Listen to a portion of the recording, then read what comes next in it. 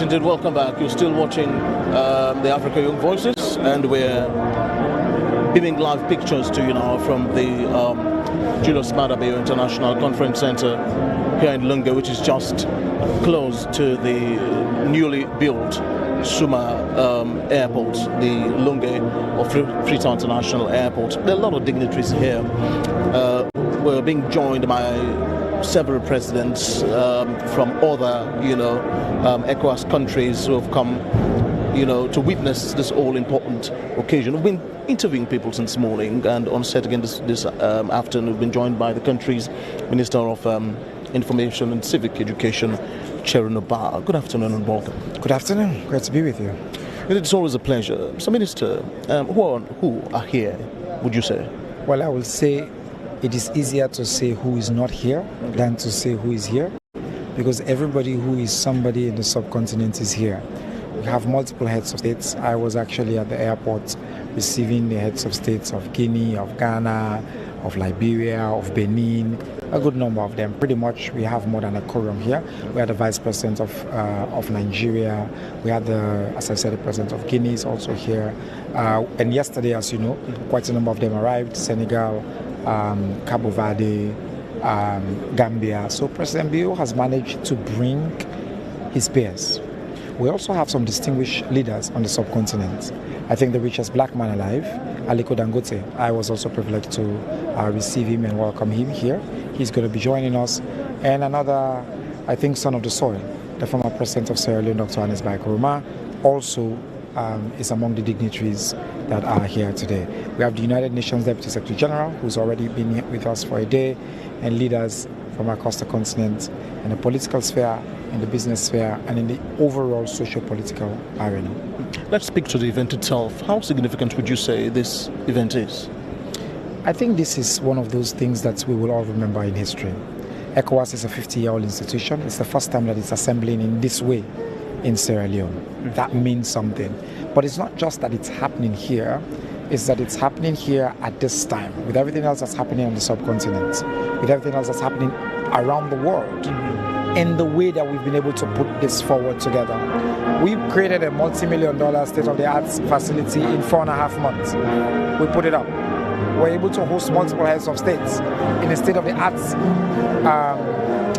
airport facility. Multiple private planes have arrived here.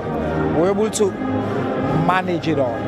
I think it shows as well for Sierra Leone, it's a bit of a coming-of-age moment. That for years, we were defined by how impoverished we were and the things that we couldn't do. Today, we tell the world that actually we are coming of age. But apart from this moment of pride and national relevance, it's also a moment for the subcontinent of integration. We're hosting, you just had, the ECOWAS Summit of the Future on Regional Integration. It's a great honor that our summit has been hosted by President Bio as chair. And again, it's speaking about what we want to see for the subcontinent. We want to see people integration, economic integration. We want to see exchange of goods and services. We want to take advantage of the fullness of what we have in the subcontinent. 450 million people, that's a market. The different cultures, the diverse creativity and ingenuity that we have. So it's about integrating that and ensuring that we all benefit from it. What becomes of this center after this program, Mr. Minister?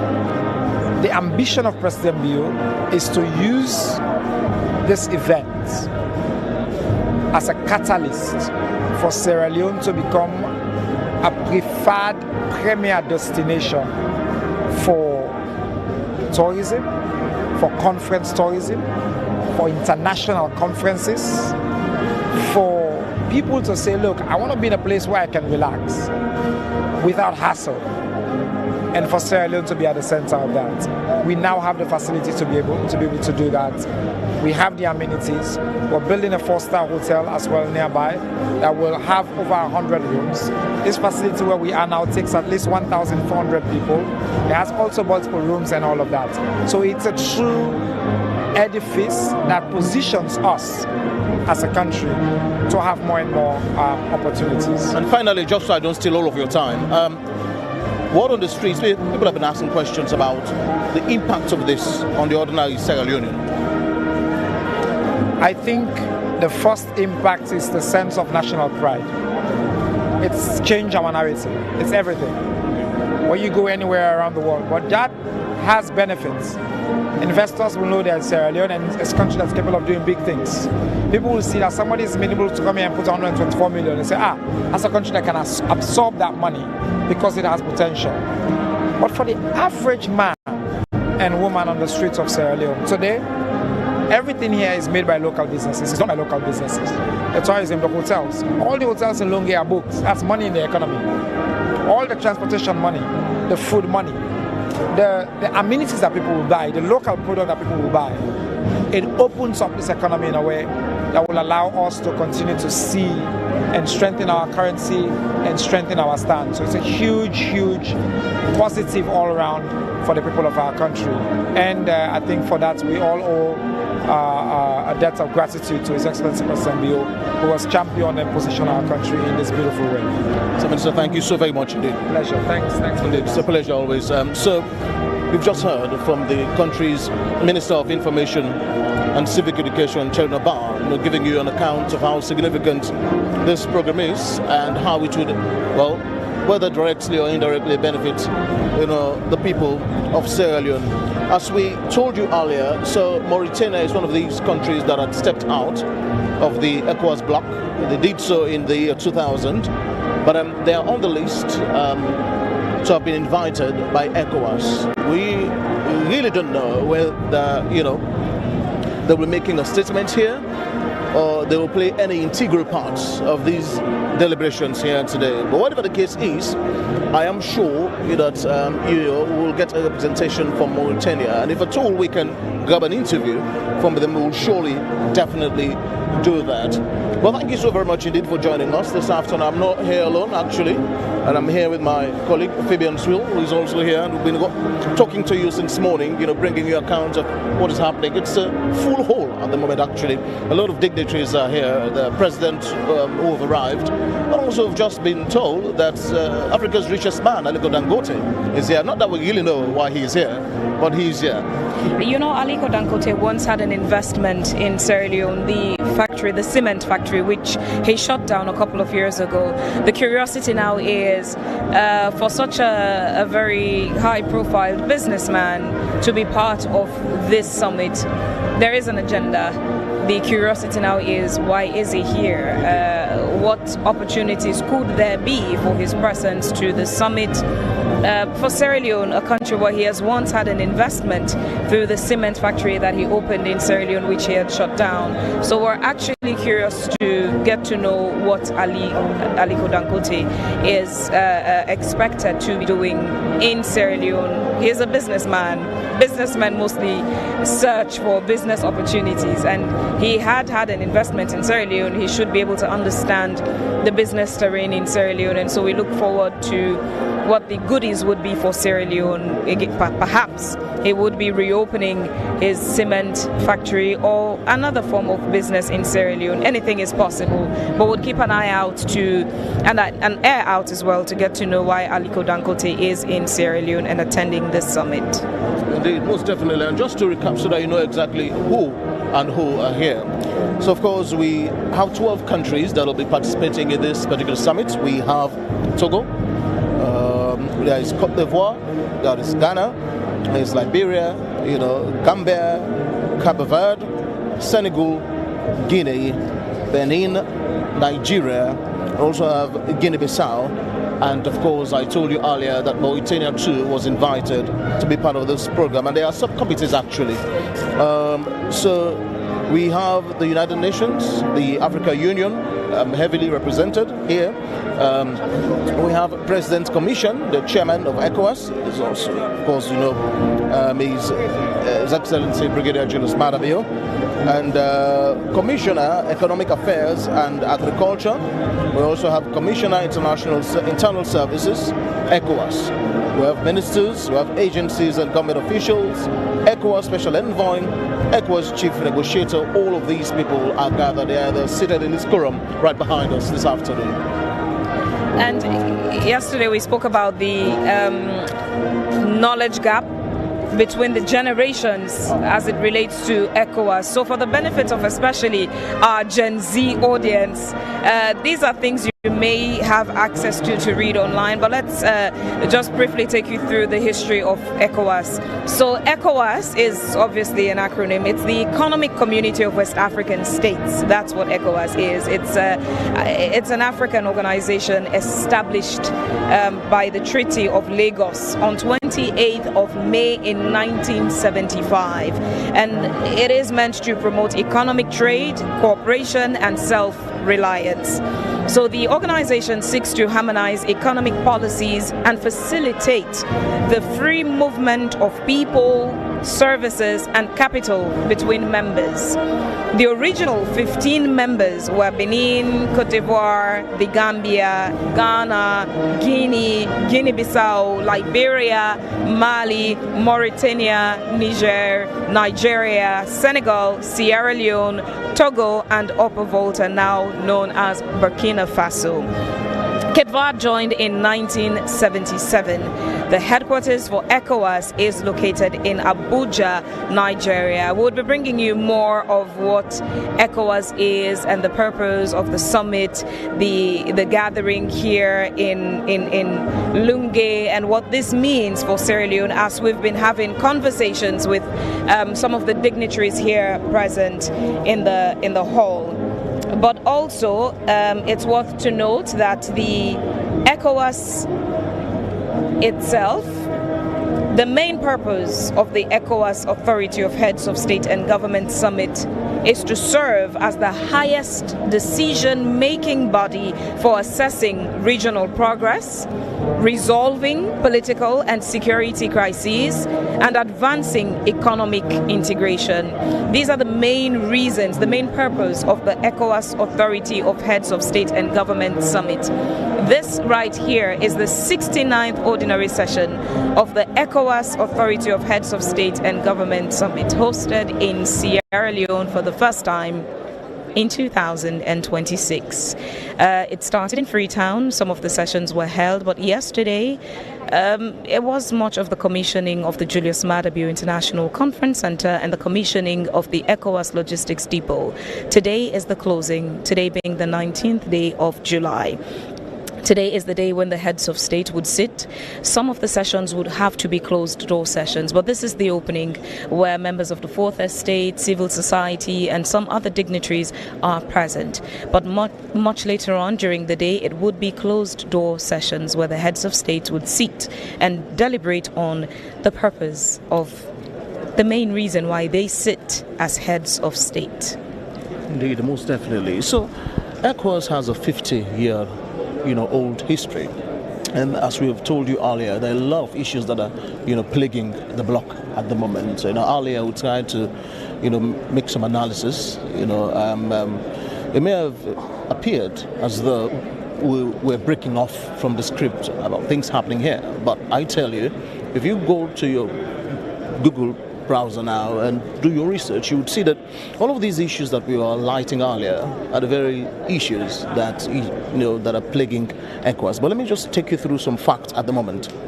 Now, perhaps the most single biggest challenge that the bloc is faced with at the moment is the withdrawal of Mali, Burkina Faso, and Niger. 3 military-led states had actually formally exited ECOWAS. That was in January 2025 after a series of coups. Now, together they account for nearly 17%, those countries, of ECOWAS landmass, more than 70 million people, and occupy a vast, strategic corridor across the Sahel region. Terrorism also remains the region's greatest security threat. Let me just give you some statistics, actually. The Sahel has become, the global epicenter of terrorism lately. And according to the Global Terrorism Index, the region accounts more than half of all terrorism-related deaths worldwide. Now, in 2023 alone, about 3,885, people were killed in terrorist attacks, representing more than half of global fatalities that particular year. Armed groups linked to Islamic State and Al-Qaeda as well, continue expanding southwards into the coastal West African countries, threatening Benin, for example, Togo, Ghana, and even Cote d'Ivoire that are all around that corridor. So there are issues underlying. And there are also military coups. I'm sure you may have heard about this. It seems to be perhaps the newest phenomenon, across West Africa, military coups. Now, since 2020, West Africa has experienced one of the highest, concentrations of military coups in the world. Mali, for example, Guinea, Burkina Faso, and Niger all witnessed military takeovers challenging ECOWAS's, long history about, governance, democracy, and all these kinds of, things. It appears as though that as time progresses, as the world modernizes, more challenges are emerging and they're appearing every day. It seems not to be a solution to all of these issues. Now, we also have a divided, security architecture as well, within the bloc. And these are all things that they're, trying to curb. But in the meantime, we'll keep bringing you the interviews. On set now, being joined by Deputy Minister of Health, Professor Dr. Charles Senesi. Good afternoon. Welcome to the AYV. Yes, please. I'm Professor Dr. Charles Senesi, the Deputy Minister of Health 1 in the Minister of Health, Sierra Leone. It's a pleasure. Indeed. Yeah.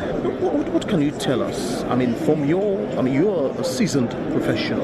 I made to understand that there is a particular organization within ECOWAS that is responsible for health and that kind of thing. What can you tell us about it? That's the West Africa Health Organization. We call it the WAHU. It's a regional organization that has been very much supporting the healthcare delivery system in West Africa.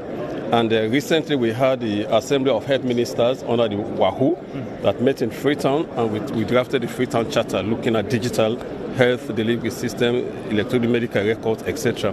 So we are looking for West African solutions to West Africa problems, which is unique, like the Africa solution to Africa problems.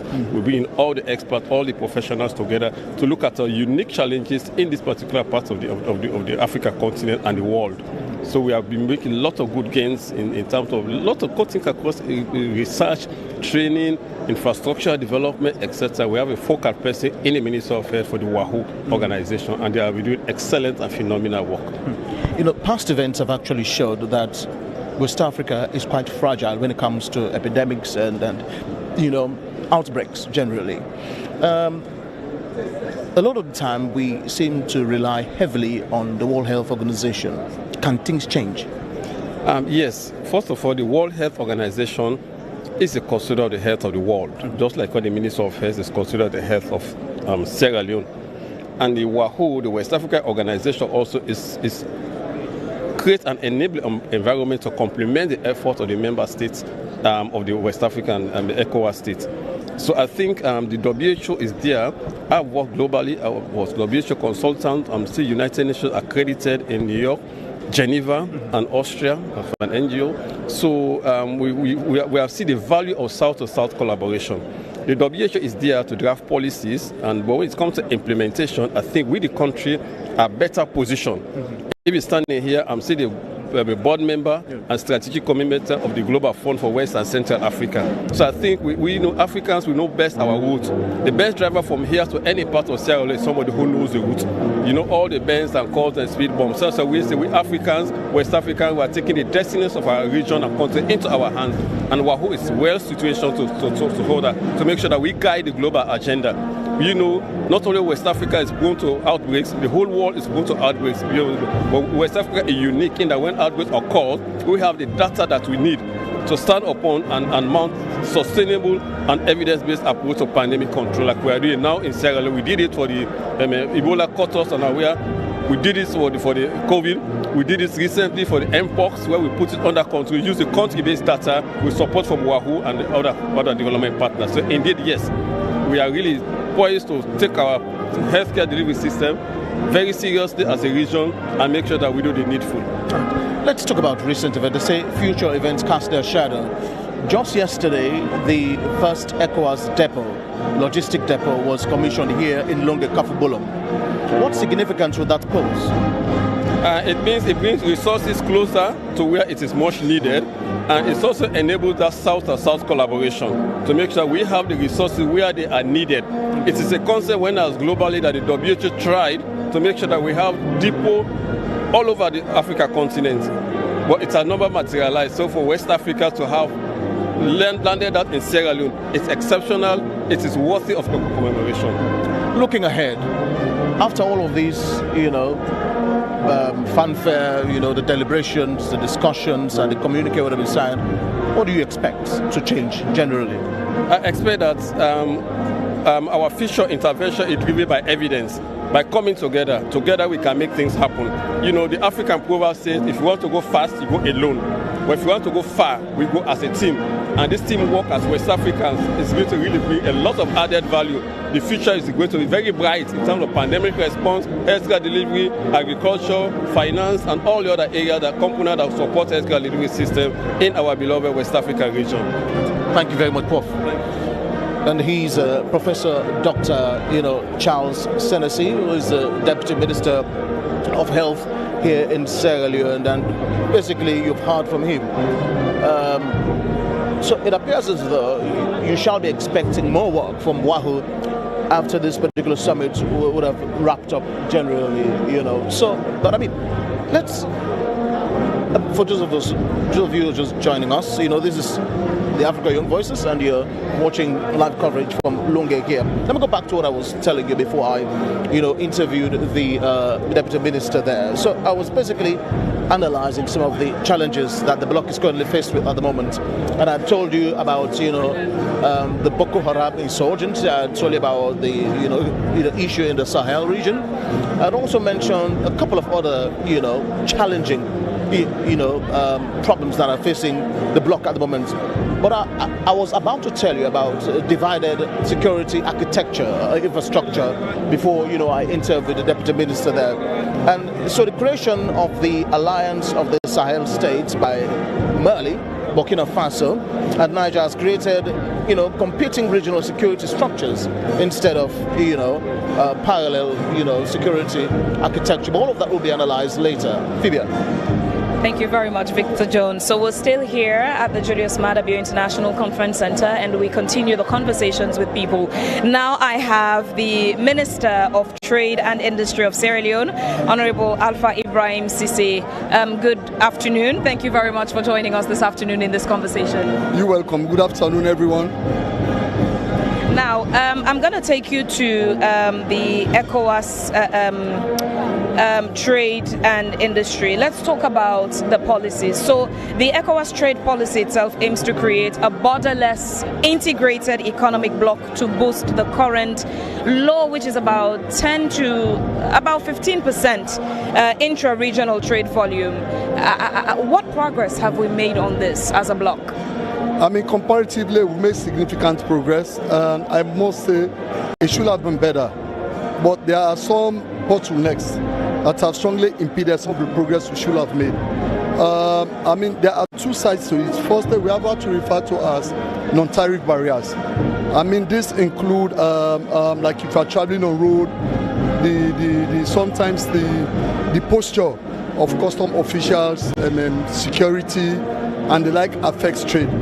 But again, that's one of them. The other is on the infrastructure side of it. As all of us are aware, and the road network is comparatively very challenging, though we're making progress. If you look, we now have this Abidjan-Lagos highway. There are plans to replicate that. Also,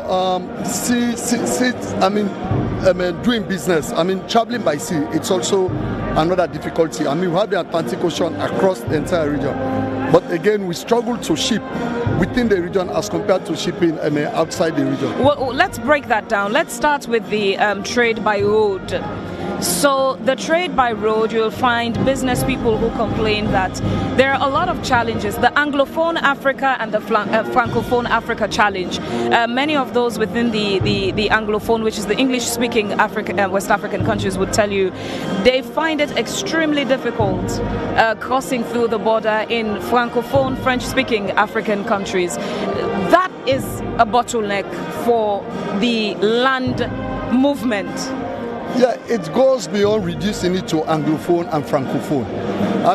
Every individual countries have their own specific challenges. When you move from one border to the other, the method of transportation The way we receive, how do we call them, passengers vary from one country to the other. But nonetheless, we've also introduced what was called the ECOWAS Trade Liberalization Scheme. You go to the Ministry of Trade in Sierra Leone, for example, and my counterparts in other countries will give you your ECOWAS certificate. It allows you to move your goods across the entire region.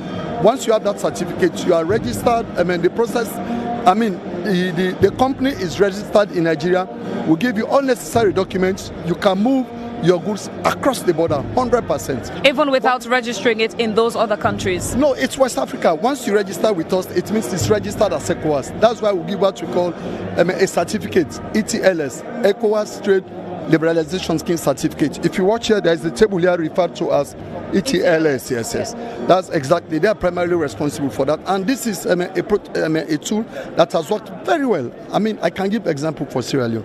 You take like our vegetable oil.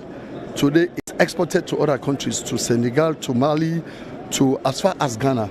This is simply because they are registered with, they are registered in the Ministry of Trade and they have what we call the ETLS certificate. Now let's talk about the duty-free market access. How is this supposed to work in theory and how is it working in practical? Well, let's look at this. As countries, we also have individual bilateral agreements with other countries. So what we are trying to do at this moment is first to see how we harmonize our protocols with that of the African Continental Free Trade Area, and also to make sure we are consistent with the World Trade Organization. Maybe let me go back. This year we had MC14 in Yaoundé, and as a region we had one position. It was very, very clear. Very clear. Our position, we are unified, and we went to envoys to the MC14.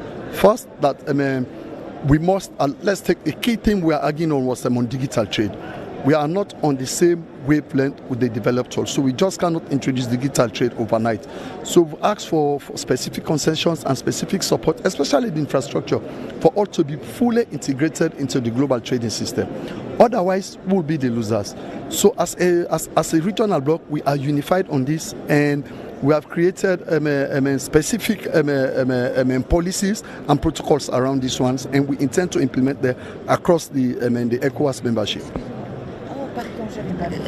Still, again, for clarity, I want to understand how the duty-free market access is supposed to work within the bloc. Within you have within ECOWAS itself, for as long as get this absolutely very clear, you have your ETLS.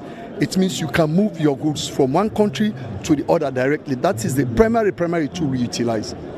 That is the primary one. You can move them from one country to another. But the other thing is, recall, as countries, we also have bilateral agreements with other countries. For example, recently Ghana granted Africa duty-free concession. You understand? And based on whatever you produce, whatever you produce from the continent, they can access the Chinese market. But within that agreement, we also have individual, country-specific agreements, regional agreements relating to the bloc. So we have to create a dichotomy between how we trade within ourselves and also what we export to China. But for the continent and the regional bloc in particular, once you have your UTLS certificate, you can move your goods across the continent freely. Let's also talk about the Common External Tariff. That's the CET. What is that? How does it work? Well, simply, for example, whatever we are exporting, we are also supposed to pay. You have to make sure what is produced in Sierra Leone, produced in Liberia, produced in Guinea, we have a similar tariff across the board. But again, different countries, simply because we have different bilateral agreements, it negatively impacts on the implementation of that protocol. So in the ECOWAS Ministers of Trade meeting in Ghana a few weeks ago, we made a few recommendations on how to adjust that. Firstly, we've set up a framework to guide. We will not stop countries from having bilateral agreements, but there has to be a regional framework that will guide that process. We've made those recommendations, and we hope the regional leadership will approve some of those recommendations. Let's talk now about sea travel, movement of goods. It is tougher to move goods via sea from one African country to the other, but it is easier to move from China, from any any part out of the continent than it is within the continent. This is a problem, but this problem itself, business people would tell you, is a business opportunity. How do we match this problem that exists and the business opportunity that exists within the problem itself? Ideally, if you recall, we have the presence of Dangote here, and also President Bio will be hosting a major international investment conference here in November. One of the objectives of those conferences is to see how we transform what appears to be problems and challenges into opportunities. For example, we clearly know that the movement of goods within the region is a major challenge, and even shipping within the region is almost non-existent. Sometimes if you ship things from here to Abidjan or from here to Nigeria, they either go to Morocco first or they go to Europe before they come back, and they take days, in some cases even months. But again, these are opportunities that have been identified. These are recommendations we've also made to the leadership. But government alone cannot handle this. The different governments cannot do this. So what we are doing is to make sure we create the enabling environment for the private sector, invite businessmen, invite investors to enter this space. And I think one of the key outcomes to looking for the investment summit we'll be hosting here sometime in November is to see how we transform those challenges into opportunities for investment. And definitely sea travel is a key one. It's difficult to export, especially when you talk about bulky items. When there are a lot of challenges when you compare to moving goods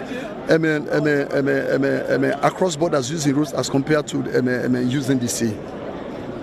You say government alone cannot do it, but there are also other opportunities. For example, under the Intercontinental Free Trade Area Agreement, there is funding and opportunities to sort of create or provide the capital and needed expansion support for African-owned businesses to facilitate the Intercontinental Free Trade Area Agreement. Institutions like Afreximbank are also supporting this. How do we also liaise these opportunities with the individuals within Africa who have business ideas to be able to solve these problems? Like I said, some of these challenges are also opportunities for investment.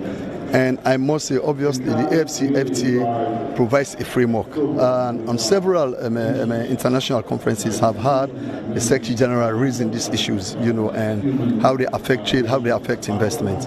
So what the AFCFTA have done is to provide the necessary environment and the framework. So what is expected now is to to see how we attract private capital into that space. But there's a gap as well between the funding opportunity available through Afreximbank to facilitate the intercontinental trade, but there's also a gap now between that funding available and then the Africans with the business ideas to access that funding and launch into operation. In terms of collaboration, ECOWAS, again, you're a member of the ETLS. In terms of collaboration, how does ECOWAS as a bloc tap into these opportunities and sort of communicate or translate them to the countries within ECOWAS to understand that these opportunities are available and they can be tapped into through this direction to ensure that the solutions are brought forward?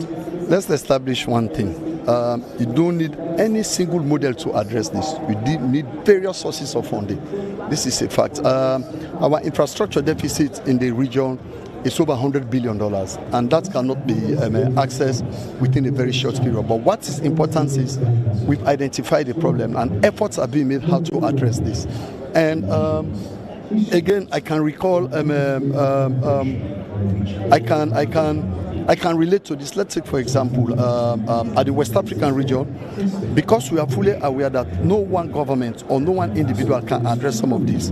Some of them have been done in collaboration with other countries, like the West African Power Pool, for example. That's an energy source that's run across the MRE region. This is again countries coming together at regional level to address some of these challenges. Take the Abidjan-Lagos Highway. You understand, that's another big infrastructure project opening the space for trade and investment. Again, no one financial institution was responsible to fund that activity. So a lot more have been identified. I mean, we refer to them as trade corridors, investment corridors, and we hope the various financial institutions, I mean, we have the ADB, they are fully represented here. We have other financial institutions represented here. So they are familiar with this, and I can tell you a lot of studies have been done. We just hope and pray we are able to execute this within the shortest possible time. Let's also talk about the trade within the continent, the needs within and the solutions by other countries. Sierra Leone, for example, is a heavy importer of rice, but there are African countries that export rice. Yet we prioritize importing our rice from India, for example, Asian countries, when there are countries within the continent that we can import our rice from. The broader trade between countries, now limiting it to ECOWAS particularly, where what Sierra Leone, for example, needs is available, say, for example, in Guinea, going to Guinea to get it, or what Liberia needs is, for example, in Burkina Faso, even though Burkina Faso now exited the bloc. But that trade between member states, going to one other country for something that is a need within your country. I agree. Again, because of so many challenges, whether non-tariff barriers or infrastructure, we trade amongst ourselves is very small. It's about 12%, among West Africa. It's really, really, really very small. So we are fully aware of that. But let me tell you, some of the cross-border trade is not even captured in figures. You take Sierra Leone and Guinea in particular, we still struggle to have the actual statistics in terms of what we export to Guinea and what we import. And ideally, if we have all the appropriate infrastructure, if we improve on our e-commerce in particular, it makes importing and exporting amongst ourselves very, very, very easy. That's very obvious. You can sit in your village somewhere in Binti, you sit there, you go into your phone, you order whatever you want to order, you pay whatever payment you have to make. You make them online. The next day the goods arrive here. It's happening now. Again, a little recently, we have the Pan-African payment system, in fact, which is supporting this regional trade. We have about 8 banks who are registered in Sierra Leone with the Pan-African payment system. You go there, you pay in leons, they receive the money in Kenya shillings, they receive them in Naira in Nigeria, then the goods are paid for, then they ship them immediately. But a lot more has to be done. So I again continue to emphasize, as a continent, as a bloc, we are making progress. And one of the things we are doing now is to see how we align our protocols and policies with the African Continental Free Trade Area and the World Trade Organizations. We are strongly working on that. And I want to also emphasize in the ECOWAS Ministers of Trade meeting that we held in Accra a few weeks ago, quite a number of recommendations were made relating to almost all the questions you have asked here. The report is available. Part of it will be presented now, and the complete and final report will be presented to the heads of state meeting towards the end of the year. So for the ETLS, which you're a member of, what is the ETLS going to present today, and what resolutions are you seeking to end this summit with from the heads of state? Primarily, I mean, some of the problems we'll be able to address. Others have been persistent. Others are perennial. Again, like I said, some of the non-tariff barriers challenges we face, some are generic to specific countries. Others are across the region. But the emphasis will be on creating investment corridors. I mean, that's very crucial. And also opening up the region and also harmonizing our common external tariffs, which you have rightly raised, and also allow our people to be able to move their goods and services freely within the continent. And lastly, this could have been a good opportunity perhaps for local entrepreneurs to have an opportunity to display their goods and services, but we've not seen much of that at the venue. Well, maybe for security reasons, primarily. I mean, if you look, we have quite a number of heads of states come here, and normally the atmosphere where you have 3, 4, 5, 6 of the state, the security requirements are completely different, so I can't comment on that. All right, thank you very much for your time. You're welcome. Thank you. That's the country, Sierra Leone's Minister of Trade and Industry, Honorable Alpha Ibrahim Sisi. He was having a conversation there with us on the trade within the continent. Because President Bio is the chairman of ECOWAS, the ministers from Sierra Leone, whether the bank governor, minister of the Attorney General and Minister of Justice, Minister of Trade, all these ministers have a leadership role within the committees they serve in ECOWAS because President Bio is chairman. So they also sit in strategic positions within ECOWAS. Today we've had a conversation on the ECO, which is the single currency for the ECOWAS bloc. And we're expecting that at the end of the summit, we'll be able to get to know the resolutions made on the ECO, on the trade within member states, on security, on so much more. We would be bringing you updates on the sessions. Mind you, at some point, it would be closed-door session when the heads of state would sit and have their deliberations. But after the deliberations, members of the Fourth Estate would get to know the resolutions, and we would report that to the public.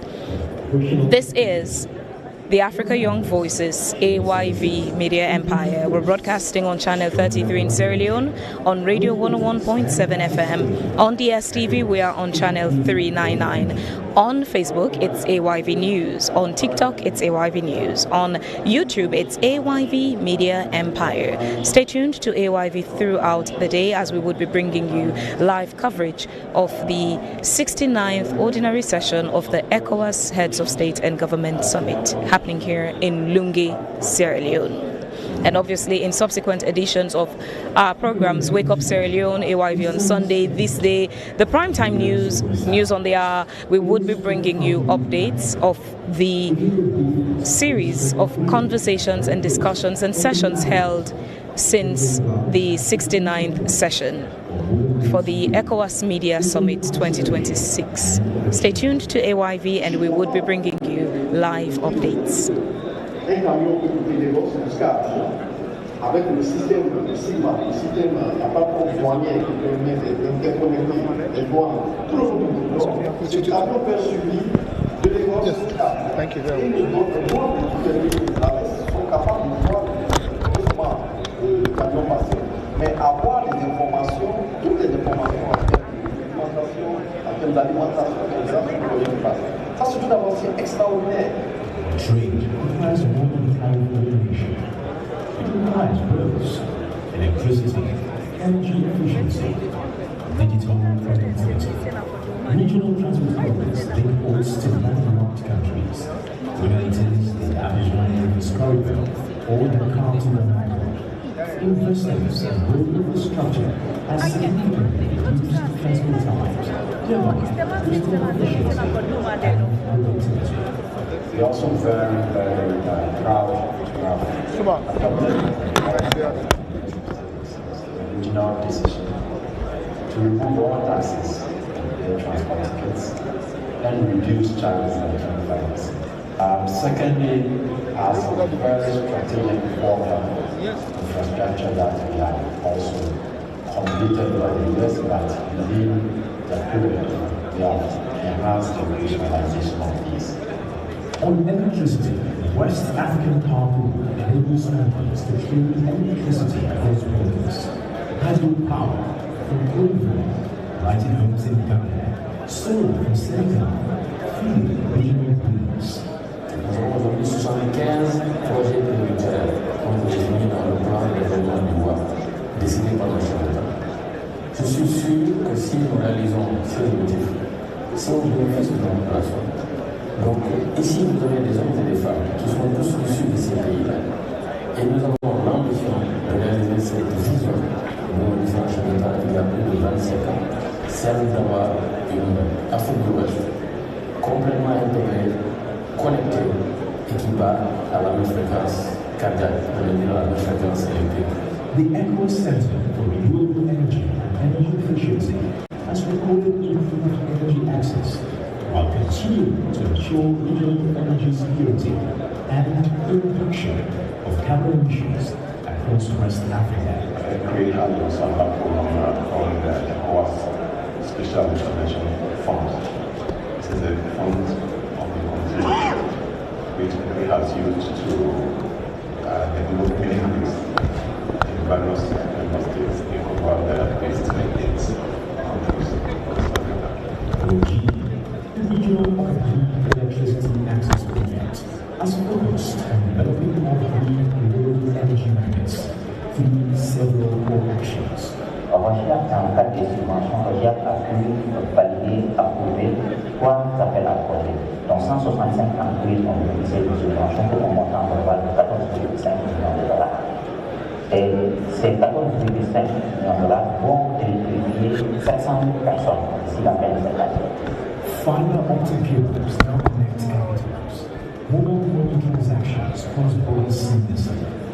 Digital government services reduce bureaucracy, save time, and fight corruption. And the vision of monetary integration, a single currency, the ECHO, to replace 15 different currencies, moved closer as more member states met the convergence criteria. For us to truly be a fully integrated digital economy, when you talk about the single digital market, we need to ensure that there is connectivity. Some of our member states currently only have one landing point when it comes to submarine cable. So you can imagine if the connectivity goes down, there is no plan B, there is no backup. What the Commission has been doing is to support those countries to ensure that they actually now have additional connectivity. It is a long process, but we're making progress in ensuring that that actually happens, that there's redundancy. Transformation. This is the most comprehensive pillar of Vision 2050. Because sustainable development requires simultaneous progress across multiple dimensions. When COVID-19 threatened to overwhelm health systems across the region, the West African Health Organization coordinated response to regional vaccine procurement, disease surveillance systems, cross-border information sharing, and health record trading. And beyond the pandemic, now advanced medicine regulatory organization. In education, ECHOWAS worked to harmonize standards and enable student mobility. Students participated in regional academic exchange programs. Qualifications earned one degree, recognized another. J'ai obtenu le programme professionnel en tant que jeune web journaliste, justement pour apprendre les éléments et essayer de pouvoir aider l'équipe de la communication au niveau institutionnel et stratégique, également au niveau de la gestion des réseaux sociaux. I was a young professional journalist at the ECOWAS Commission Communication Director in the year 2025. This was a defining moment for my career as I moved from my basic journalistic duties to the art of West African diplomacy and regional integration. Agriculture controls over 60% of West Africans, yet productivity remains low. Food insecurity persistent, low poverty endemic. Regional agricultural policy promoted countless livestock farms, farming trains connected smallholder farms to processors and markets. Knowledge apprentice from this training definitely had me start up my professional mission. Already, after this training, we can go into comprehensive.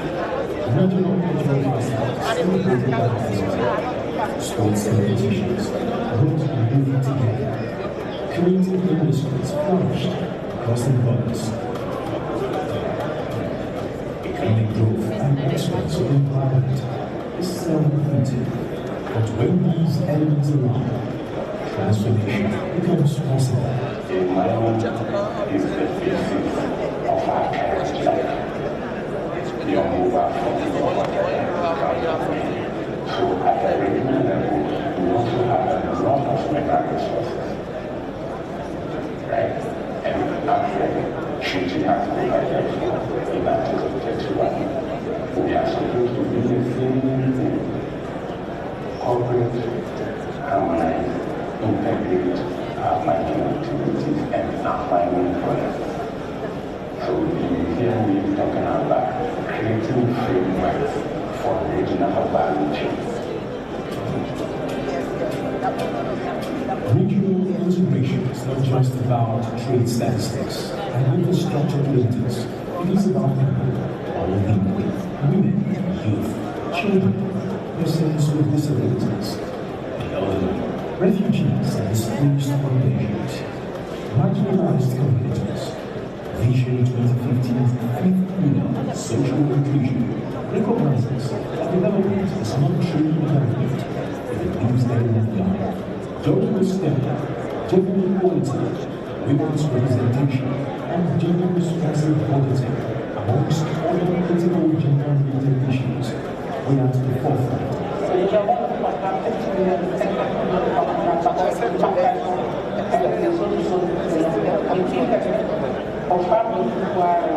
Avoir accès au marché en termes d'information et en termes aussi de disponibilité de nos produits et des services. Donc, on parle de l'autonomisation de ces choses-là sont faites, mais ça, on travaille aussi sur les filles. C'est la raison pour laquelle nous avons des bourses d'excellence pour les filles qui viennent des familles démunies, mais qui ont des capacités de s'en sortir. Et je suis très heureuse d'aller sur le terrain à Guinée-Bissau, d'avoir parmi ces filles que nous avons aidées, une est devenue gynécologue et une autre est devenue pédiatre.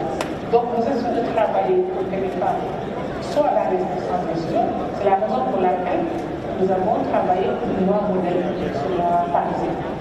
Et nous avons travaillé avec le Parlement de la CEDEAO pour que cette loi soit votée et devienne une obligation pour les pays d'ici 2035. They have also directly supervised the Fund for Regional Stabilization and Development. And through this fund, we've looked at fragile communities in member states and helped them to carry out projects that place an emphasis on women and youth. So we've got beneficiary countries such as Guinea-Bissau, where we were able to construct a 60-bed maternity and maternity ward in Fata, and we also trained 30,000 youth and women and built some fish smoking facilities in the Gambia. Children's rights and welfare remain a priority despite competing demands. Programs address child protection, educational access, health services, safeguarding from exploitation, persons with disabilities advocating for inclusion, not isolation, accessibility and infrastructure, equal access to education and employment, representation in decision-making, progress is uneven. Was established. Disability is not inability. Digital inclusion is absolutely key for us. We need to ensure that there is a gender lens, people living with disability, people in rural communities. Because the thing about it isn't the urban rural migration that is happening, it's because there is last mile or the connectivity in the rural area. So the framework exists. There are many countries that are actually doing actively well and ensuring that that connectivity actually comes across. But there is scope for the Commission to do more. The governments, schools, foreign shocks that might be created massive displacement.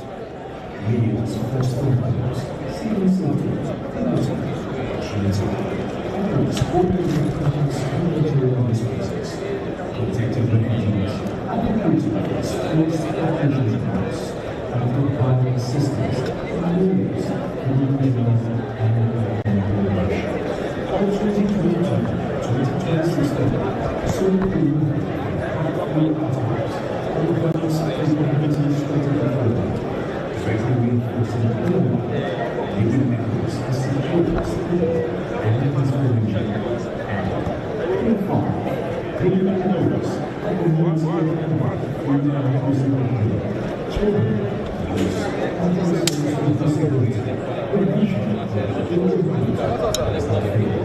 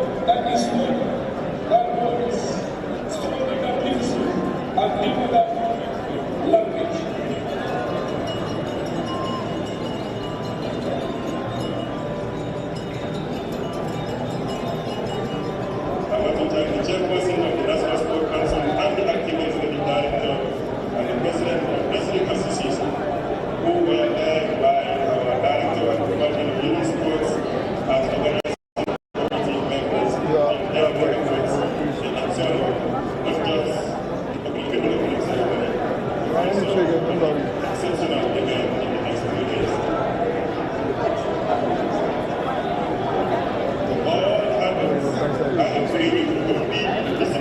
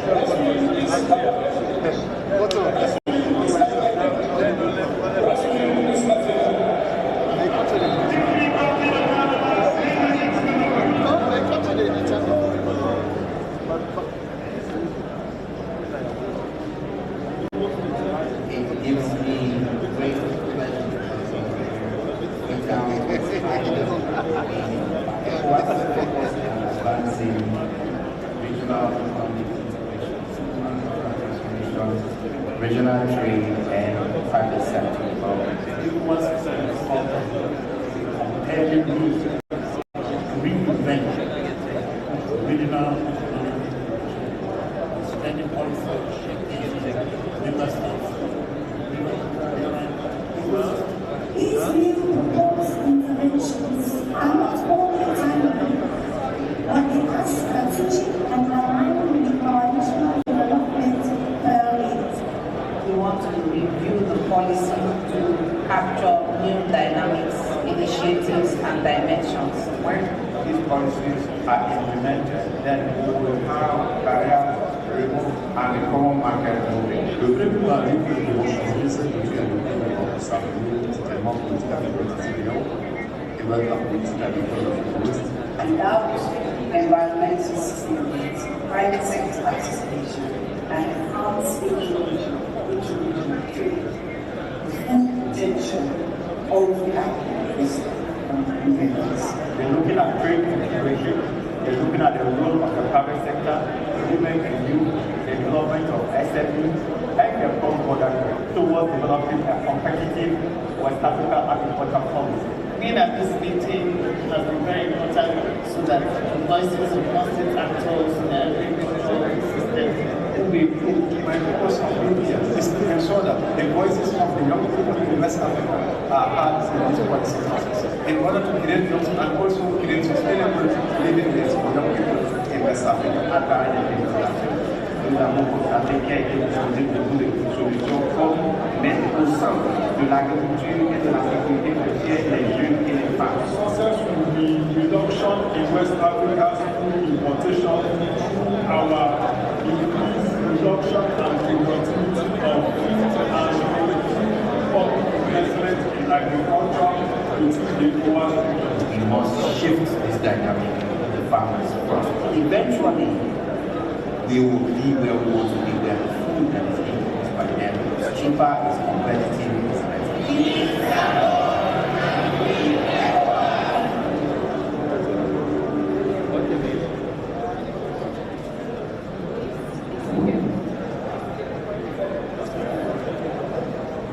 Peace is the foundation of progress.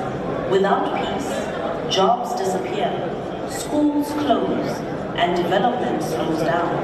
This is why ECOWAS plays a critical role in promoting peace and stability across West Africa. When conflict threatens a country, ECOWAS steps in early to prevent violence, protect civilians, and reduce tensions.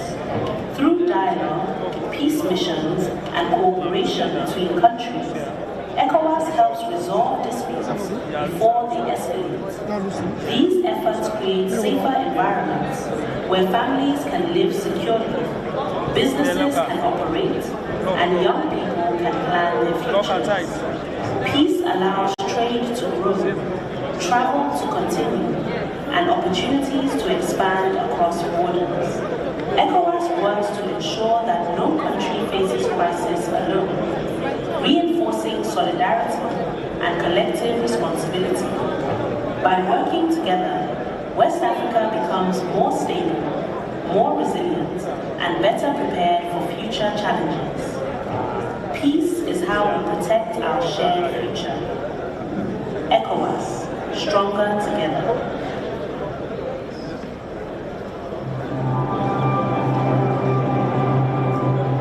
Je suis heureux d'être à Lagos parce que, comme vous le savez, nous avons eu le privilège de la rencontrer à Dangote pour que nous puissions comprendre avec lui et aussi avoir des idées sur comment évolue le secteur privé.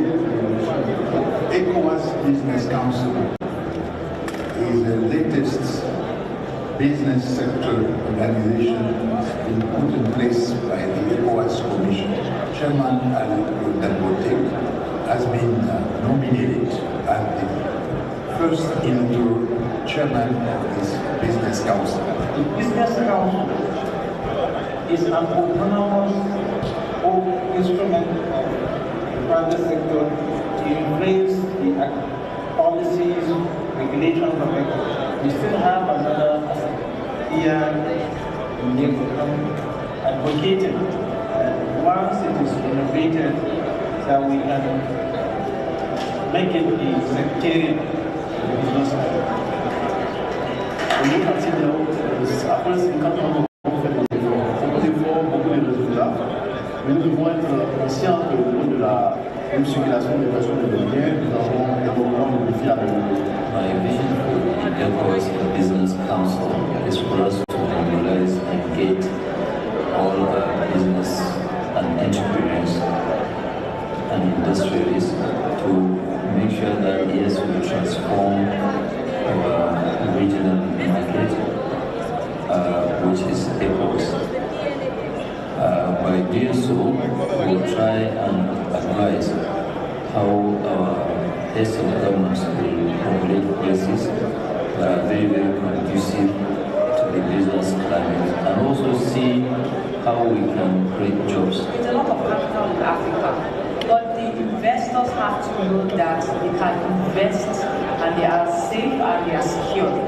We need to change all of that narrative, not just in West Africa, but in Africa as a whole. The technical working group is coming up with a roadmap, and we will pursue implement with strength and vigor, basically make sure that the private sector truly is not only developed, but there's a promotion vehicle around it that it delivers what we need to secteur privé, même des mailles essentielles qui doivent pouvoir permettre de promouvoir les échanges intra-régionaux et surtout la raison d'affaires de déployer sur le marché. We don't need foreigners to come and eat. Of course, we want them to join, but let us de-risk this investment atmosphere and then they will join us to make sure that we make this ECOWAS a greater regional market.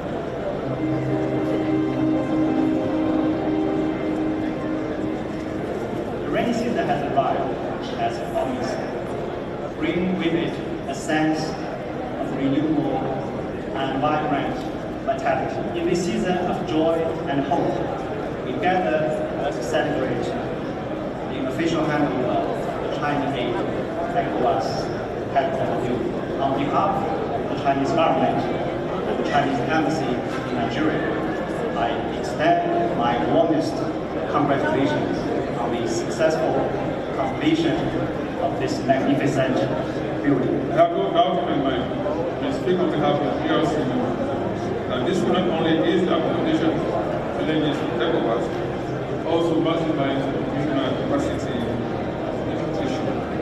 As we receive the keys to this new ECOWAS headquarters today, we are reminded of the vision and legacy of our founding fathers, the great leaders who established this remarkable regional community.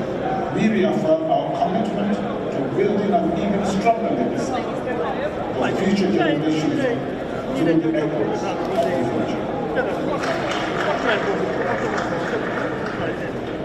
This new headquarters, therefore, symbolizes more than administrative convenience.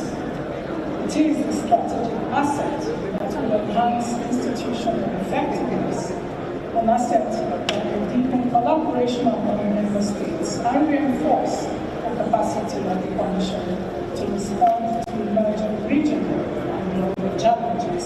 It will serve as a center of excellence for policy innovation, for dialogue, and coordinated action in advancing collective aspirations for life.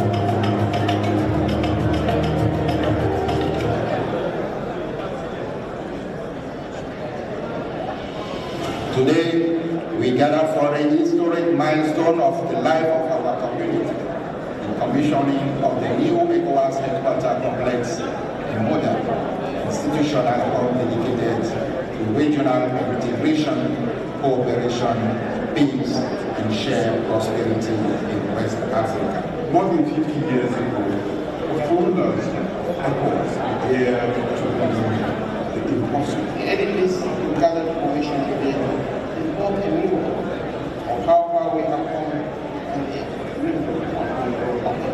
It is therefore with a full heart that I welcome you to this historic occasion in the commissioning of the new headquarters of the Economic Community of South States. Excellencies, this headquarters stands not merely as an architectural achievement, but as a powerful symbol of collective determination to deepen regional integration, strengthen institutional efficiency, and advance the shared prosperity of our country. Buildings do not deliver transformation. China and Africa are brothers, partners, bound by a shared future.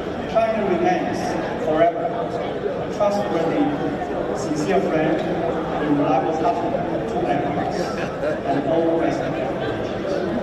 Our citizens are no longer waiting for promises. They are looking for results in their daily lives. So as we inaugurate this headquarters today, may it always be a place where dialogue prevails over division, operations over conflict, and hope over peace.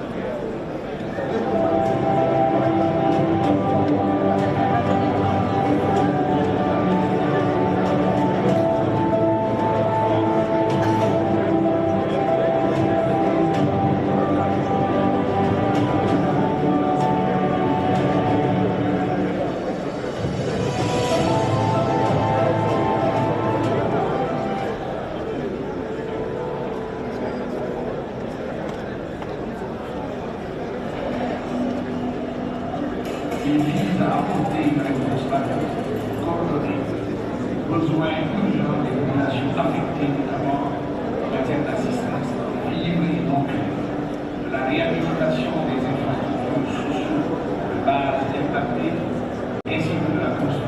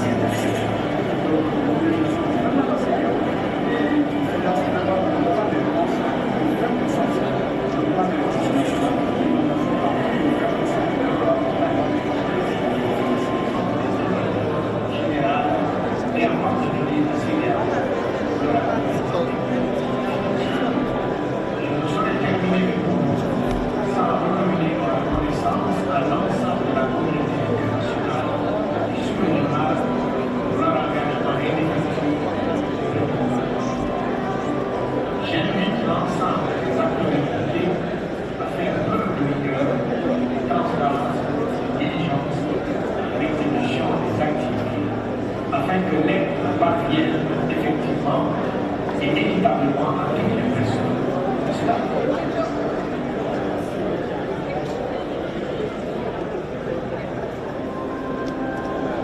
The Fund for Regional Stabilization and Development is an instrument of the ECOWAS Commission established to facilitate socio-economic recovery within fragile communities in the ECOWAS region to promote stability and sustainable development. Due to the fragile situation in many member states of our city, it's clear that there is an instability, there is no development, no development of course, security, and therefore we support ECOWAS and stabilization. It is our vision that with this fund, more partners, more people to support our member states in meeting their development needs, especially regarding the creation of sustainable jobs for our women and youth. There are four main components of the ECOWAS. Component 1 focuses on job creation and private sector Component 2 focuses on increasing service provision and strengthening resilience. Component 3 promotes economic governance and social cohesion. And Component 4 strengthens regional, national, and local implementation capacities. The FRSD interventions focuses on introducing basic infrastructure along selected value chains with the goal of creating jobs, targeted jobs, and improving the economic conditions of the selected communities. This is complemented with capacity building interventions which focuses on developing adequate skills among targeted groups along the selected value chains for economic empowerment and advancement of social cohesion.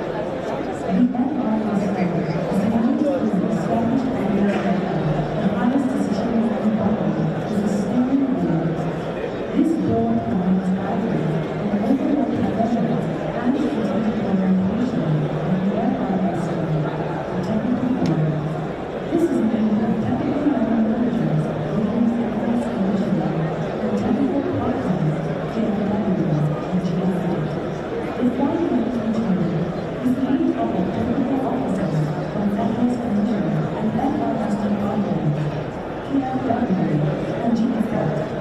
And are in charge of the day-to-day management of the FRSD activities. National and independent partners. These are agencies, NGOs, and agencies for public laws, selected within the national member states to implement specific activities of the FRSD within selected communities. Each country has a national operational controls of the FRSD. This board's responsibility is to ensure that the activities implemented within the countries are in line with the specific national development priorities. The FRSD is used in 2 main areas: preventing stabilization, when countries are supported, when people of every level will face the possibility of instability or harm due to socio-economic factors. The second context of is post-crisis recovery. Countries are supported to achieve socio-economic and sustainable development. Please take your seats. Kindly take your seats. Their Excellencies, members of the authority will be joining us shortly. Please take your seats. There is simultaneous interpretation available during this opening ceremony. French language is on channel 1, English on channel 2, Portuguese on channel 3. Kindly be seated. Remember to place your telephones on silent, please. Please take your seats. Sorry. Thank you.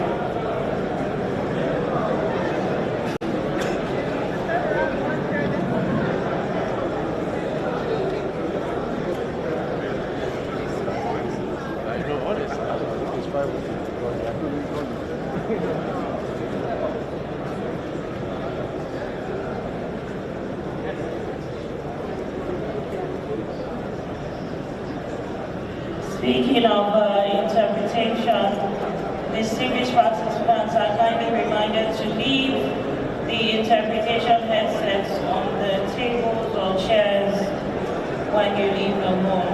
Kindly do not depart with them, please. Thank you. Please take your seats. Kindly take your seats. Place your telephones on silent, please. The meeting and session of the authority and the opening ceremony of the Summit of the Future will be called to order shortly. Thank you.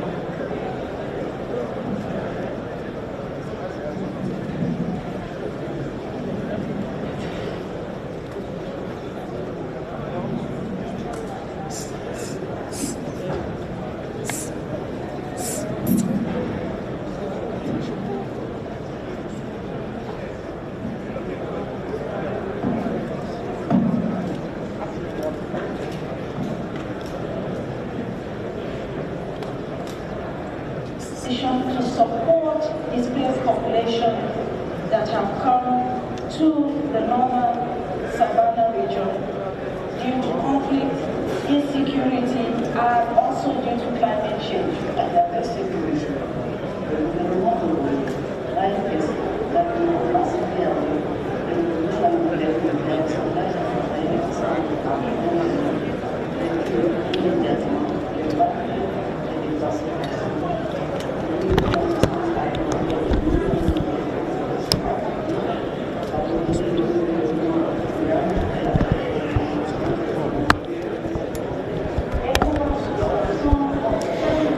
All right, we are still here at the Julius Maada Bio International Conference Center in Lunge, and the session is about to start as an announcement has been made that everyone should be seated as we're about to start. But notably, we've just noticed the presence of former President Dr. Ernest Bai Koroma in the hall. As you can see, we're zooming in to him, the former president of Sierra Leone, Dr. Ernest Bai Koroma, in the hall.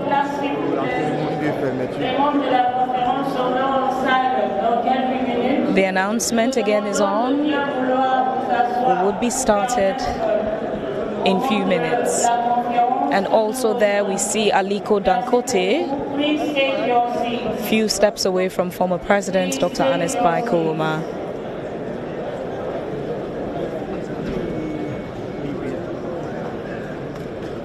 This is the 69th ordinary session of the Authority of Heads of State and Government.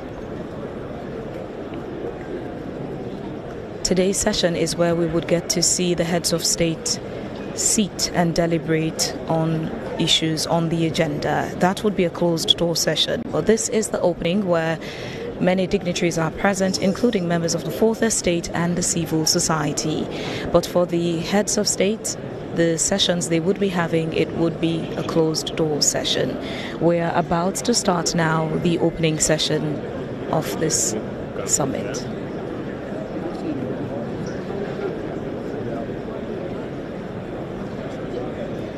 Today marks the last day of the ECOWAS Media Summit for 2026, hosted in Sierra Leone for the very first time since the establishment of ECOWAS.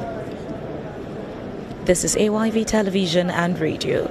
We would be bringing you live coverage of the event here in Lunge.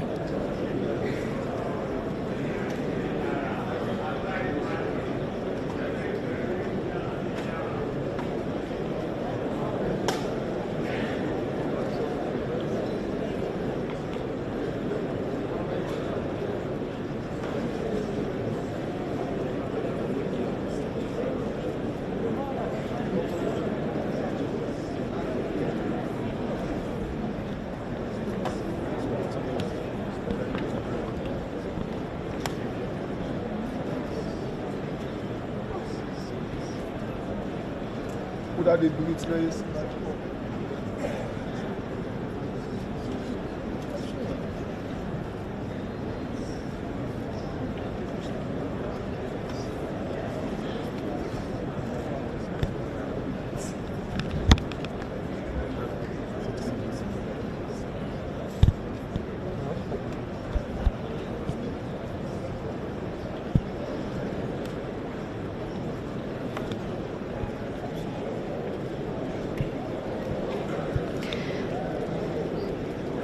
Business mogul Aliko Dangote is seated right next to former President of Sierra Leone, Dr. Ernest Bai Koroma. As you can see, the two men there seated next to each other.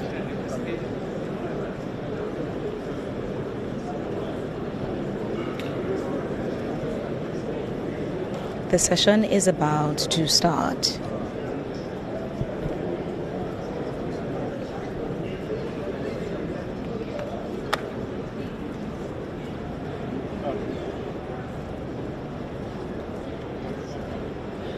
Vice President of the Republic of Sierra Leone, Dr. Mohamed Julde Jallow, just made his way into the hall. He actually just went past us.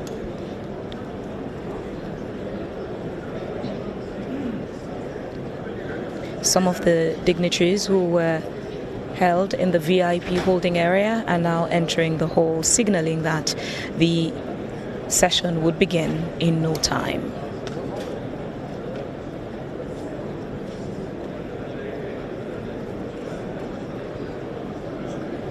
Kindly take your seats. Thank you. We are now about to begin.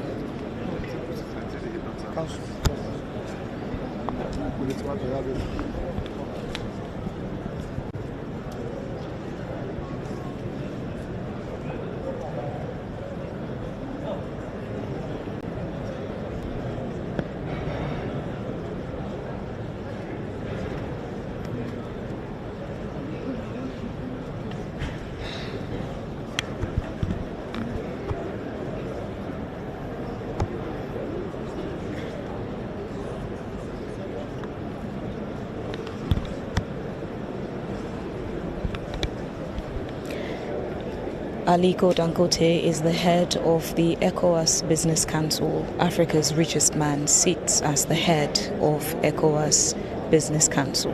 Right there, he is seated side by side with the former president of Sierra Leone. It seems both gentlemen are engaged in a conversation at the moment.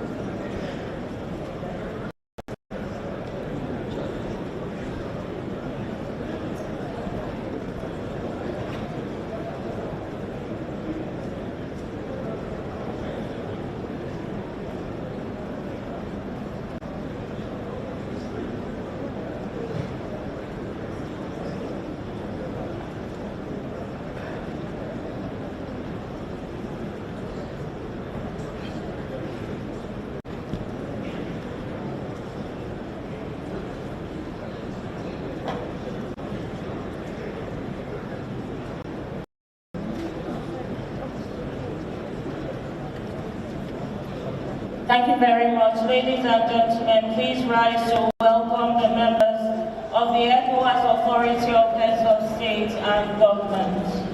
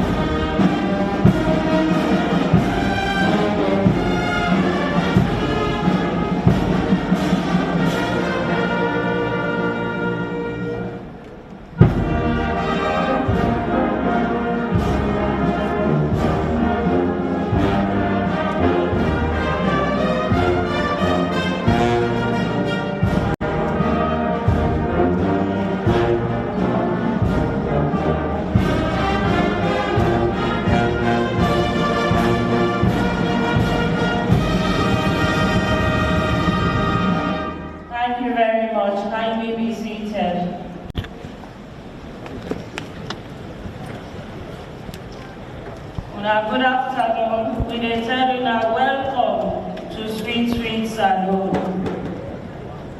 Excellency President Dr. Julius Malapio, Chair of the ECOWAS Authority of Heads of State and Government, President of the Republic of Sierra Leone, and host of this August Summit. Excellencies, members of the ECOWAS Authority of Heads of State and Government, Excellency Mohamed Ould Ghazouani, President of the Islamic Republic of Mauritania, Excellency Ernest Bai Koroma, former President of the Republic of Sierra Leone, Excellency Amina J. Mohammed, Deputy Secretary General of the United Nations, Excellency Dr. Omar Aliou Toure, President of the ECOWAS Commission, Excellency Mr. Leonardo Santos Simão, Special Representative of the United Nations Secretary General, Head of the UN Office for West Africa and the Sahel, Excellency Dr. Lansana Kouyaté, ECOWAS Chief Negotiator and former Executive Secretary of the ECOWAS Secretariat, Excellency Ambassador Baba Kamara, ECOWAS Special Envoy on Counter-Terrorism, Honorable Musa Silla, current Chair, ECOWAS Trade Liberalization Task Force, Excellency Alhaji Timothy Musa Kaba, Chair of the ECOWAS Council of Ministers and Minister of Foreign Affairs of the Republic of Sierra Leone, Honorable Ministers, members of the ECOWAS Council of Ministers, Honorable Chief Minister, Honorable Ministers and members of Cabinet of the Republic of Sierra Leone, Honorable Minister of Petroleum Resources of the Federal Republic of Nigeria,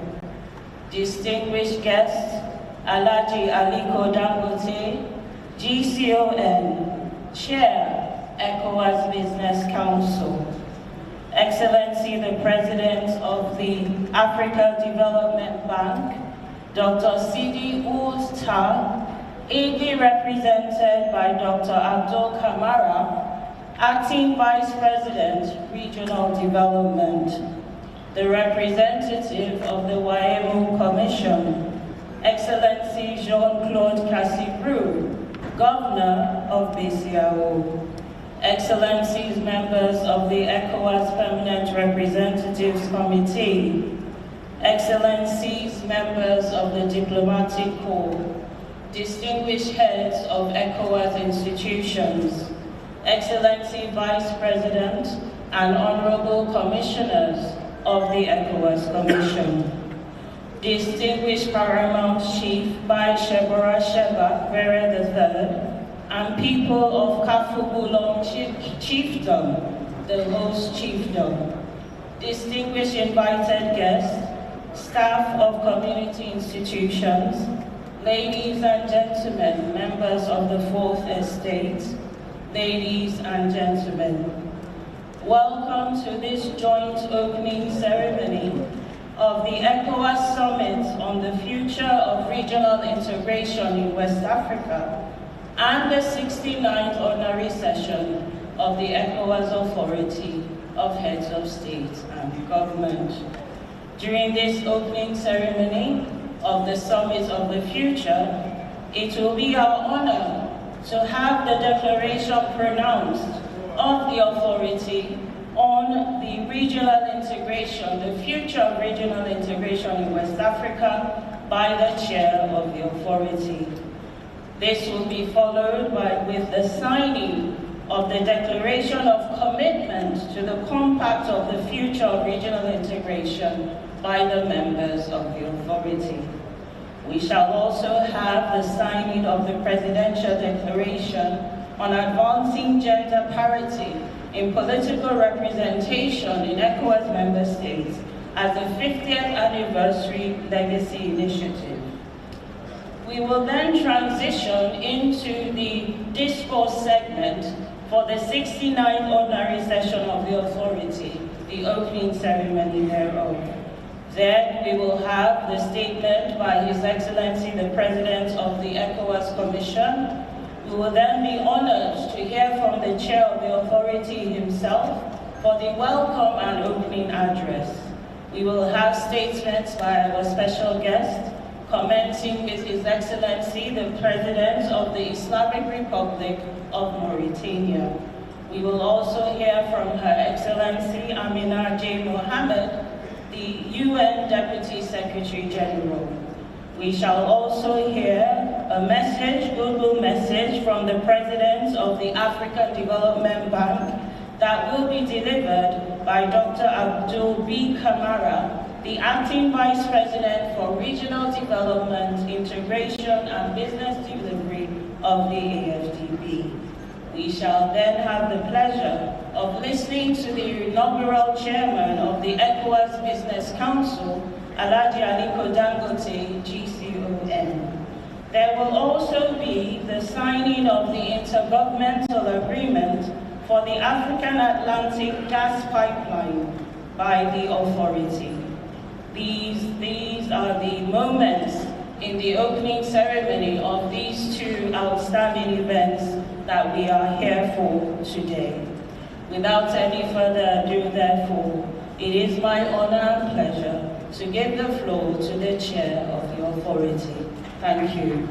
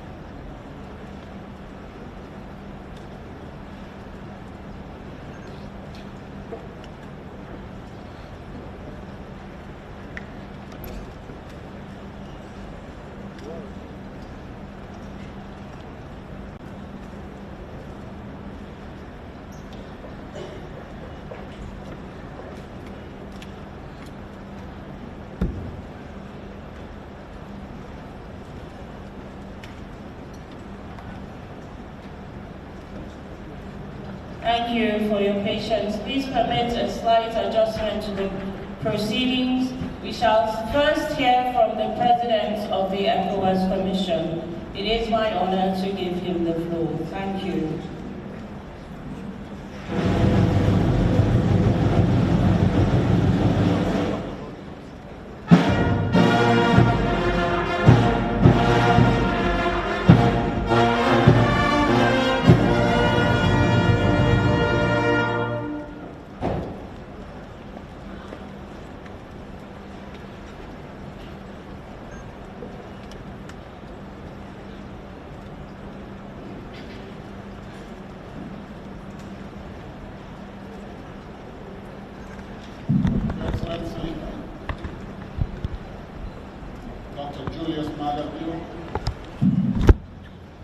President of the Republic of Sierra Leone and Chair of the Authority of ECOWAS Heads of State and Government, Your Excellencies, ECOWAS Heads of State and Government, Your Excellency Mohammed Ould Ghazouani, President of the Islamic Republic of Mauritania, Your Excellency, the First Lady of the Republic of Sierra Leone, Your Excellency, Mr. Ernest Bai Koroma, former President of the Republic of Sierra Leone, Excellency Madam Amina Mohammed, Deputy Secretary General of the United Nations, and Mr. Simao, Special Representative of the Secretary General for West Africa and the Sahel, Excellency Alhaji Musa Timothy Kaba, Minister of Foreign Affairs of Sierra Leone and Chair of the ECOWAS Council of Ministers, Honorable Chief Minister of Sierra Leone and Ministers of the Republic of Sierra Leone, Excellency Alhaji Aliko Dangote, Chairperson of ECOWAS Business Council, Excellency Jean-Claude Cassibrou, former President of the Commission, and all former statutory officials of ECOWAS invited to this meeting, Your Excellency the Vice President of the African Development Bank, representative of the African Union, and UEMOA, heads of regional organizations, Excellency the Vice President of the Commission, commissioners and heads of community institutions, honorable former officials of ECOWAS institutions, Excellency Lassana Kouyaté, ECOWAS chief negotiator with the AES countries, Excellency Baba Kamara, Special Envoy on Counterterrorism, Honorable Musa Silla, Chairperson of the ETLS Task Force, distinguished guests, ladies and gentlemen. It is both an honor and a privilege to address this 69th ordinary session of the Authority of Heads of State and Government and the Summit of the Future. At the outset, allow me, on behalf of the management and staff of all ECOWAS institutions, to address our profound gratitude to His Excellency Dr. Julius Maada, the government and the people of the Republic of Sierra Leone for the exceptional hospitality and excellent arrangements made for these meetings.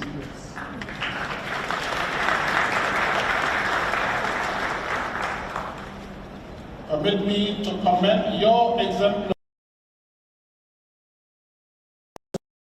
Mr. Chair, period marked by significant challenges and transformation. Your commitment to peace, dialogue, and regional solidarity for democratic governance has helped guide our community with wisdom and determination. Excellence, nous nous réunissons aujourd'hui à un moment décisif de l'histoire de notre communauté. Plus de 50 ans après la création de la CEDEAO, notre région se trouve à un tournant important. Les aspirations de nos peuples à la paix, à la sécurité et à la prospérité et aux opportunités n'ont jamais été aussi fortes. Alors même que les défis auxquels nous faisons face deviennent de plus en plus complexes et interdépendants. L'histoire nous enseigne cependant que les périodes d'incertitude sont aussi des moments d'opportunité. Elles nous invitent à renouveler notre engagement collectif envers les idées de solidarité, de coopération et de l'intégration qui ont inspiré les pères fondateurs de notre communauté.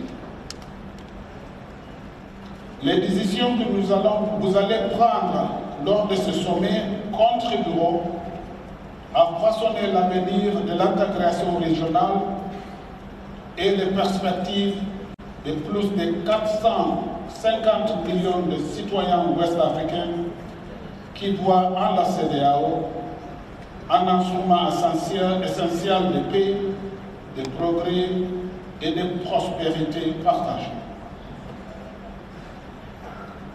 Excellencies, this summit carries particular significance for me personally, as it is the final occasion on which I have the privilege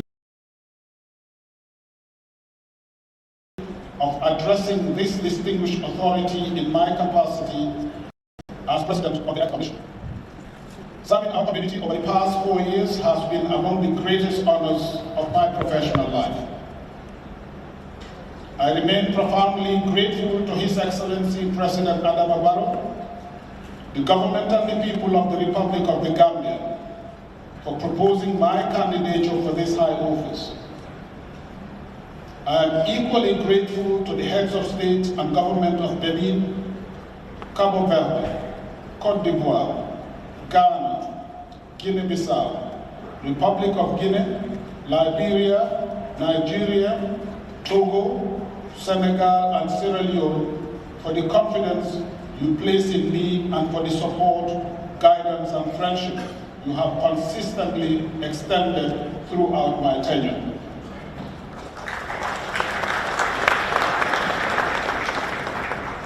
Excellencies, when this management assumed office in 2022, we pledged to build a more effective, accountable, efficient, and citizen-centered ECOWAS.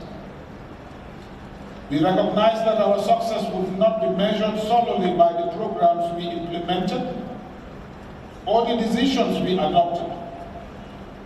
Rather, it would be measured by the strength of the institutions we left behind, the resilience of our integration project, and the confidence our citizens continue to place in the ECOWAS vision.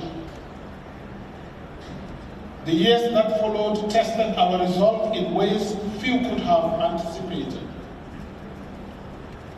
Our community confronted unconstitutional changes of government, political transition, terrorism and violent extremism, economic shocks, climate-related challenges, humanitarian pressures, and shifting geopolitical realities. Most significantly, we were confronted with the unprecedented withdrawal of three member states from our community. Yet, throughout these challenges, ECOWAS remained steadfast. Now, looking back over the past 4 years, we can take legitimate pride in the progress we have achieved together. We strengthened governance and accountability across our institutions and deepened policy coordination among member states.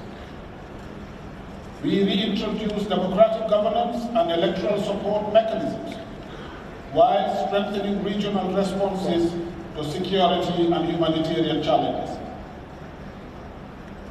We enhanced our cooperation in combating terrorism, violent extremism, organized crime, and other transnational threats that continue to undermine stability and development. We also advanced strategic infrastructure projects that are fundamental to our collective future. The African Atlantic Gas Pipeline stands as one of the most transformative initiatives ever undertaken in our region. By connecting several West African coastal states through a major energy corridor, it promises to enhance energy security, support industrialization, create jobs, and strengthen economic interdependence. We continue to advance the Abidjan-Lagos Corridor Highway project, expanded regional electricity interconnections under the West Africa Power Pool, and promoted the modernization of trade and transport corridors essential for facilitating the free movement of goods, services, and people. We expanded engagement with the private sector, recognizing that sustainable regional integration requires dynamic partnership between government and businesses.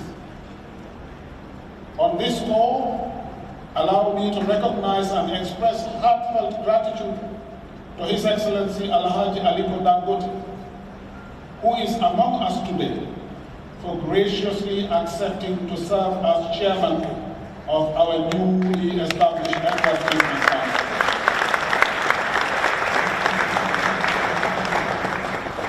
Excellencies, these achievements are not merely institutional milestones.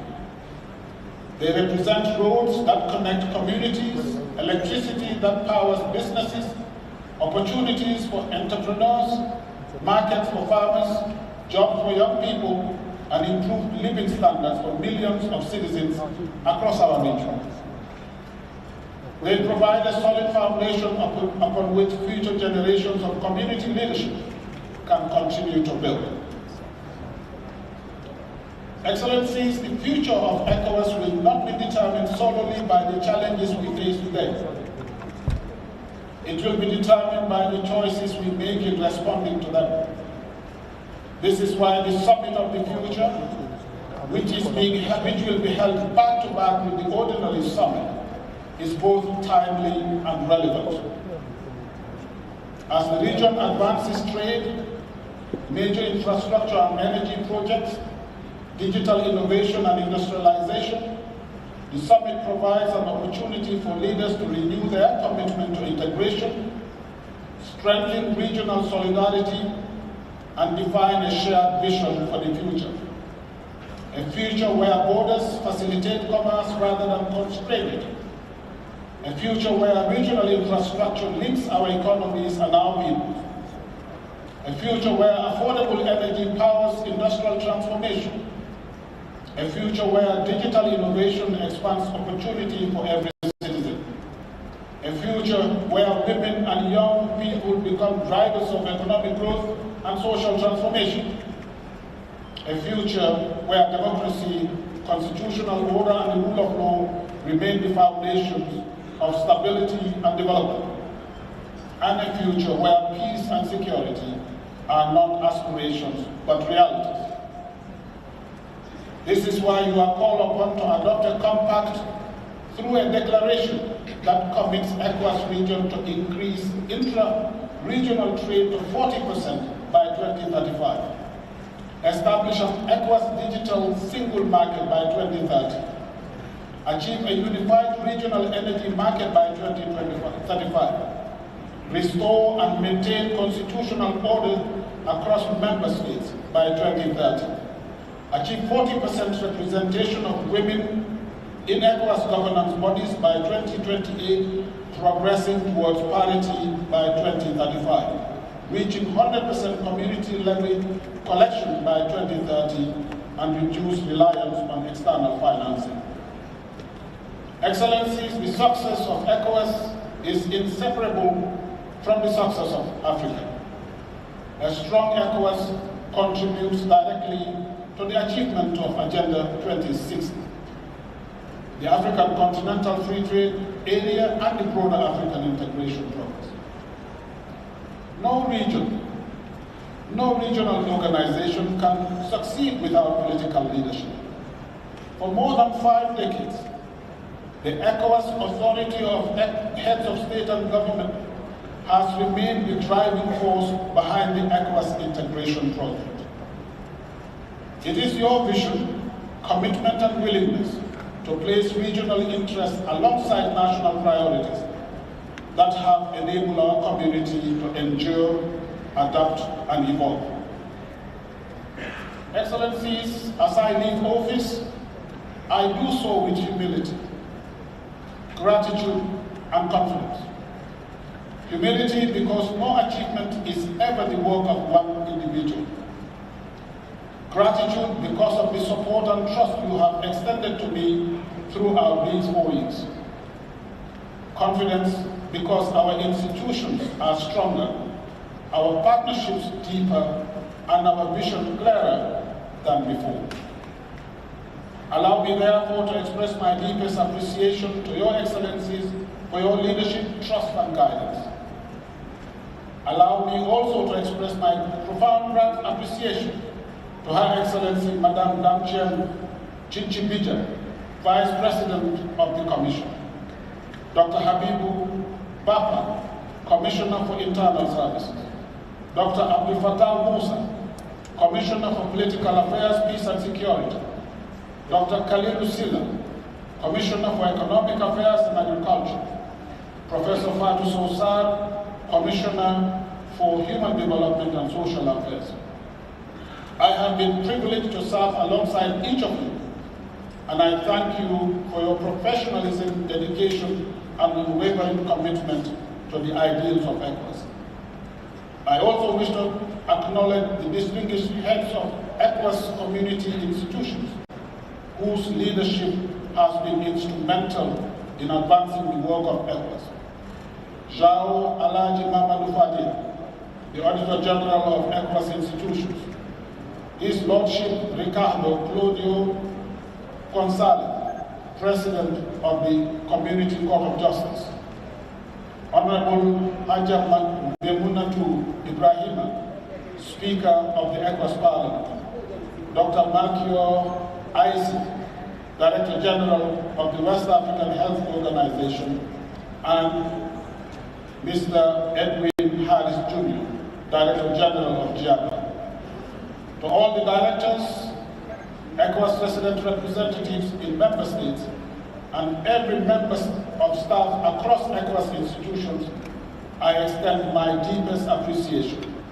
Your commitment, professionalism, and resilience have sustained the work of our community through both moments of progress and periods of uncertainty.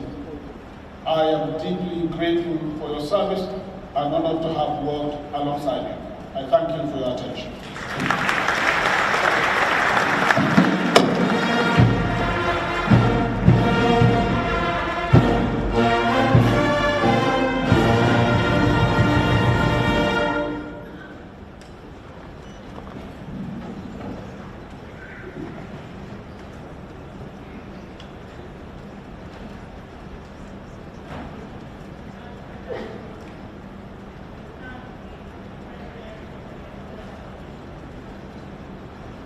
For his statement.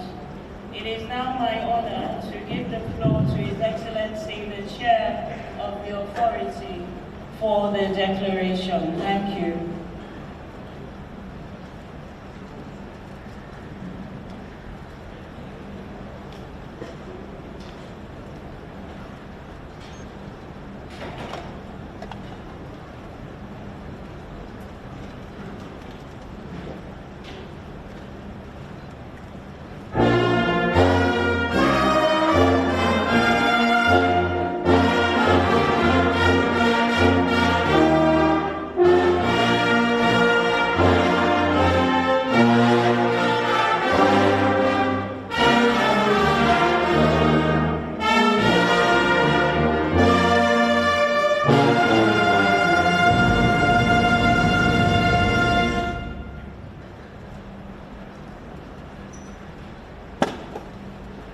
Excellencies, Heads of State and Government, Excellencies, Honorable Vice Presidents, Excellency, President of the ECOWAS Commission, the former President of the Republic of Sierra Leone, Hannes by Okuma, the First Lady of the Republic of Sierra Leone, our dear sister Amina Mohammed, the Deputy Secretary General of the United Nations. Ladies and gentlemen, please permit me to stand on the very long list of protocol that has already been established. On behalf of the government and people of Sierra Leone, I warmly welcome all of you once again to this 69th ordinary session of the Authority of Heads of State and the Economic Community of West African States. Thank you for your presence and for your continued commitment to the community founded 51 years ago to advance peace, democracy, regional integration, and shared prosperity.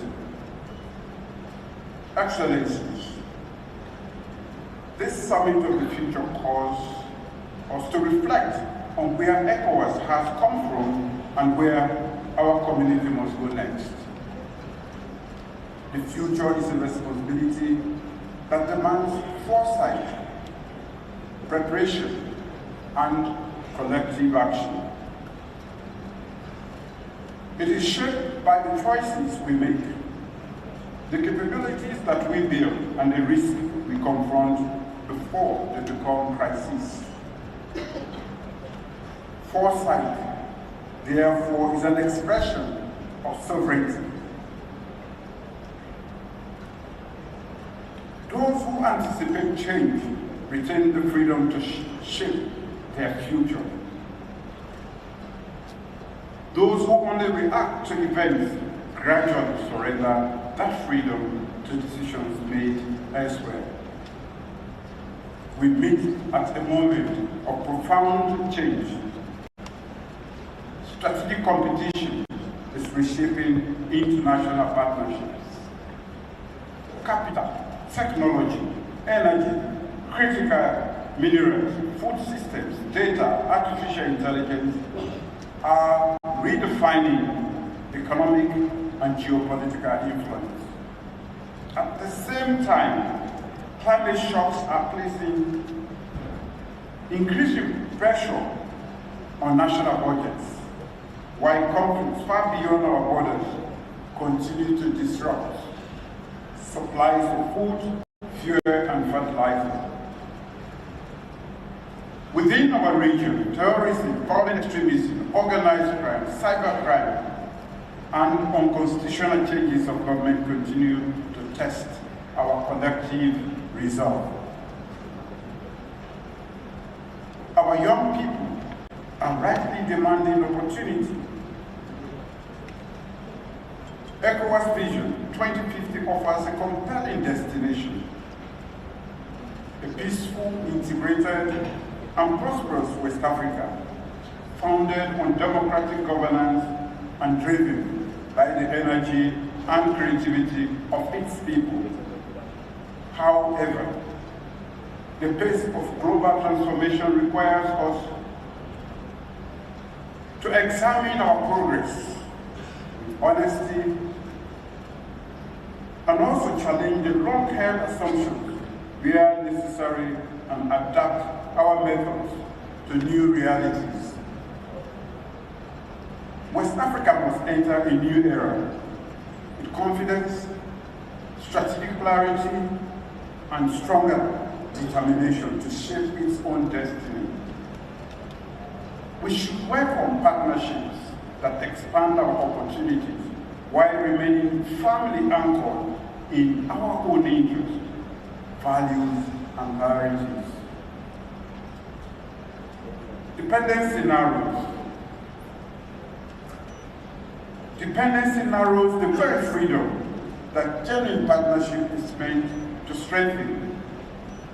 In this changing international environment, regional integration is a strategic necessity. A fragmented region approaches the world as a collection of small negotiating positions. An integrated region engages it with scale, credibility, and influence. By strengthening ECOWAS, we reinforce the sovereignty of every member state.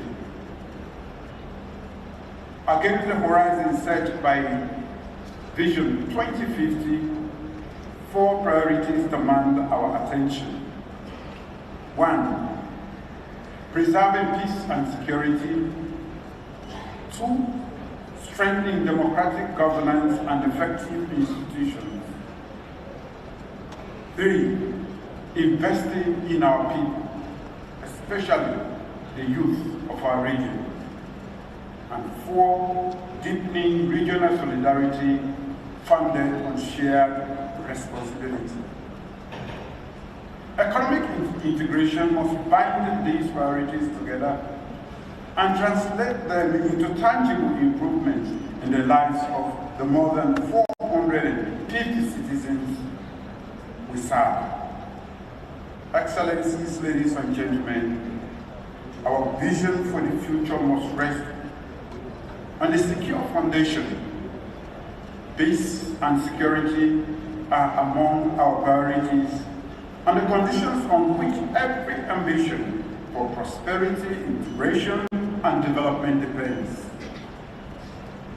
The question before us is whether our institutions can respond with the speed, coordination, and resolve that today's threats demand.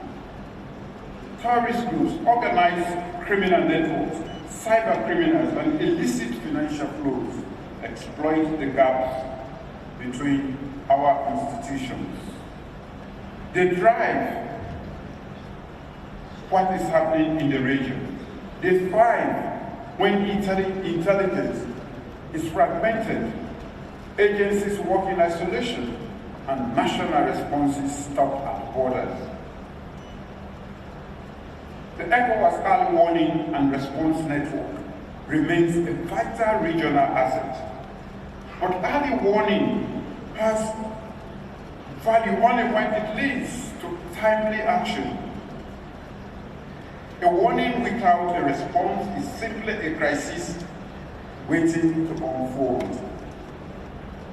We should therefore strengthen the operational links between early warning and early response while accelerating the full operational readiness of the ECOWAS standby force through sustainable financing and stronger regional coordination. As host of the ECOWAS logistics depot here in Lomé, Sierra Leone remains fully committed to ensuring that this asset can support authorized community operations when required. We must also strengthen security across the Gulf of Guinea by building on the combined maritime task force and deepening cooperation against piracy, illegal fishing, and transnational maritime crimes. The convergence of cybercrime, trafficking, illicit financial flows, and small arms also demand closer cooperation among our security, financial, and judicial institutions. Lasting security cannot be secured by force alone. It also depends on effective governance, economic opportunity, justice, citizens' confidence that public institutions serve and protect them. Your Excellencies, ladies and gentlemen, peace endures where democratic institutions command public confidence. Democracy begins with credible elections, but it is sustained every day by the rule of law, accountable governance, and institutions that exercise constitutional authority with integrity. Citizens must trust that courts administer justice impartially, electoral bodies protect the vote, and public institutions serve the national interest. When these institutions lose credibility, democratic stability is endangered. ECOWAS has earned international respect for defending constitutional order. Our next challenge is to strengthen prevention by identifying institutional vulnerabilities early, promoting political dialogue, and supporting member states before tensions become constitutional crises. We must uphold the protocol on democracy and good governance, rejecting unconstitutional changes of government and reinforcing the institutions that safeguard constitutional rule. In that spirit, I propose that the Commission, working with the Mediation and Security Council, examine the establishment of the confidential peer support mechanism grounded in our existing legal instruments to facilitate early dialogue, technical assistance, and institutional strengthening where needed.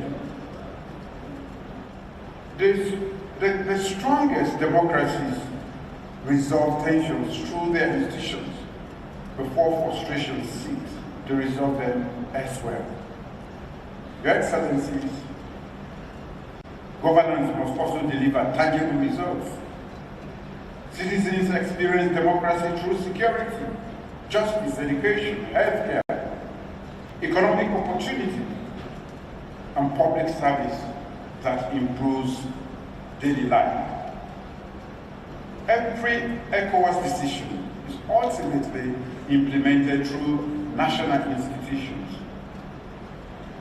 Our Our regional ambitions require capable national administration and a commission equipped to coordinate them, because institutions and credibility through the confidence they inspire and the results that they deliver. Excellencies, ladies and gentlemen, strong institutions must be matched by sustained investment in the people that they serve. Our greatest strategic asset is the talent, creativity, and resilience of our people. West Africa's youth population has the potential to become one of the world's greatest engines of innovation and economic growth. However, without education, skills, and opportunity, that demographic advantage can too easily become a source of unemployment, irregular migration, and instability. Our education systems must therefore prepare our citizens for the economies we seek to build by strengthening foundational learning, expanding technical and vocational education, investing in science and digital skills, and forging stronger partnerships between education and industry. Every young person should see a clear pathway from learning to employment, entrepreneurship, or public service. We must accelerate the harmonization of curricula and the mutual recognition of qualifications across our community, enabling skills acquired in one member state to be recognized throughout West Africa. We should also strengthen regional centers of excellence in health, engineering, climate science, and emerging technologies, because pooling knowledge and research will expand opportunity for all our people. Women must remain at the center of this transformation. Expanding access to finance, education, land, digital services, and markets is an economic imperative. Women engaged in cross-border trade must be able to do so safely, efficiently, and with dignity. At the same time, artificial intelligence and digital technologies are reshaping every sector of our economy. ECOWAS must ensure that this transformation advances our own development priorities. I propose that the Commission develop a regional roadmap for artificial intelligence and digital public infrastructure, supported by common standards for data protection, cybersecurity, and digital governance, while investing in research, computing capacity, digital skills, and Africa technology enterprises. West Africa must embrace digital age, not simply as a consumer of technology, but as a creator of knowledge, an innovator of solutions, and a competitive participant in the global economy. Excellencies, none of these ambitions can be realized without deeper regional solidarity. The future of West Africa depends on our willingness to act as sovereign nations within a community bound by shared interest and responsibility. Regional integration is sustained by the institutions that we build, finance, and strengthen together. As our region evolves, cooperation must remain guided by dialogue, mutual trust, and recognition. Within nations, reconciliation restores unity. Across our community, it preserves cooperation, strengthens stability, and creates the conditions for lasting peace. Sierra Leone's own experience has reaffirmed that lasting peace is built through dialogue, inclusion, and institutions that earn public trust. That lesson is equally relevant to this region. Your Excellencies, the departure of our brothers of member states, Burkina Faso, Mali, Niger, has changed our institutional relationship. But it has not changed our shared geography, history, or the common security challenges we face. Terrorism, organized crime, climate change, food insecurity, and irregular migration recognize no borders. We must therefore preserve dialogue, maintain practical cooperation where interests converge, and keep open the path towards renewed partnership. Our vision for a peaceful, secure, and prosperous West Africa must always remain open to every nation in our region. The same spirit should also guide our engagement with the Islamic Republic of Mauritania. As a founding member of the ECOWAS, Mauritania occupies an important place in the history of our community and continues to share deep historical, cultural, and economic ties with West Africa. There is considerable potential to strengthen cooperation in peace and security, trade, infrastructure, climate resilience, food security, and investment. A stronger partnership with Mauritania will reinforce regional integration and contribute to the peace, resilience, and shared prosperity of West Africa. Sierra Leone's service on the United Nations Security Council also reinforced an important truth. West Africa carries far greater influence when it speaks with one voice. Whether on peace or security, climate finance, trade, technology, global finance reforms, and Africa's representation in international institutions, our collective voice will always carry greater weight than individual voices. One West Africa is not only an inspiration, it is the greatest strategic advantage in an increasingly competitive and uncertain world. Ladies and gentlemen, if one West Africa is our greatest strategic advantage, then a productive and integrated regional economy must become the greatest achievement.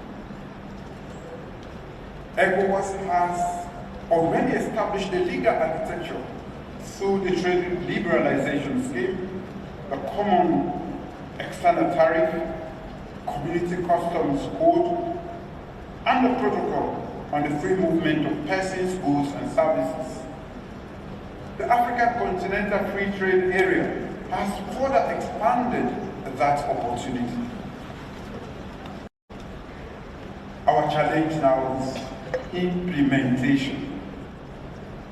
A common market must be built through efficient borders, interoperable customs systems, transparent regulations, and the free movement of people, goods, services, and skills.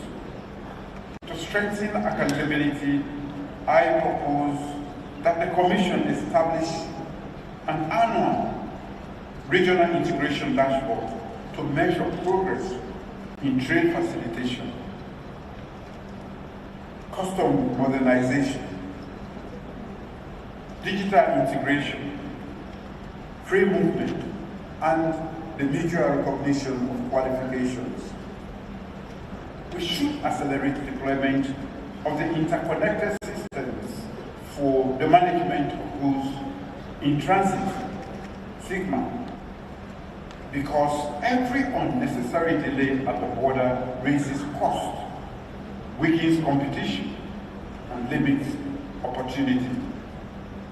Integration also demands modern regional infrastructure. Our ports, roads, railways, energy systems, and digital networks must be planned, not as separate national assets, but as the backbone of a single regional economy. I therefore encourage the Commission to develop a pipeline of priority regional infrastructure projects capable of attracting coordinated public and private investment. Our natural wealth must likewise become a source of greater regional prosperity. Agriculture, energy, strategic minerals should drive value addition, industrialization, skilled employment, and technological innovations within West Africa rather than exporting opportunity elsewhere. At the same time, we must create conditions in which West Africa enterprises can grow across our community through greater access to finance, predictable regulations, and stronger regional value chains. Your Excellencies,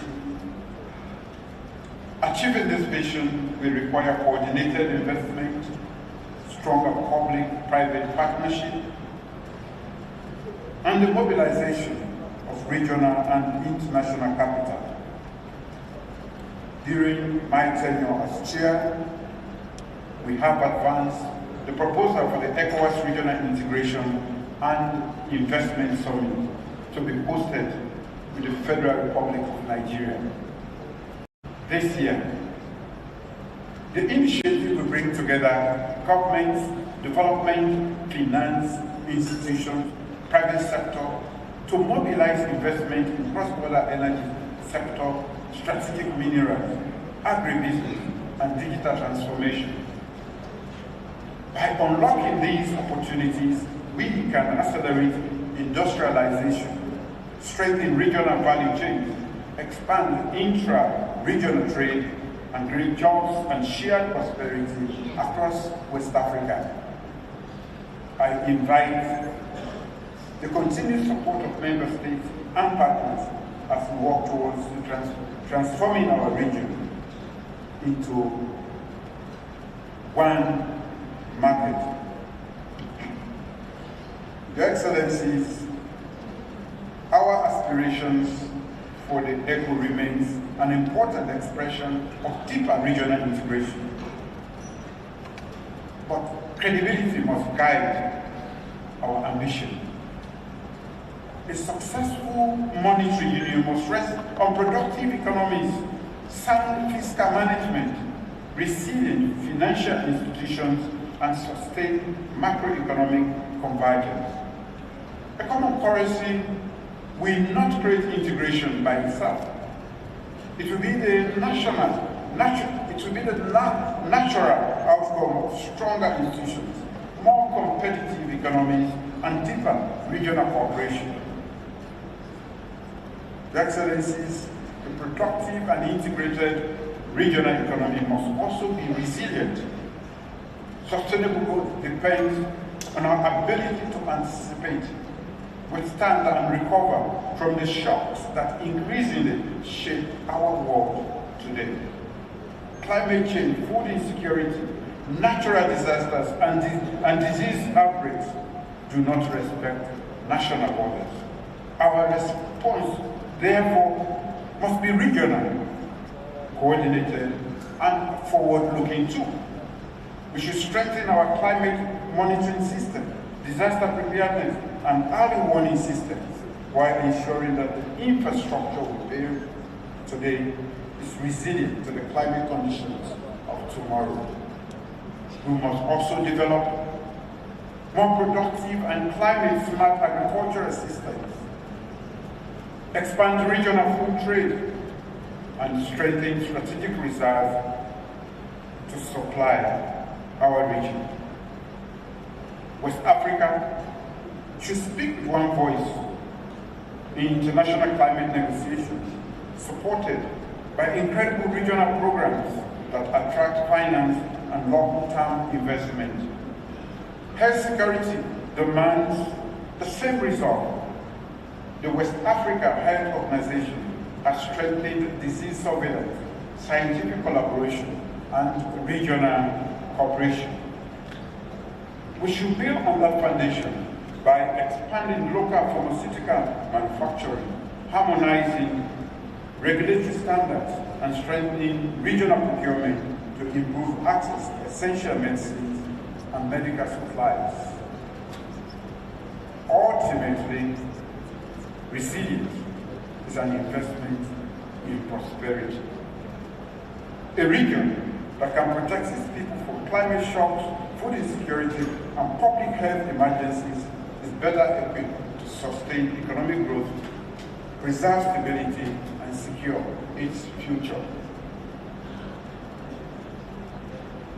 Your Excellencies, all of these priorities lead to one fundamental question. Can our institutions deliver? Our decisions must be matched by clear responsibilities, adequate resources, realistic timelines, and measurable outcomes. I therefore propose again that the Commission submit an annual ECOWAS implementation report on our agreed strategic priorities, highlighting progress, obstacles, and the actions required to keep delivery on track. A public summary will strengthen transparency, reinforce accountability, and enable the people of West Africa to monitor the commitments made in their name. We must resist the temptation to multiply priorities without strengthening our capacity to deliver them. Our community must accomplish more by pursuing fewer priorities with greater discipline, continuity, and sustained commitment. Delivery is a shared responsibility. It depends on the Commission, Member States, regional institutions, and the participation of citizens, the private sector, academia, and civil society. The future will not reward optimism unsupported by preparation. It will judge whether we strengthened our institutions, modernized our economy, and invested in our people before events narrowed our choices. Throughout these reflections, ladies and gentlemen, I have argued that foresight is an expression of sovereignty. It preserves our freedom to act before crisis diminishes it. Enable us to choose our partnerships, protect our interests, and shape our own future. The next 50 years of ECOWAS will not be defined by declarations we adopt, but by the results that we deliver to our people in this community. Our responsibility is to move from commitment to implementation, from policy to practice, and from ambition to measurable results. The success of our community must be measured by the distance we close between early warning and crisis prevention, between agreements and functioning markets, between natural resources and industrial transformation, and between the talents of our people and the opportunities available to them across West Africa. A region that plans together preserves its freedom to choose. A region that builds together strengthens every member state. A region that acts together secures a more peaceful, prosperous, and resilient future for all its people. That future will be shaped by the decisions we take, the partnerships we forge, and the commitments that we honor. It is a future that we must build together. Let us build it with vision. Let us build it with courage. Let us build it with the generations, for the generations that will follow us. Excellencies, I present for your reflection and adoption the draft compact of the future, which the Commission, through the consultative engagement with the communities, civil society organizations, diverse social groups, duly endorsed by the Joint Mediation and Security Council and the Executive Council. May God bless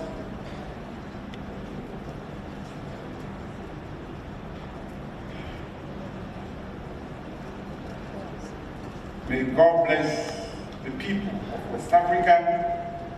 May God continue to bless this great organization, ECOWAS, and I thank you for your attention.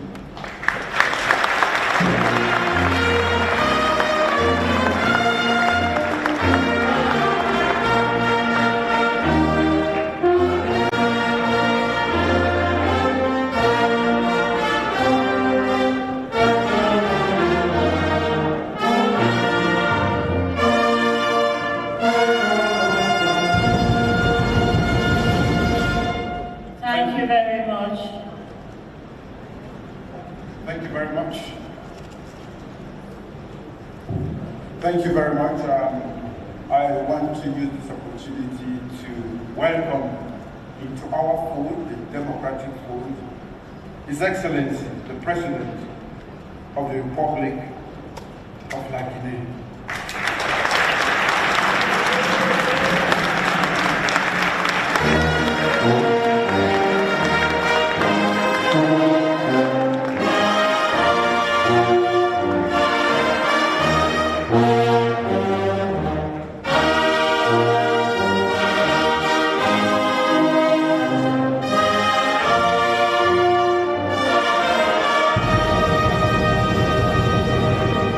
Let me also welcome the President of Benin,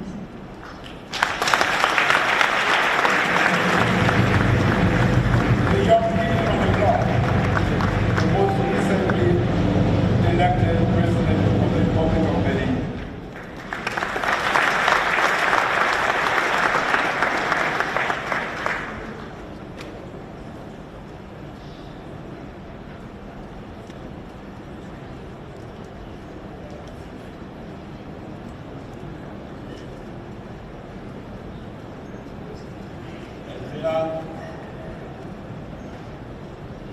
Excellence, Monsieur le Président, en exercice de la conférence des chefs d'État et de gouvernement de la communauté économique des États de l'Afrique de l'Ouest. Excellences, Mesdames et Messieurs, d'État et de gouvernement, Monsieur le Président de la Commission de la CEDEAO, Excellences, Mesdames et Messieurs, les représentants des institutions de l'Union africaine et des Nations Unies, distingués invités en vos rangs, grade et qualité, c'est avec un profond sentiment de responsabilité, mais aussi de fraternité que je prends la parole devant cette auguste assemblée dans la continuité des propos que j'ai eu l'honneur de vous adresser lors de nos différentes rencontres. Ce que j'annonçais alors comme une conviction, je le réforme aujourd'hui comme un appel, celui du réalisme au service du bien-être de notre peuple. L'intégration africaine est la seule voie pour le développement et pour éviter les guerres entre nous. Cette phrase inoubliable des présidents Toubou et Yassine Yadema illustre l'esprit du traité qui a donné naissance à notre communauté. Lorsque le 28 mai 1975, les 15 pères fondateurs de la CEDEAO se réunissaient au Nigeria, l'objectif pour eux était clair, très clair et simple. Économique et et commerciale. Face aux grands ensembles qui dominaient le monde, il s'agissait de créer un grand marché commun ouest-africain pour le développement et la paix. Parce qu'il y avait conscience que là où il y a le développement économique, il y a la paix. Et que ce n'est qu'ensemble que nous pouvons être forts et respectueux pour faire face aux grands enjeux mondiaux. Ce n'est qu'unis que nous pouvons peser. Notre survie, notre prospérité dépendent d'abord de notre capacité à rester ensemble, unis. La division n'arrange que celui qui divise. Pas de place donc pour la division. Excellence, les sanctions ne sont pas la solution. Notre sous-région a plus souvent choisi la sanction comme premier réflexe quand elle devait être le dernier recours. Or, sans hypocrisie, l'expérience nous enseigne, avec sans exception, que la sanction n'est pouvoir. Elle frappe d'abord et surtout les enfants dans les salles de classe, les femmes dans les marchés, les hommes dans les champs et les ateliers. Elle prive les hôpitaux de médicaments de première nécessité. Elle vide les marchés des denrées indispensables. Elle suscite et alimente le trafic en tout genre. Elle pénalise simplement les filles et fils de la terre de nos ancêtres. Une communauté qui, pour corriger un État, appauvrit un peuple, s'éloigne de l'esprit même qui a présidé à sa création. Nos traditions africaines n'intègrent pas le principe de l'exclusion de l'enfant, encore moins l'idée d'affamer et le combat. La vision des pères fondateurs de notre communauté n'était ni punitive ni répressive, elle était avec une clarté que l'histoire n'a jamais démenti, celle d'un espace de prospérité partagée, où la libre circulation des biens, des personnes et des idées devaient rapprocher nos peuples plutôt que les isoler. C'est pourquoi je le dis avec le respect dû à cette assemblée, mais aussi avec la fermeté qui commande ma responsabilité de chef d'État, recentrons-nous sur l'essentiel. Faisons de l'économie, de l'investissement productif et du bien-être de nos populations le cœur battant de notre action commune. Une communauté forte n'est pas celle qui sait le mieux sanctionner les membres, c'est celle qui sait le mieux les faire prospérer ensemble. Excellence, nous devons adapter nos institutions à la réalité de notre époque. On ne soigne pas le paludisme et le cancer avec le même remède. Chaque mal appelle à son traitement. Chaque situation appelle sa réponse. Il n'y a pas de même pour nos nations. Chaque peuple porte une histoire, des équilibres et des urgences qui lui sont propres. Vouloir appliquer les réalités différentes d'une seule et même ordonnance, aussi bien intentionnée soit-elle, ce n'est pas de la rigueur pour moi. C'est une méconnaissance sur la nature même de nos sociétés. Nos textes fondateurs ont plus d'un demi-siècle. Le monde qu'ils décrivaient n'est plus tout à fait celui qui est nous vivons. Je le dis avec la conviction d'un homme d'État soucié de la pérennité de la CEDEAO. Réformer nos institutions n'est pas affaiblir, c'est les inscrire dans la durée. Réformer nos institutions, c'est les adapter à nos valeurs, à nos réalités, à nos coutumes, à nos traditions séculaires. Réformer nos institutions, c'est prendre en compte nos réalités, nos spécificités. Si nous avons respecté la règle de l'intangibilité, des frontières héritées des accidents de l'histoire, nous ne devons peut-être pas oublier qu'elles n'effacent pas la réalité des implications. Les liens qui unissent toujours et à jamais le peuple, les frontières artificielles héritées de la colonisation les ont certes séparés, mais nous ne pouvons prendre la responsabilité de les diviser davantage et plus grave, de les opposer, d'affamer les mêmes familles qui se trouvent de part et d'autre des frontières à s'affronter. Ça serait contraire à l'idée même qui a amené les pères fondateurs à créer cette communauté. Il nous faut des mécanismes qui distinguent la fermeté des principes de la rigidité des méthodes, qui reconnaissent la légitimité de chaque nation, déterminée jusqu'au dernier souffle, s'il le faut, à assurer le bien-être et la dignité de son peuple. C'est ça la boussole.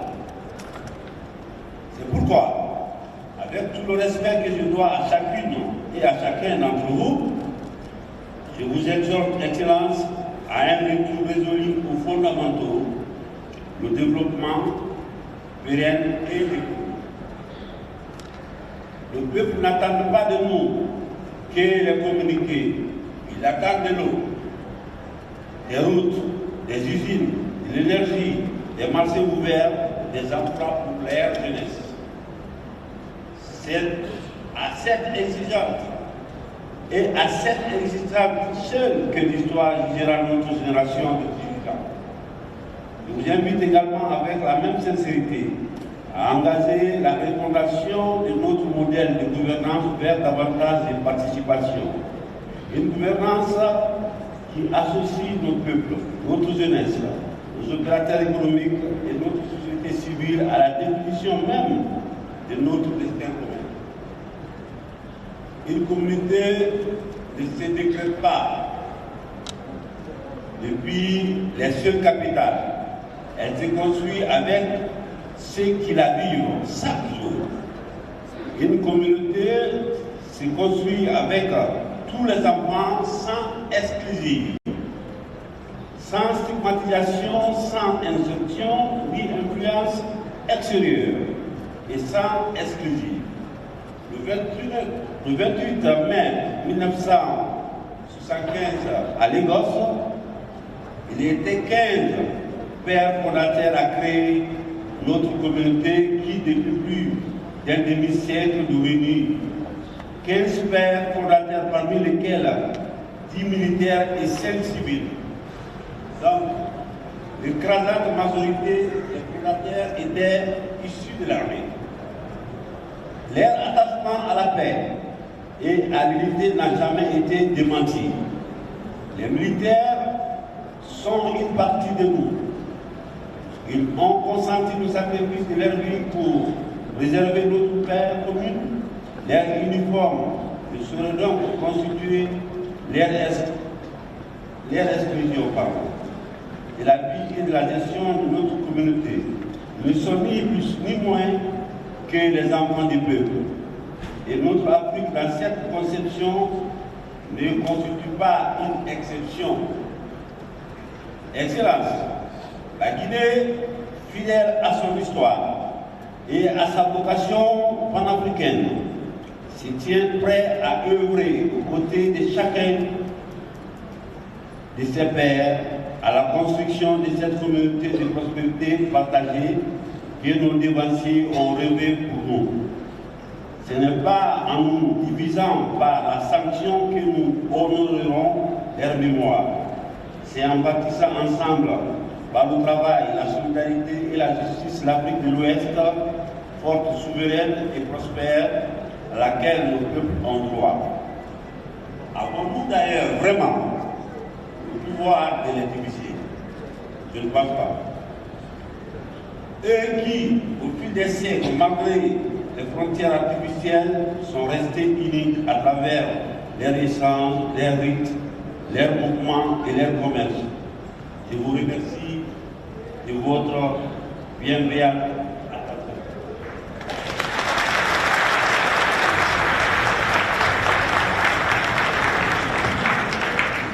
Thank you very much for that.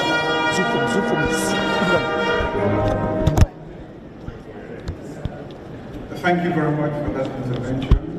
And we will now move on to our President of the Islamic Republic of Mauritania. After that, I will ask for a list of all presidents and vice presidents and heads of delegation who want to make an intervention. Thank you.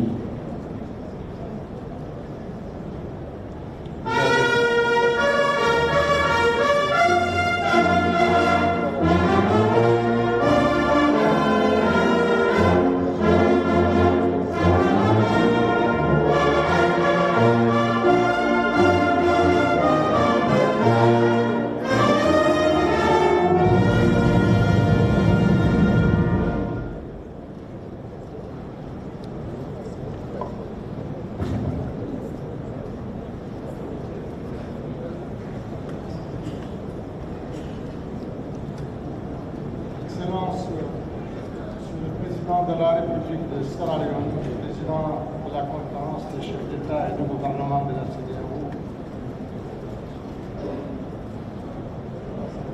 Excellences, Messieurs les chefs d'État et de gouvernement de la CEDEAO,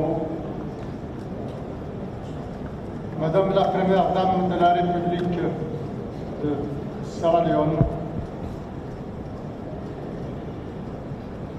Mesdames et Messieurs les ministres, Monsieur le Président de la Commission de la CEDEAO, Madame Amina Mohamed, Secrétaire générale adjointe de l'Organisation des Nations Unies, honorables invités, Mesdames et Messieurs. Je voudrais en premier lieu remercier mon frère et ami, Son Excellence le Président Julius Madabio, ainsi que le peuple sierra-léonais frère, pour l'accueil chaleureux et l'hospitalité généreuse dont nous avons été l'objet, moi-même et la délégation qui m'accompagne. Le thème de notre sommet, le futur de l'intégration régionale en Afrique de l'Ouest, nous place au cœur du débat sur notre devenir collectif au-delà des urgences conjoncturelles. Il nous appelle à réfléchir avec lucidité et ambition au fondement de la coopération régionale de demain et à assurer pleinement notre devoir et responsabilité partagée de bâtir une Afrique intégrée, résiliente et prospère. Excellences, Mesdames et Messieurs, la CEDEAO occupe une place toute particulière dans l'histoire de l'intégration africaine. Depuis sa création, elle porte une ambition qui dépasse les frontières nationales, celle d'une Afrique de l'Ouest plus unie, plus prospère et plus à même de répondre collectivement aux attentes de ses peuples. Profondément convaincu de la pertinence de cette vision qui anime la CEDEAO, notre pays a engagé avec celle-ci un processus de négociation qui a abouti à un accord d'association que nous avons déjà ratifié. Cette vision centrée sur l'intégration que nous partageons avec la CEDEAO cadre parfaitement avec l'effort d'intégration continentale mis en œuvre par l'Union africaine dans le cadre de l'agenda 2063 à travers des projets et programmes phares comme la zone de libre-échange, les infrastructures de connectivité, la résilience climatique. Nos pays d'Afrique de l'Ouest non seulement contribuent activement à la réalisation de ces programmes et projets d'intégration continentale, mais développent aussi de nombreux cadres et initiatives visant à renforcer leur propre intégration sous-régionale et régionale, comme l'OMVS, l'OMVG, Organisation pour la mise en valeur du fleuve Sénégal et Organisation pour la mise en œuvre du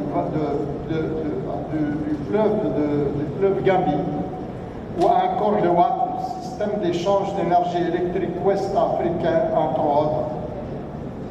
Ces cadres et initiatives concourent tous à renforcer la résilience, à développer les infrastructures, à fluidifier les échanges et à asseoir les bases d'une véritable intégration.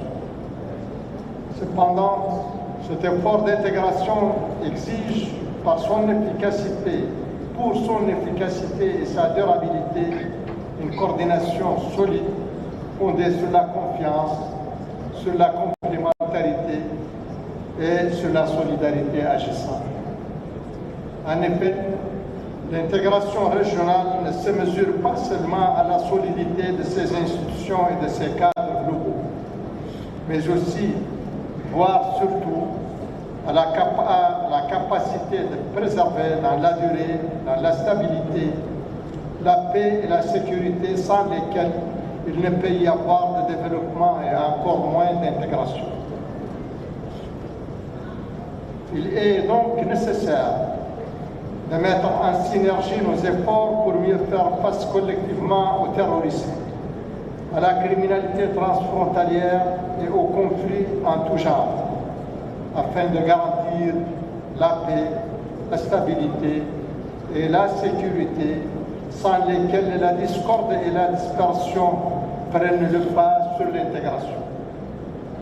Dans ce cadre, nous devons veiller à ce que les multiples processus, initiatives et structures régionales et si-régionales en lien avec la sécurité, par exemple le processus de Nouakchott, l'initiative d'Accra, le système d'alerte précoce de la CEDEAO et autres, renforcent leur coordination et coopèrent plus efficacement dans la complémentarité et dans le cadre d'une approche globale associant sécurité, développement, gouvernance et inclusion.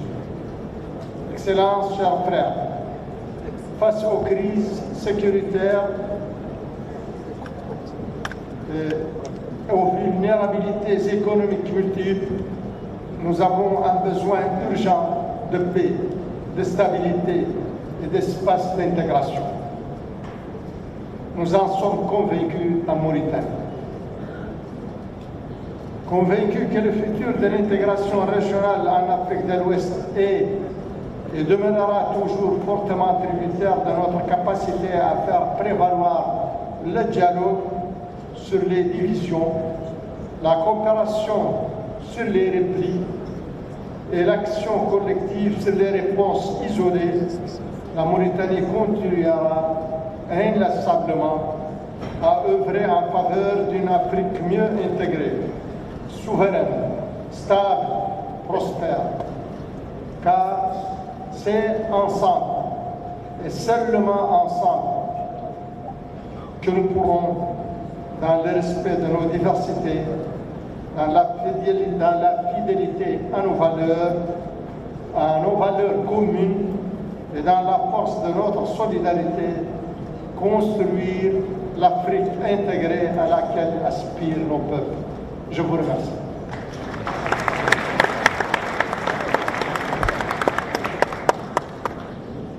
Thank you very much, dear brother, for that intervention.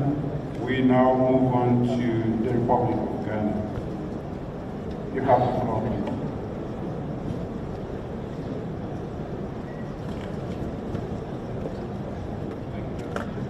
Thank you very much. Thank you very much, Mr. Chairman. Let me express the appreciation of myself as a Ghanaian delegation for the warm hospitality we've received since we arrived here this morning in Lungi. I also want to congratulate President Madam Joe for this first-class international conference facility.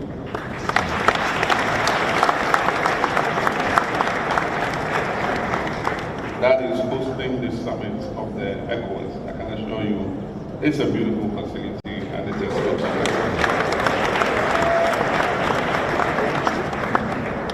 I also wish to commend ECOWAS on the commencement of the construction of the ultra-modern logistics center here in Dungi to support emergencies and crises, and also the ECOWAS standby force. Let me also express my gratitude to President Bio for your recent visit to Accra following the devastating floods that led to the loss of 39 lives of our compatriots, and your expression of sympathy during that visit. I also want to congratulate you for your chairmanship of ECOWAS during what has been a very eventful year, and to thank you for your leadership. In regard to the ECOWAS Compact regional integration that we are discussing today, I want to say the compact is built on 6 thematic areas, namely peace and security, sustainable economic transformation and regional prosperity, science, technology, innovation and digital transformation, youth, women and future generations, institutional reforms, partnership and implementation mechanisms, ECOWAS geopolitical positioning and strategic autonomy and democracy. There is no doubt that our eventual adoption and implementation of these 6 pillars and that this compact will unleash the potential benefits to our community's citizens. On regional security, peace is fundamental.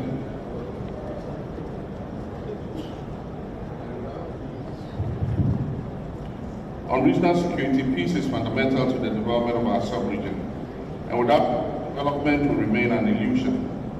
The same can be said about sustainable economic transformation and regional prosperity, which will ensure that the region finds its rightful place among the Committee of Nations. We need therefore to confront the emerging threats of regional insecurity, notably terrorism, violent extremism, through concerted and collaborative efforts. This calls for continuous collaboration between ECOWAS, the AE, and other,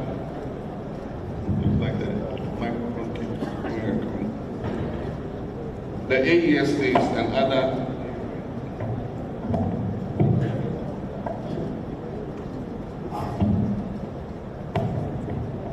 I can hear you. Thank you.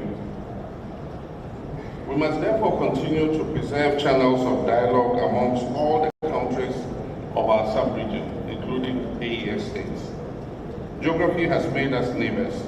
History has made us partners, and our future requires that we remain one West African family. Differences may arise, but they should never diminish our shared commitment to peace, cooperation, and the long-term prosperity of our people. Again, you also agree with me that in this rapidly changing world, no nation can advance or be competitive in the current global world without investing in science and technology. This is intrinsically linked to digital transformation and innovation, with the contribution of AI to e-commerce business driven by smart learning and production. We must also commit to the reforms of our institution to be effectively placed for the efficient delivery of services to the benefit of our community citizens. As regards youth, women, and future generations in the evolving integration process, we may not be able to achieve our objectives of holistic development if we fail to involve them in national decision-making processes. On democracy and good governance, there is a need for tangible dividends in our democratic governance that delivers empowerment, accountability, social inclusion, efficient public services, employment, and other basic needs of our citizens. Our citizens are tired of only being called out to vote every 4 or 5 years. They want to see the benefits of democracy, and it behoves on us, the leaders, to make that happen. The future of ECOWAS cannot be built exclusively within conference rooms.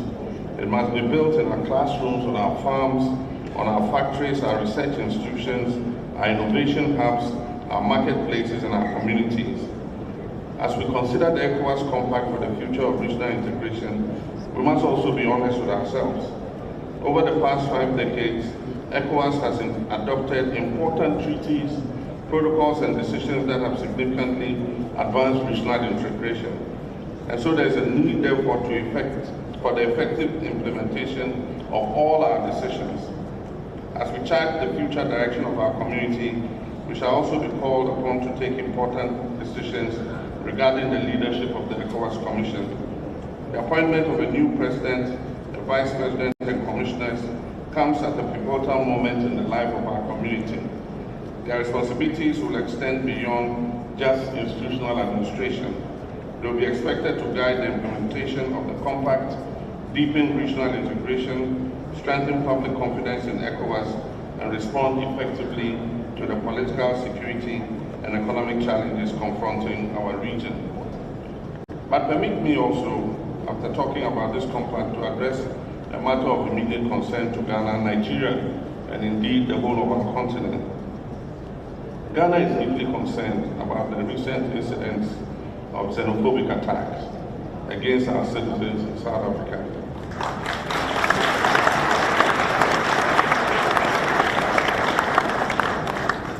During which some Africans, including Ghanaians and Nigerian citizens, have lost their lives, while many other African nationals have experienced fear, intimidation, and uncertainty.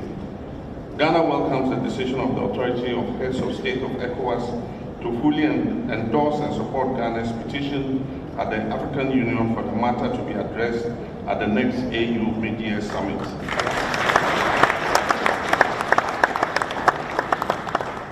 African liberation was achieved through solidarity across our borders. We must never permit that proud legacy to be weakened by intolerance by a small group of people. As I conclude, let me pay tribute to the outgoing leadership of the ECOWAS Commission, including the President, the Vice President, the Commissioners, Directors, and staff for their dedication, professionalism, and invaluable service to our community. Their efforts have contributed significantly to advancing our regional integration and strengthening the institution of ECOWAS, and it is my hope that the incoming management will work hard to build and consolidate on the gains made by their predecessors. I also commend the Council of Ministers for the commendable work undertaken over the past few days in preparing the important decisions and recommendations that have been put before us at this summit. Ghana remains steadfast in its commitment to the ideals of ECOWAS and stands ready to work with all other member states, the Commission, and our partners to advance peace, prosperity, and integration in our sub-region. I thank you for the opportunity.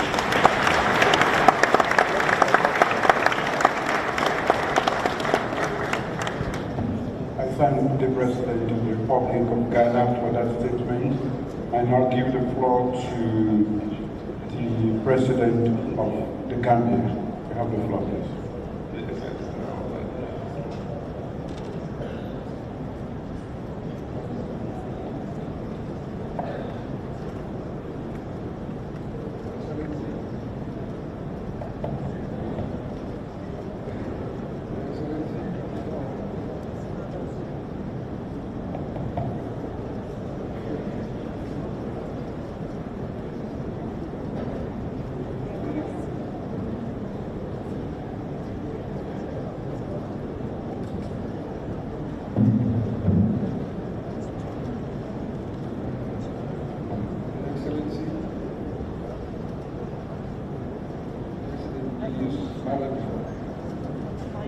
Chairman, Authority of ECOWAS, Heads of State and Government, and President of the Republic of Sierra Leone.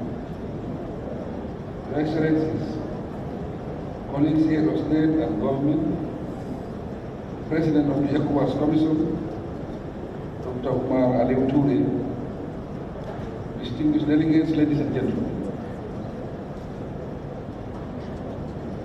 Allow me to register our profound gratitude to Your Excellency, President Julius Maada Bio, and to the government and the people of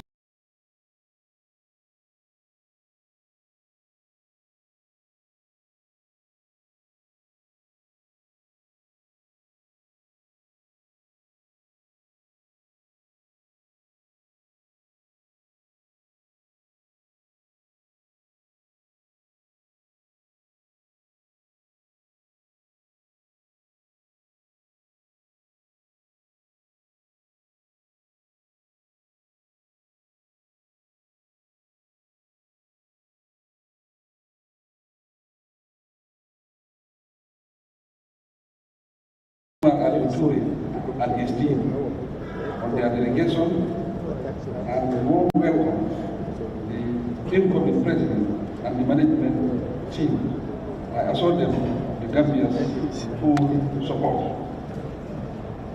Chairman, terrorism, violent extremism, organized crime, drug trafficking, irregular migration, and climate-related threats continue to test our resilience, particularly as terrorism expands from the Sahel towards coastal states, demanding stronger regional solidarity and preventive action. We applaud the progress made on national early warning and response centers and encourage timely use of early warning information in council decisions, including climate security, cyber risks, and synthetic drugs. The humanitarian situation across West Africa and the Sahel also require urgent attention, as conflict, displacement, food insecurity, and decline in humanitarian financing affect millions, especially women and children. The Gambia supports stronger regional humanitarian coordination and closer collaboration between humanitarian and development partners. Mr. Chairman, Your Excellency, as credible elections remain fundamental to democratic legitimacy, we commend member states that conduct peaceful elections this year. We recognize ECOWAS electoral observer missions as vital instruments of preventive diplomacy deserving sustainable financing. As we prepare for presidential election on 5 December 2026, my government remains firmly committed to a peaceful, inclusive, transparent, and credible process, and it welcomes the positive assessment of the joint ECOWAS AU-UNOWAS pre-election fact-finding mission. We remain equally committed to transnational justice and reconciliation through the TRRC recommendations. Progress made so far includes the reparations fund, the swearing-in of the reparation commissioners, and the May 26th appointment and swearing-in of the special prosecutor, whose office is now been set up to investigate and prosecute cases involving violations committed from 1994 to 2017. We thank ECOWAS and our partners for their support. Gambia also values economic history contribution to our peace and stability, and discussion on its future continues.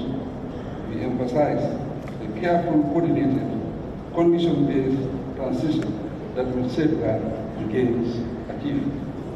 Excellencies, we welcome the recognition or implementation of policies and support the timely establishment of the ECOWAS Economic and Social Council to ensure our people's voices are better reflected in regional decision making. Looking ahead, regional integration must yield tangible benefits for our citizens. The Gambia welcomes the ECOWAS Compact for the future of regional integration and the vision of an ECOWAS of peoples for dispatch, clear timelines, measurable targets, and strong member states ownership.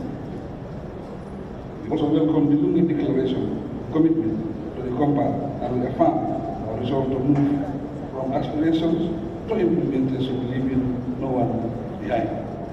Ultimately, the future of ECOWAS lies in moving from an ECOWAS of states to an ECOWAS of the people.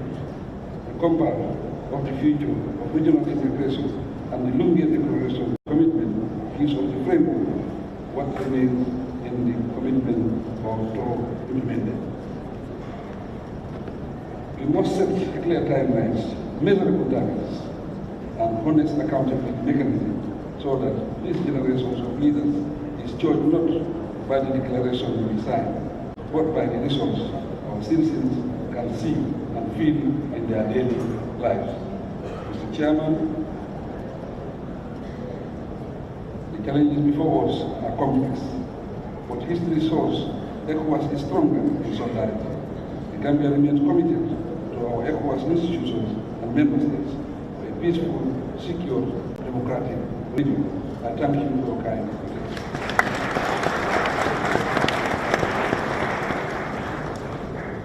I thank the President of the Gambia for that statement. I now give the floor to the President of Senegal.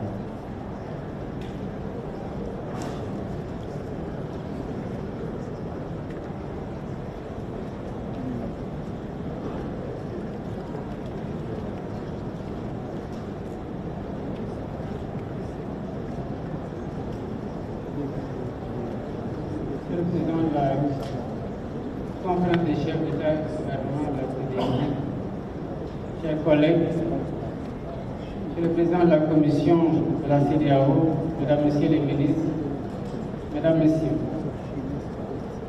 je voudrais avant tout remercier le Président Madame Bio pour l'accueil convivial et la générosité avec lesquels nous avons été reçus à Fritan. Je voudrais ensuite féliciter le président Bio pour l'initiative de tenir cette rencontre sur l'avenir de la CEDEAO, à un moment où le futur de notre organisation questionne. Cette démarche fait suite au sommet ordinaire d'Abuja en décembre 2025, pendant lequel le même point a été inscrit à l'ordre du jour.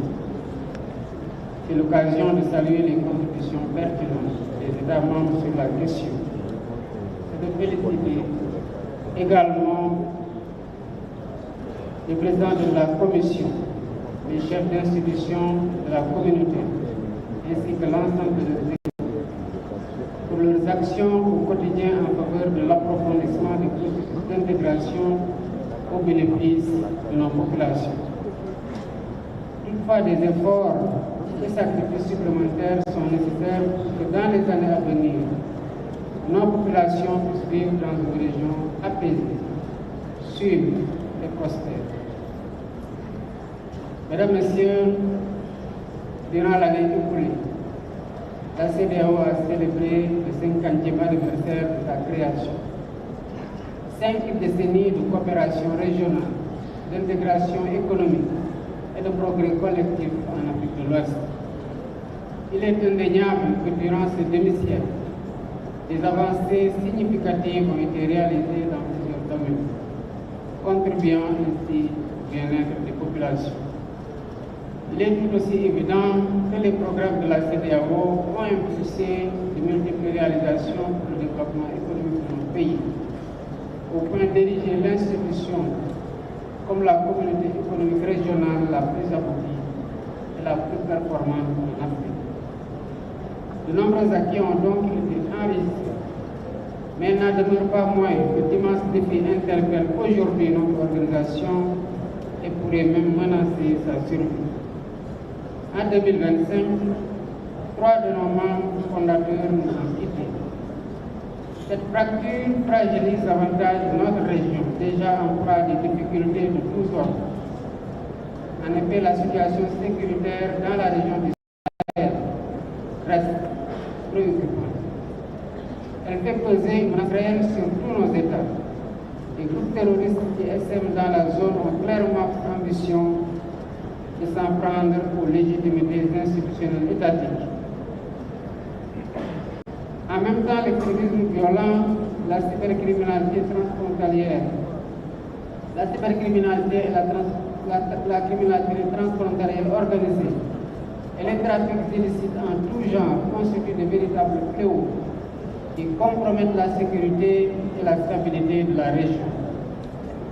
Nos assises d'aujourd'hui se tiennent donc à un moment où les menaces sont plus nombreuses, plus pressantes, plus complexes et exacerbées par un contexte mondial défavorable. Alors, que devons-nous faire pour inverser la tendance? À mon avis, il faudra de larges consultations avec toutes les forces vives de la région et des débats profonds sur les actions à mener pour instaurer une paix et une sécurité durable en Afrique de l'Ouest. Impulser un développement socio-économique inclusif afin d'offrir à nos populations une CEDEAO rénovée qui leur apporte prospérité et bien-être conformément à la vision des pères fondateurs. Tout en affirmant ici la détermination du Sénégal à œuvrer pour la mise en œuvre de la déclaration d'engagement sur l'avenir de l'intégration régionale que nous nous apprêtons à adopter, je voudrais appeler aussi à l'implication de tous pour qu'elle ne soit pas une simple déclaration d'intention.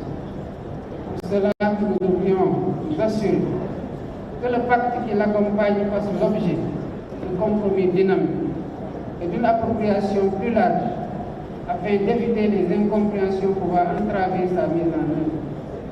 Nous projeter sur l'avenir nous commande de veiller à préserver l'unité et la solidarité au sein de la région.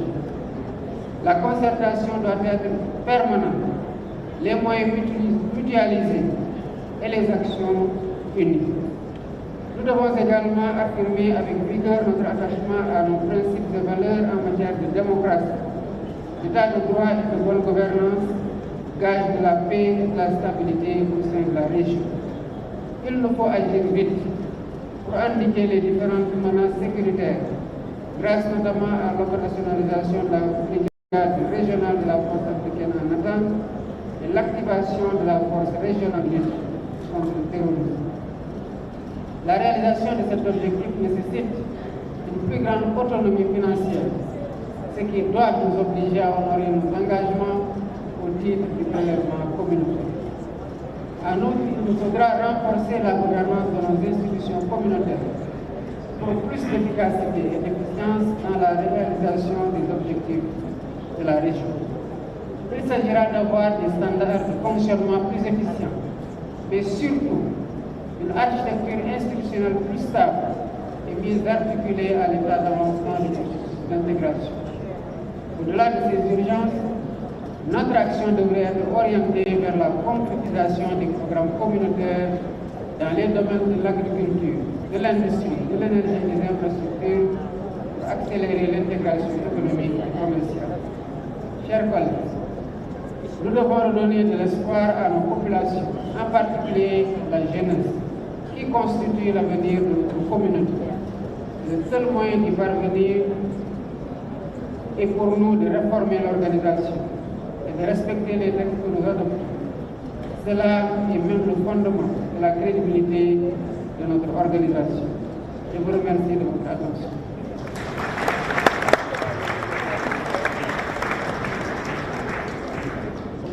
I thank the President of the Republic of Senegal for the statement, and now give the floor to the President of Cabo Verde.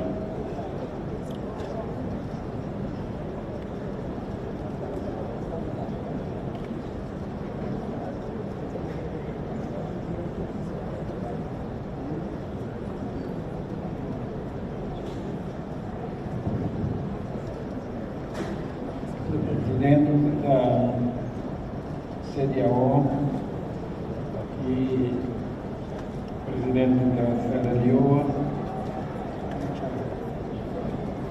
senhoras e senhores chefes de Estado e do Governo aqui presentes, minhas senhoras e meus senhores, queríamos em primeiro lugar felicitar o Presidente Bio pela sua liderança. Na verdade, temos entre mãos um documento extraordinariamente importante para o futuro da nossa organização.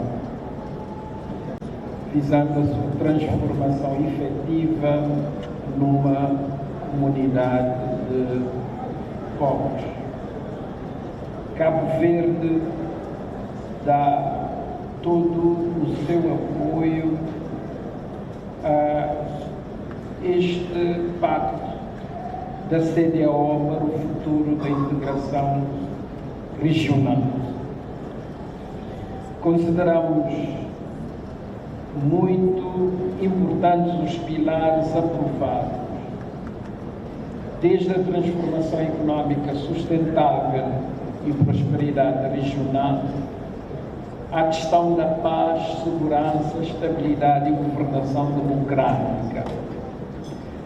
Pensamos que o futuro da CEDEAO passa por uma forte aposta na inclusividade das nossas instituições económicas e políticas.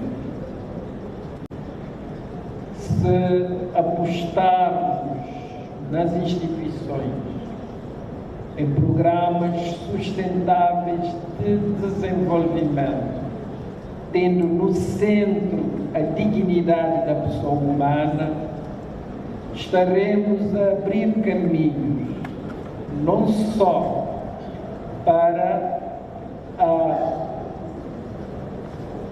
responder aos desafios da atualidade, mas também para responder aos anseios, às aspirações e aos sentimentos das novas gerações.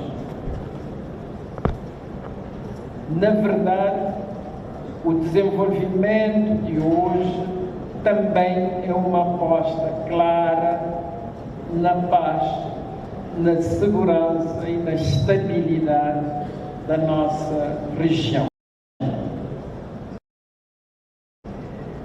Destaco também a forte aposta na autonomia estratégica da CEDEAO. Considerarmos o nosso posicionamento geopolítico nos tempos de hoje e afirmarmos a CEDEAO como um ator político relevante, não só na nossa região, mas também no nosso continente e no plano global. Há uma questão que eu gostaria de destacar, é a solidariedade intergeracional.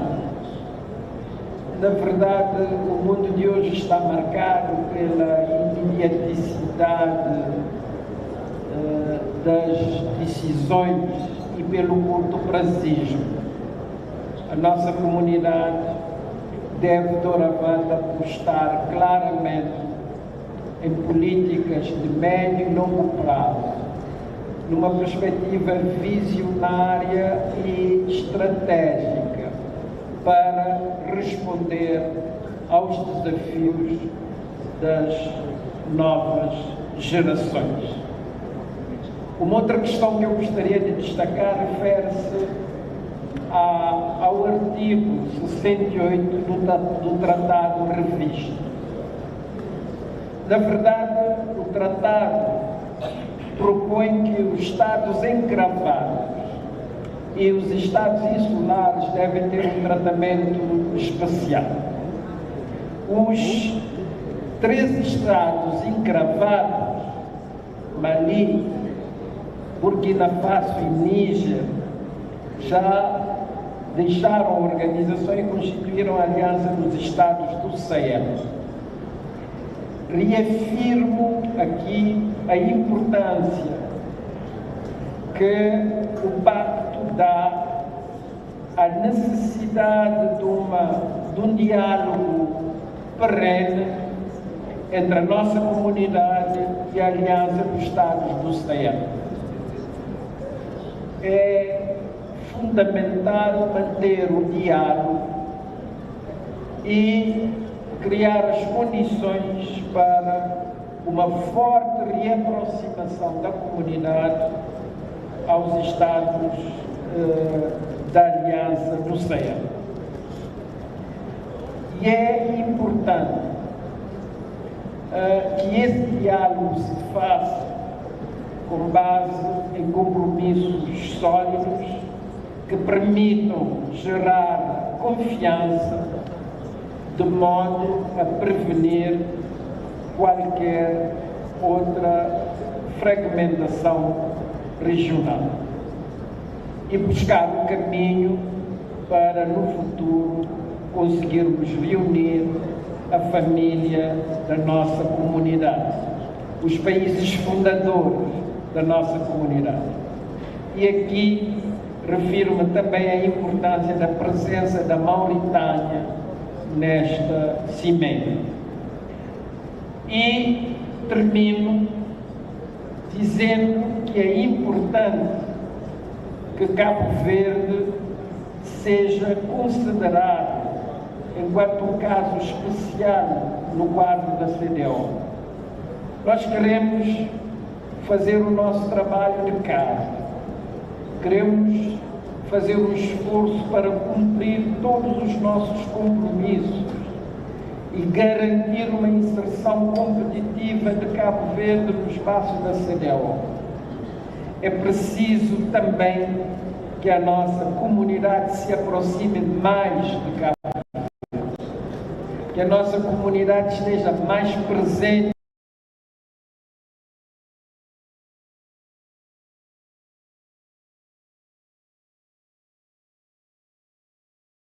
em toda a sua dimensão.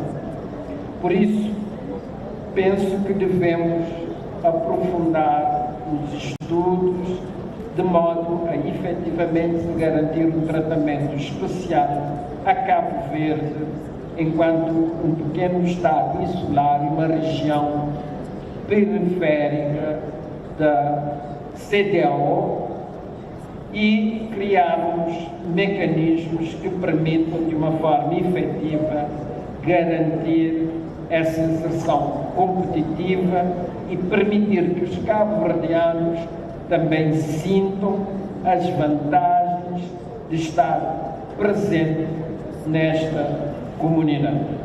Muito obrigado, Sr. Presidente.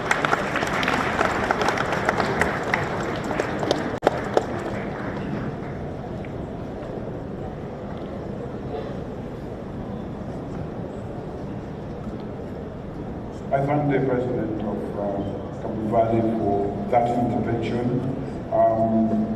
There's a little announcement here from the Legal Directorate.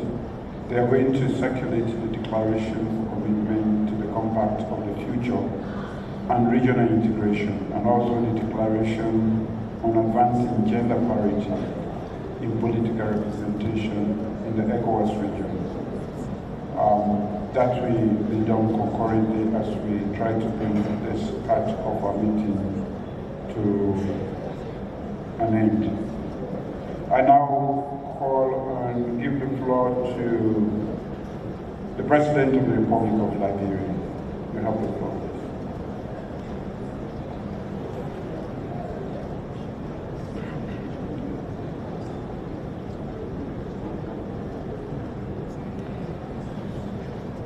Thank you, Mr. Chairman. Your Excellency, you have you, Chair of ECOWAS Authority, and State and Government, Your Excellency, President of ECOWAS Nation, distinguished delegates, ladies and gentlemen. I wish to begin by expressing my sincere appreciation to my brother, His Excellency Julian Marabio, the government and people of the Republic of Peru, my delegation, my congregation, Australian, several hosting both the summit of the future of regional integration in West Africa and the 69th ordinary session ECOWAS, Authority of Head of State and Government. These meetings come at a defining moment for our community each other whole, the more stronger and more united West Africa. Let me add that the facilities are exceptional. I want to thank you. As President Bureau concludes its tenure as chair of ECOWAS Authority of Head of State and Government, Liberia commends him for his steadfast leadership and commitment to advancing regional dialogue, peace, and cooperation during a particularly consequential period for our community. We thank him for his service and wish him continued success as he continues to champion the cause of regional integration.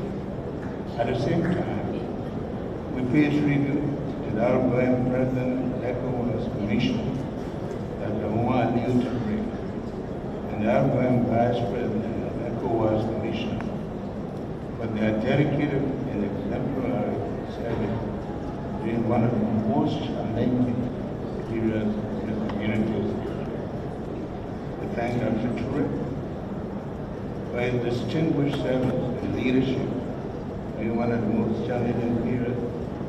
We particularly commend his efforts in steering the dialogue with Burkina Faso, Mali, and Niger following their withdrawal from ECOWAS. While difficult decisions were made, Liberia remains hopeful that these sister nations will one day return to a unified ECOWAS family. I also extend Liberia's warm congratulations to the Republic of Senegal, the presidency of ECOWAS Commission, and the Federal Republic of Nigeria on assuming the seat of the Commission.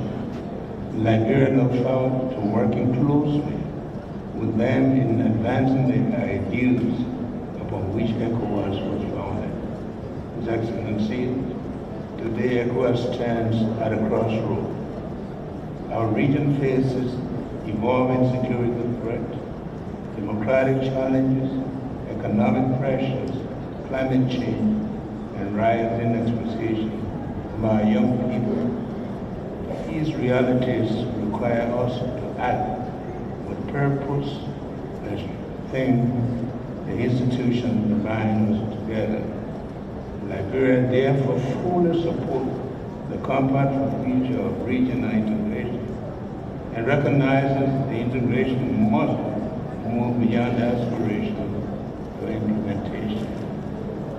Our people must see the benefit of ECOWAS in their daily lives, not only through declarations adopted in conference halls, but through greater peace, increased trade, more employment, improved infrastructure, and stronger economic resilience. These priorities align closely with Liberia's agenda for inclusive development.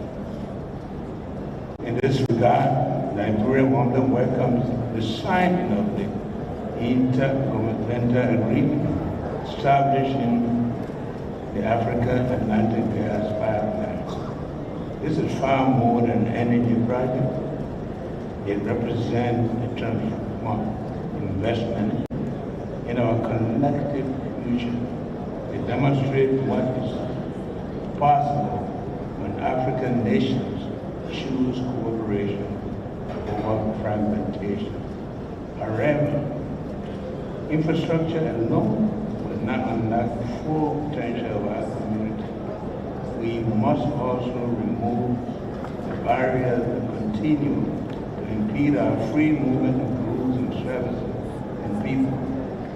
We should work collectively to eliminate unnecessary levies, reduce non-tariff barriers, simplify border procedures, and create a truly integrated regional market. That's it. and citizens ECOWAS. Elected member of the United Nations Security Council,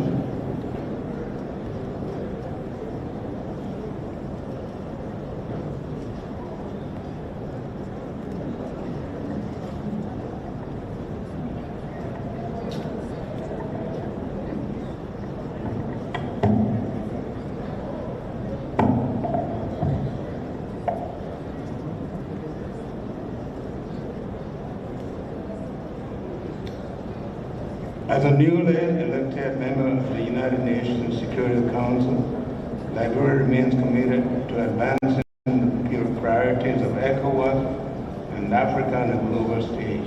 We will continue to champion peace, preventive democracy, diplomacy, constitutional governance, conflict resolution, and sustainable development as essential foundation for regional stability.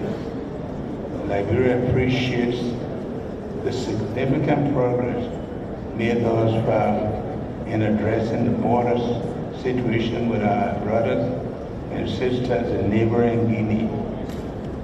We welcome the spirit of dialogue, cooperation, and mutual respect that has guided the process, and remain optimistic that these efforts, with the support of ECOWAS Commission, will soon lead to a final, peaceful, and mutually acceptable resolution.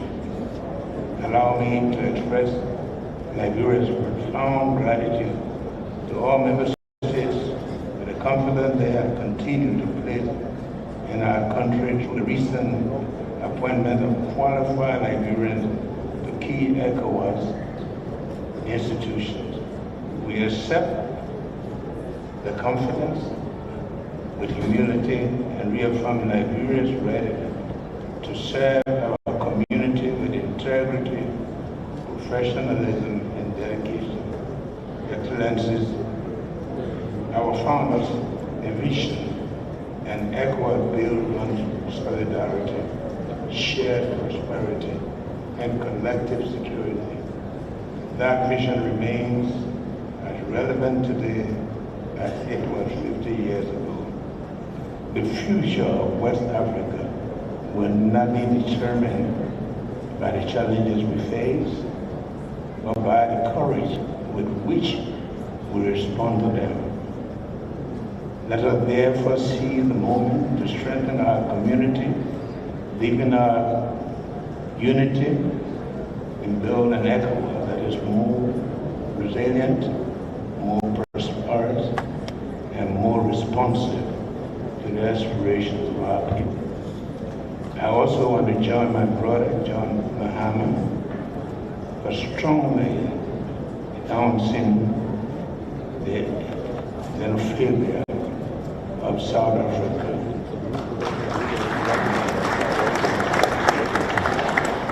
Together, let us ensure that future generations inherit not a divided region, but a stronger, more integrated, and more peaceful West Africa, and a united Africa. Thank you, and God bless you.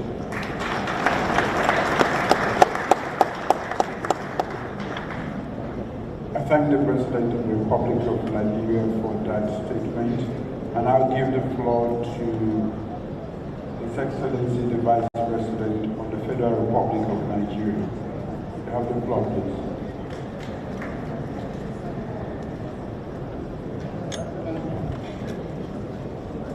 Excellency, Chairman of the ECOWAS President Julius Maada Bio, Your Excellencies and dear colleagues, heads of state and government, Your Excellency, the President of the ECOWAS Commission, Dr. Omar Ali Toure, distinguished special guests, ladies and gentlemen. On behalf of His Excellency President Bola Ahmed Tinubu GCFR, President of the Federal Republic of Nigeria, the government and the good people of the Federal Republic of Nigeria, I wish to convey my profound appreciation to Excellency President Julius Maada Bio, the government and the people of the Republic of Sierra Leone for the warm hospitality extended to me and my delegation since our arrival, and for the excellent arrangements put in place for the successful convening of this 66th ordinary session of our authority here in Lungi, Republic of Sierra Leone. I also wish to congratulate Your Excellency on the successful commissioning of the Julius Maada Bio International Conference Center, which stands as both a remarkable national achievement for the people of Sierra Leone and a lasting contribution to regional diplomacy.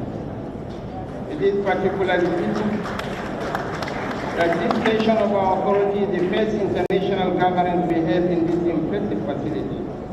I am confident that this center will serve as an enduring platform for consensus building and collective action in advancing peace, regional integration, and sustainable development across our community.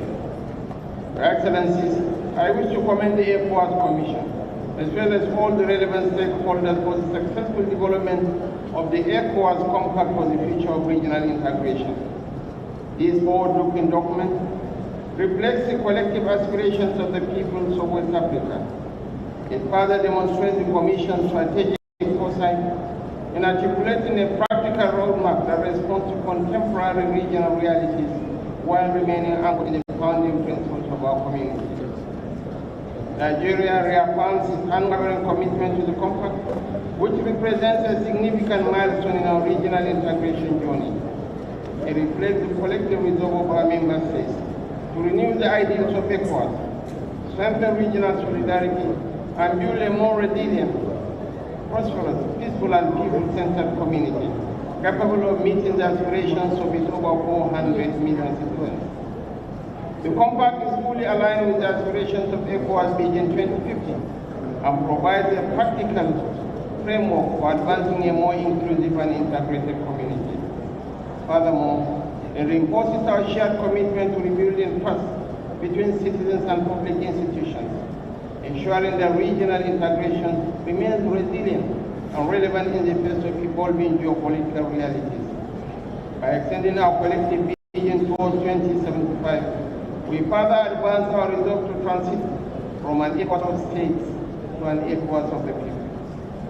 As the largest economy and one of the key founding members of the regional economic community, Nigeria remains steadfast in its historic responsibility to continue the promotion of regional unity, peace, economic integration, and democratic governance.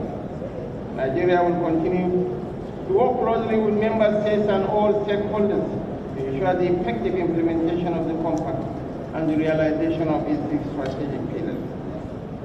Sustainable regional prosperity requires deeper economic integration, expanded trade, industrialization, tourism, investment in regional value chains, improved infrastructure connectivity, and strengthened food security. Nigeria therefore welcomes the Compact's ambition to expand into our regional trade, enhance industrial competitiveness, support the gradual implementation of the ECO single currency, and accelerate the creation of an integrated regional economy capable of competing effectively in the global marketplace. Nigeria remains committed to initiatives that remove trade barriers, improve cross-border infrastructure, facilitate the free movement of persons, goods, and services, and create an enabling environment for businesses, entrepreneurs, and investors to thrive across West Africa.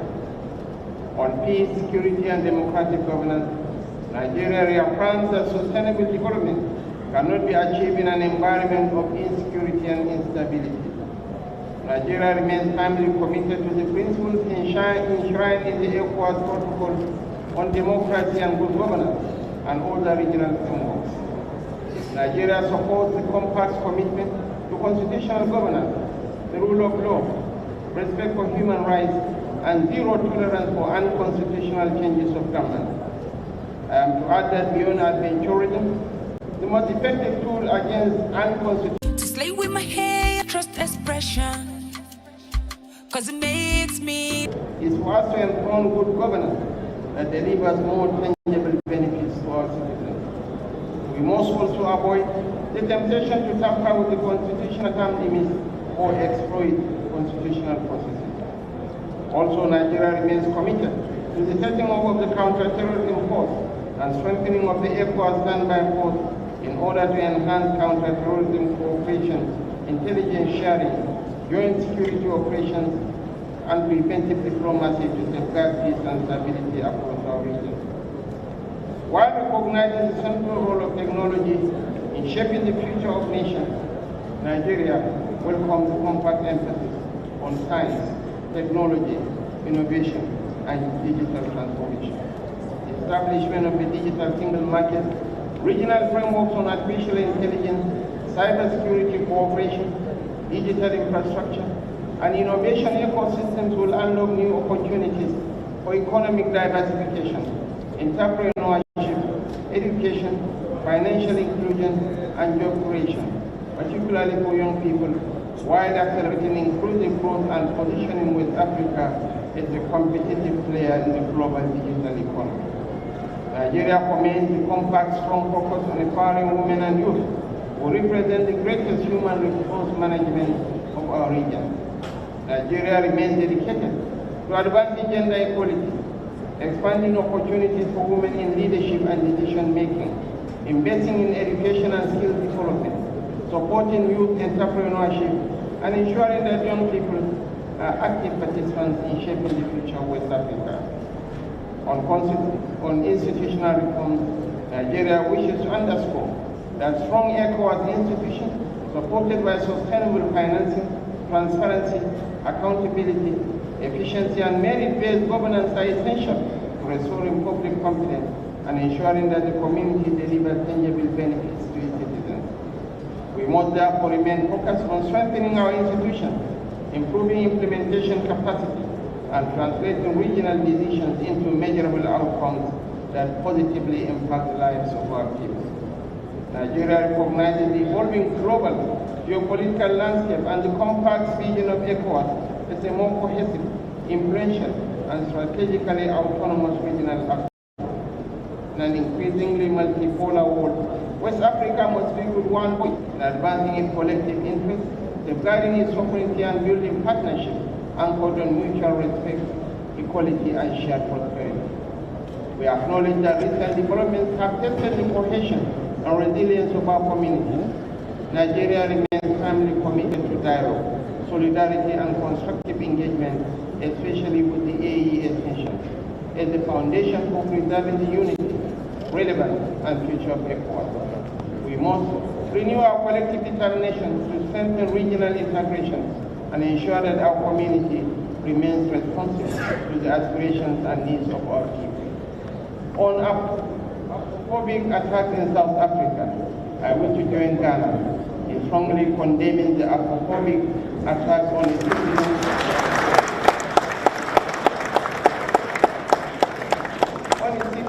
and other fellow Africans in the Republic of South Africa.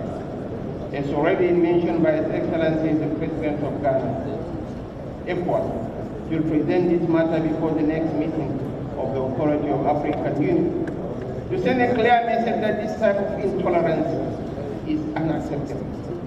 South Africa should be reminded,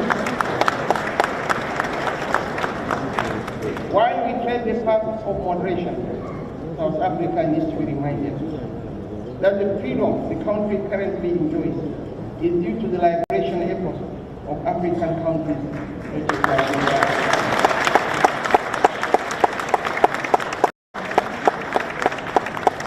Elections were made from our scholarship allowances to fund liberation movement in Southern Africa.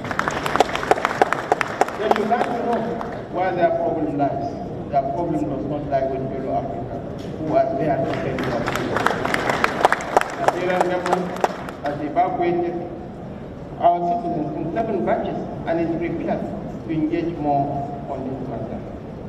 Finally, I hereby call upon member states, regional institutions, the private sector, civil society, development partners, women and young people to support the effective implementation of the ECOWAS Compact for the future of regional integration. The Compact provides a roadmap to strengthen regional unity, restore public trust, and build a more resilient and people-centered ECOWAS, capable problem effectively addressing current and future challenges. Through unity of purpose, visionary leadership, and sustained cooperation, we can build a stronger community that delivers lasting peace, security, prosperity, and sustainable development for all the peoples of West Africa. Finally, Your Excellency, on a lighter note, Alhaji Aliko is on ground. Do not allow him to leave this country without expressing his commitment to establish a solid plan.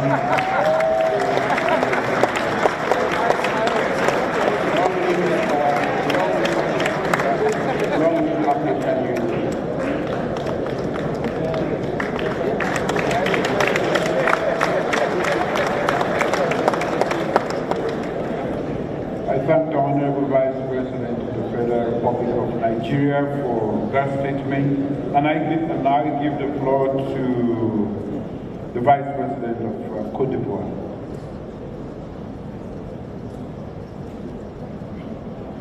Merci.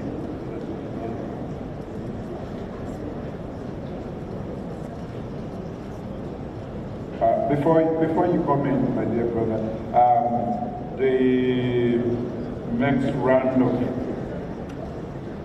documents to be signed is the intergovernmental agreement concerning African Atlantic Gas Pipeline and the supplementary act on the protection of personal data. That will be circulated at the time.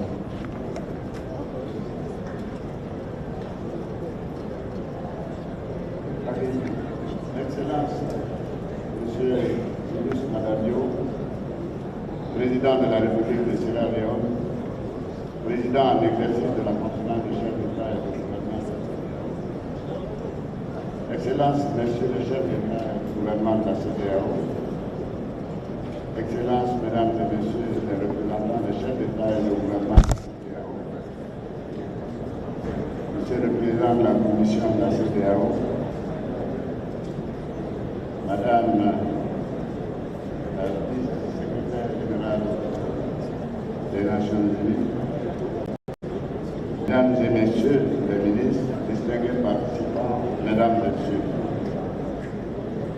C'est un honneur tout particulier pour moi de prendre la parole au nom de son Excellence M. Alassane Ouattara, Président de la République de Côte d'Ivoire, qui m'a chargé de vous transmettre ses salutations les plus fraternelles et ses regrets de ne pouvoir être parmi vous aujourd'hui. Il forme des vœux ardents pour que ce sommet sur l'avenir de notre institution régionale marque un tournant historique dans la marche de notre communauté vers la prospérité. Je voudrais également exprimer notre profonde gratitude à notre hôte, son Excellence M. Yunus Madadio, dont l'engagement contribue à maintenir notre organisation mobilisée autour des défis de notre temps et des aspirations de notre peuple. Excellences, Mesdames et Messieurs, nous sommes réunis ici 51 ans après le traité de Lagos pour adopter un pacte qui apparaît comme la traduction politique et stratégique de notre engagement collectif en faveur de l'intégration régionale. La Côte d'Ivoire adhère pleinement à la philosophie de ce pacte. Il s'aligne sur la vision 2050 pour une CEDEAO des peuples, une CEDEAO de paix et de prospérité pour tous. Par ma voix, la Côte d'Ivoire réaffirme son engagement solennel à œuvrer pour un avenir meilleur de notre sous-région à travers les orientations stratégiques de ce pacte, à savoir la paix et la sécurité avec un accent sur la lutte contre le terrorisme qui menace la stabilité de nos États et compromet le plein potentiel de développement de notre région. La transformation économique avec la réalisation effective du marché commun à l'horizon 2035 et la mise en œuvre dès 2027 de l'ECO, la monnaie unique tenant en compte les pays qui seront prêts à s'y prend en charge aussi la révolution numérique, ainsi que l'inclusion sociale avec des orientations ambitieuses vers l'autonomisation des femmes, la valorisation de notre jeunesse et le renforcement des structures de santé comme l'Organisation ouest-africaine de la santé. Il prend en charge aussi l'autonomie stratégique de notre communauté face à la multipolarité croissante du monde. Excellences, mesdames et messieurs, tout en saluant avec force les orientations majeures de ce pacte, il est important de faire observer qu'il doit être financièrement soutenable. Hélas, nous ne pouvons ignorer le fossé entre ces normes chantiers et nos capacités actuelles de financement. En effet, le pacte prévoit de nombreuses opérations d'envergure, telles que le Centre régional de coordination de la cybersécurité ou encore l'Institut diplomatique régional dont les coûts globaux n'ont pas encore été précisément chiffrés. De même, l'objectif d'un autofinancement à 100% d'ici 2030 par le prélèvement communautaire se heurte à la réalité des arriérés qui s'accumulent au fil des ans. Il est évident que la taxe communautaire, même reversée à l'intégralité de son potentiel, ne saurait suffire pour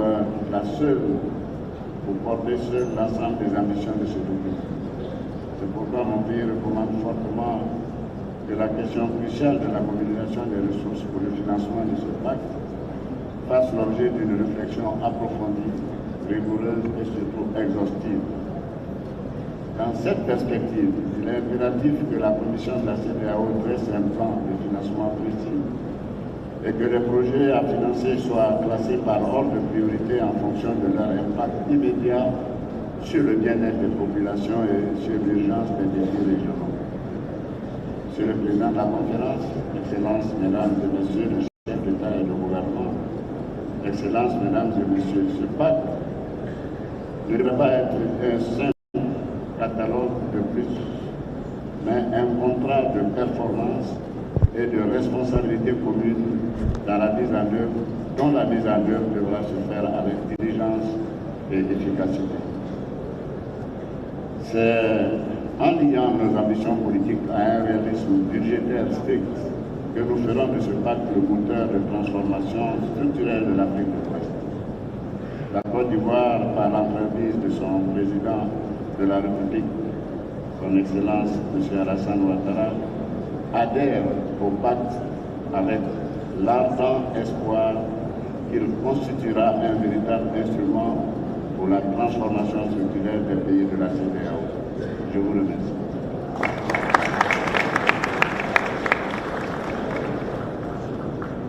I thank the Honorable Vice President of Côte d'Ivoire for that statement, and now invite the Deputy Secretary General of the United Nations. You have the floor, please. Thank you. Thank you. Your Excellency Julius Madabio, President of the Republic of Sierra Leone and Chairperson of ECOWAS Authority Heads of State and Government, Excellencies, Heads of State and Government of ECOWAS Member States, Her Excellency, First Lady of the Republic of Sierra Leone, Fatima Madabio, Your Excellency Dr. Omar Elliot Toure, the President of the ECOWAS Commission, Her Excellency Mrs. Damtienne Chichibija, the Commission. Special guests, our Chair of the ECOWAS Business Council, former President of the Republic of Sierra Leone, His Excellency Ernest Bai Koroma, Your Excellency the President of the Islamic Republic of Mauritania, His Excellency Mohamed Ghazouani. It is a pleasure, distinguished ladies and gentlemen, an honor to be here today. Your Excellency President Bio, thank you for your leadership of ECOWAS at a moment when this community has been severely tested, and you have chosen the harder path, keeping the doors open and working to hold the region together. My brother President Toure, you and your team have kept ECOWAS moving through a period of extraordinary strain. You've protected the institution while continuing to press it to deliver for the people it serves. This summit of the future and the regional pact illustrates this best. Congratulations. Your Excellency, Vice President, my sister, thank you for the leadership you continue to bring to the women of this region and the wider sustainable development agenda. And I'd like to congratulate ECOWAS leadership on the signing of the presidential declaration on advancing gender parity in political representation in ECOWAS states. For our part, the United Nations is grateful for its close partnership with ECOWAS, carried forward every day through the leadership of the Special Representative to the Secretary General, Leonardo Santos Dumont, UNOWAS, and our teams across the region. Excellency, this summit comes at a decisive moment for the region. African-led solutions are beginning to come to the fore under the leadership of the African Union and the chair of the AU Commission, His Excellency Mahmoud Ali Yusuf. So this is a historic opportunity. It also places an immense responsibility on the shoulders of every leader in this room. This is a moment of conviction about what Africa must secure for itself and what it must demand from the world. Excellencies, let me emphasize, la paix est la condition de toutes les autres ambitions que nous portons pour l'avenir de l'Afrique. Prêter les armées n'a jamais été aussi onereuse. Pour le Sahel, pour l'État côtier, pour les réaliser l'agenda 2063. La menace terroriste s'étend aujourd'hui du Sahel vers l'État côtier du Golfe de Guinée, à compte pays de la région de l'Afrique. Let me offer three reflections. The first, the solutions must be led by Africa, under the leadership of the African Union, and shaped by the countries of this region. Therefore, we salute and support all initiatives of ECOWAS and countries of the West African region and the Sahel are taking to work together to fight and defeat terrorism. The international community has an obligation to support these solutions in the way the region asks to be supported. Not to impose answers from the outside, nor to substitute its judgment for African leadership, but they should bring political, financial, and security support necessary to implement African decisions. The UN Security Council must clearly hear the voice of Africa and stand behind the solutions Africa is proposing. Excellency, no one hands the people their future. Amil Cabral, the intellectual and revolutionary, said to the West, no matter how hot the water from your well, it will not cook your rice. Support of the outside actors can warm the pot, but only Africa can make the meal. We have seen what it looks like in this region. There is new momentum for dialogue across political divides and across geography. Countries of the central Sahel and the coast are showing greater readiness to rebuild trust, reopen channels of communication, and cooperate in practical ways through initiatives and complement and find their anchor in the African Union. The appointment of Dr. Kouyaté, former Prime Minister of Guinea, former Executive Secretary of this very community, as ECOWAS Chief Negotiator of the Alliance of Sahel States, is one encouraging step. It is also welcoming to see the recent engagements by the AU Commission Chairperson to rebuild engagement with the AES states through solidarity and cooperation on security, regional challenges, rather than isolation. Every door reopened is hope for the peoples of this region, and I commend all who work to reopen it in this room and beyond. Second reflection. Peace cannot last without strong economic development. A young person with a trade and a future has little reason to pick up a gun. That is what Agenda 2063 asks of us. A prosperous Africa built on inclusive growth and sustainable development. Prosperity the agenda itself recognizes as a precondition for peace. Yet the global financial architecture does not support Africa's ambitions. And that is why this region must put its full weight behind the African Development Bank and its leadership on the new African financial architecture, coordination among African financial institutions, and the unlocking of $4 trillion in Africa's savings held in pension and sovereign wealth funds.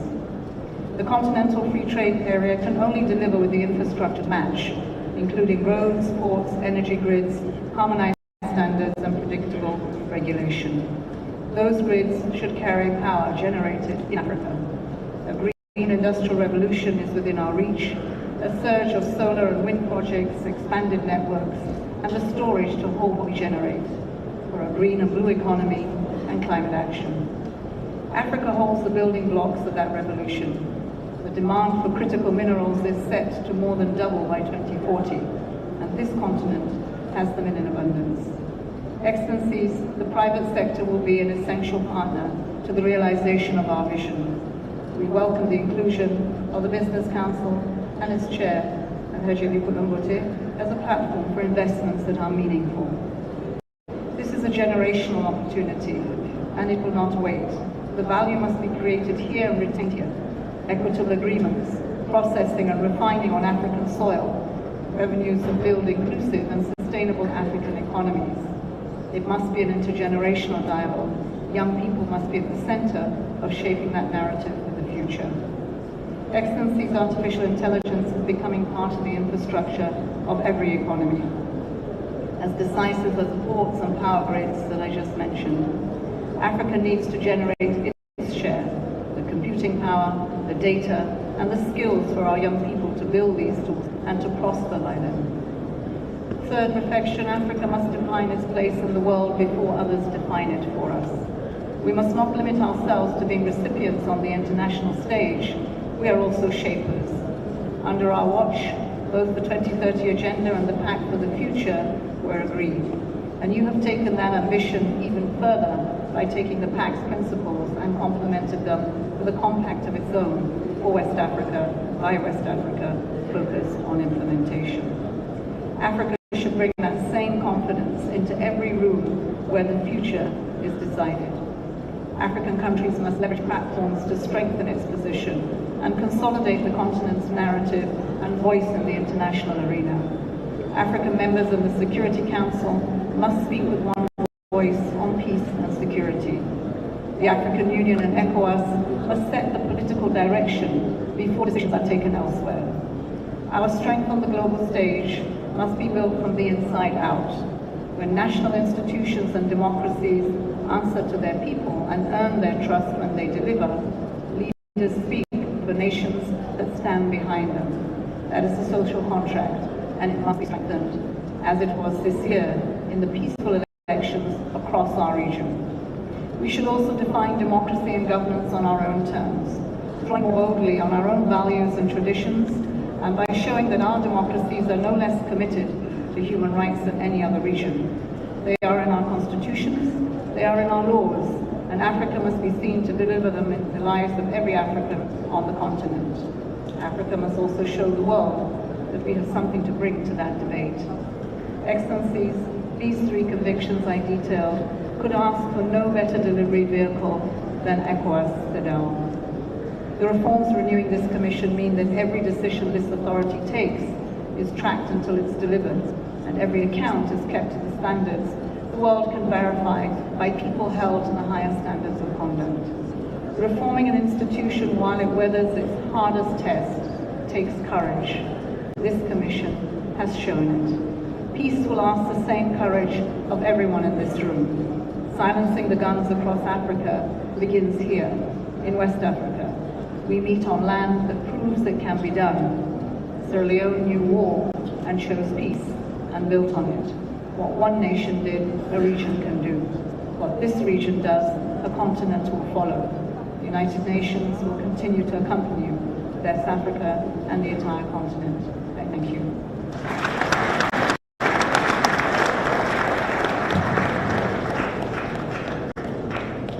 I thank the Deputy Secretary General for that statement, and I now invite our Chairman for the ECOWAS Business Council, Alhaji Aliko Dangote.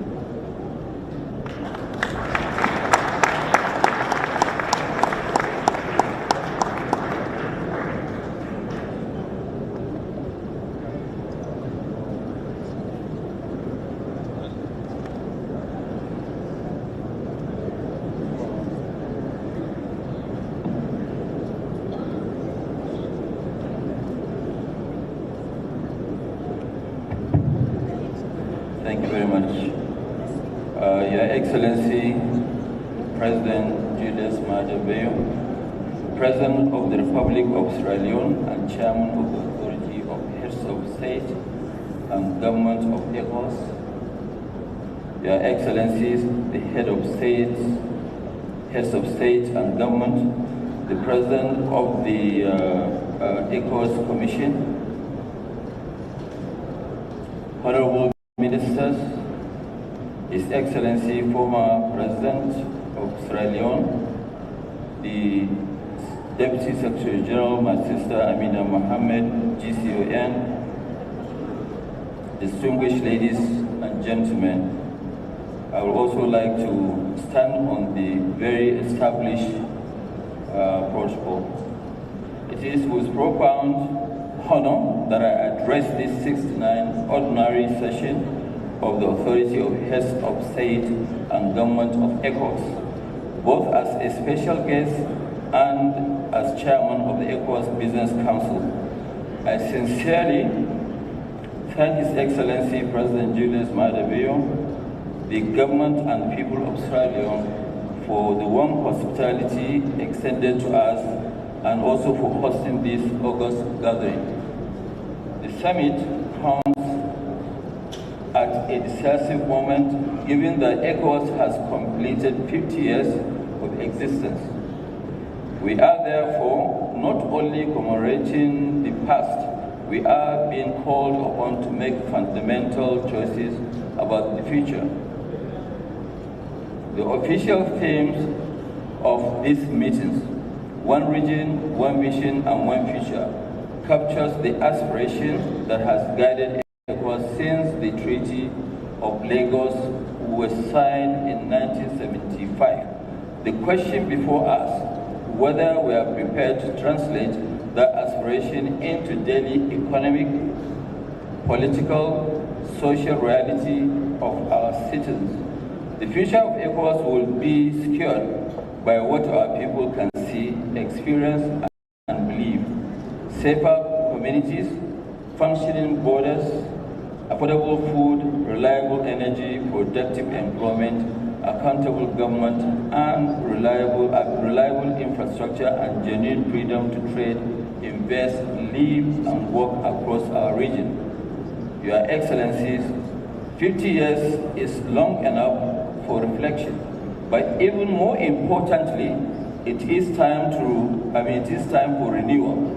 The question before us is no longer whether ECOWAS remains relevant. It does. The real question is whether ECOWAS is moving fast enough to meet the expectations of the nearly 460 million West Africans, most of whom are young, ambitious, and increasingly impatient for opportunity. As someone who has actually invested across Africa over 4 decades, allow me to respectfully share one conviction: the future of ECOWAS will not be determined by the number of protocols we sign. It will be determined by the number of opportunities we create for our people, and that, in my view, is the challenge before us. Our region possesses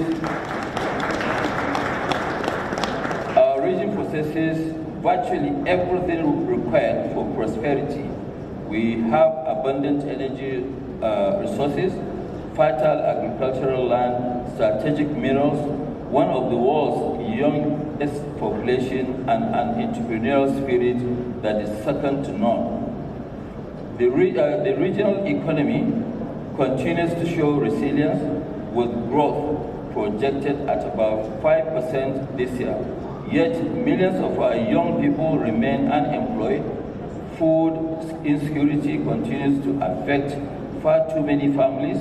Manufacturing remains limited, and despite 5 decades of integration, trade among ECOWAS countries still represents only a small fraction of our total trade with the rest of the world.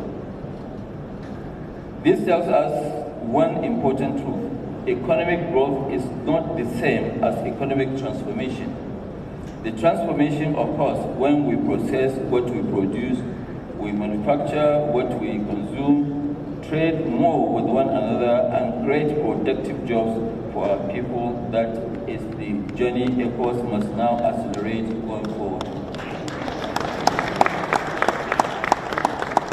Your Excellencies, allow me to respectfully share some of the facts that I believe should shape the next chapter of our community. Our citizens will judge ECOWAS by real and practical results, which they will measure by whether they can cross borders without unnecessary delays, whether businesses can trade freely, whether electricity is available, whether food is affordable, and whether young people can find decent jobs. If regional integration does not improve everyday's life, public confidence will inevitably diminish. There can be no lasting prosperity without good governance, peace, and political stability. Military intervention may not be the sustainable path to development, but democratic governance must also continuously earn the confidence of citizens.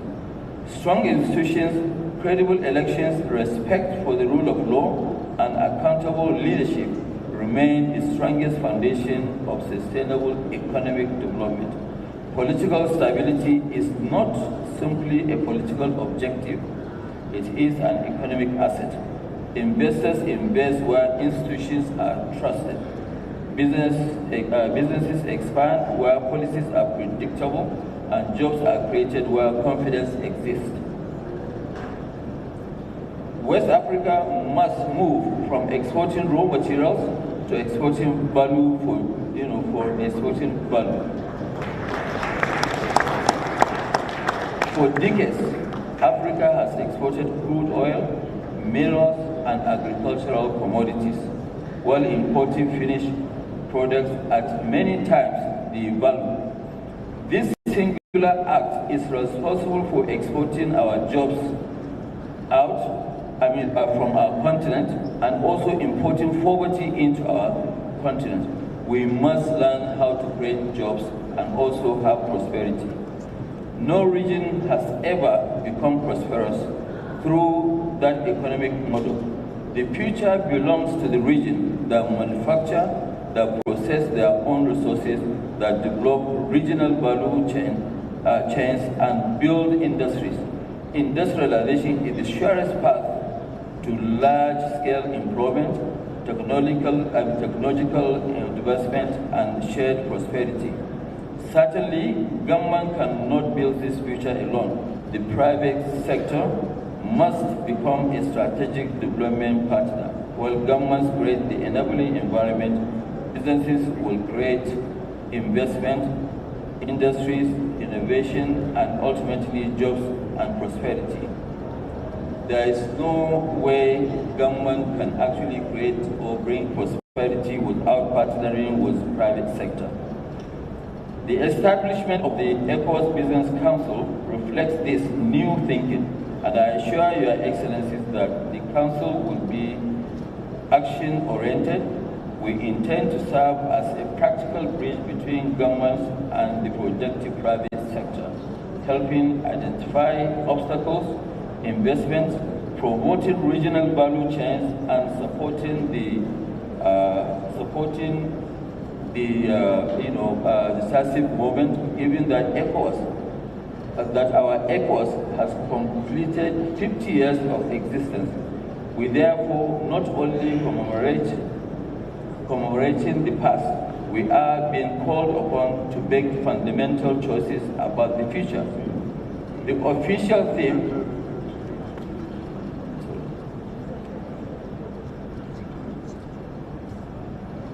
Your Excellencies, I may respectfully suggest some priorities for the future.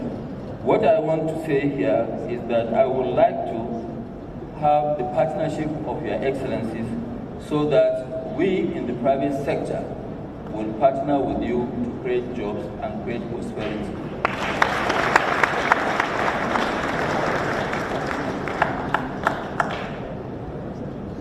Like I said earlier, history will not judge us history will not judge us by other things, but only whether a young entrepreneur in Kano can easily sell goods to Dakar, whether a manufacturer in Ghana can source raw materials from Guinea without unnecessary barriers, whether a farmer in Sierra Leone can access regional markets, and whether an investor sees West Africa not a 12 or 15 separate economies, but as one integrated market and almost for 500 million people. That is the ECOWAS our citizens deserve. And as chairman of the ECOWAS Business Council, I pledge the full commitment of the organized private sector to work alongside governments to help make this vision a reality. The future of ECOWAS will be built on our factories, mechanized farms, functional classrooms, and the millions of hard-working West Africans whose aspirations should remain at the center of every decision we make. Let us therefore make the next 50 years an era of which West Africa finally fulfills its extraordinary promise. What I want to say is that my vice president actually challenged me that I should do something here. Of course, we have 10,000 megawatts that we would like to do within the ECOWAS countries, and any country has interest, we are ready to partner with you and create that power.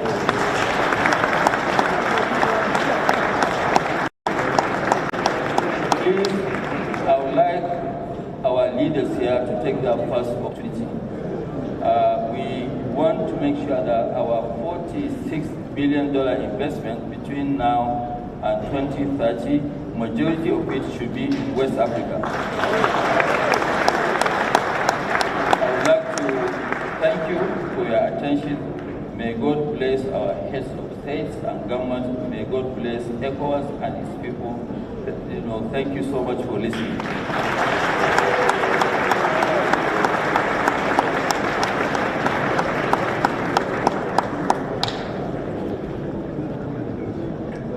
Thank you very much, Alhaji Aliko Dangote. My application is in. Our Minister of Energy, take note. Tomorrow, the actual paper, the hard copy of our application should be in. And I invite my colleagues. We are not going to let him off that hook. We are going to apply and get our power. Thank you very much, Aliko. Now I give the floor to the African Development Bank.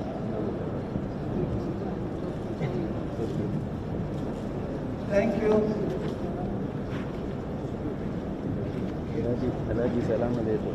Our application is on the way. Yes, please.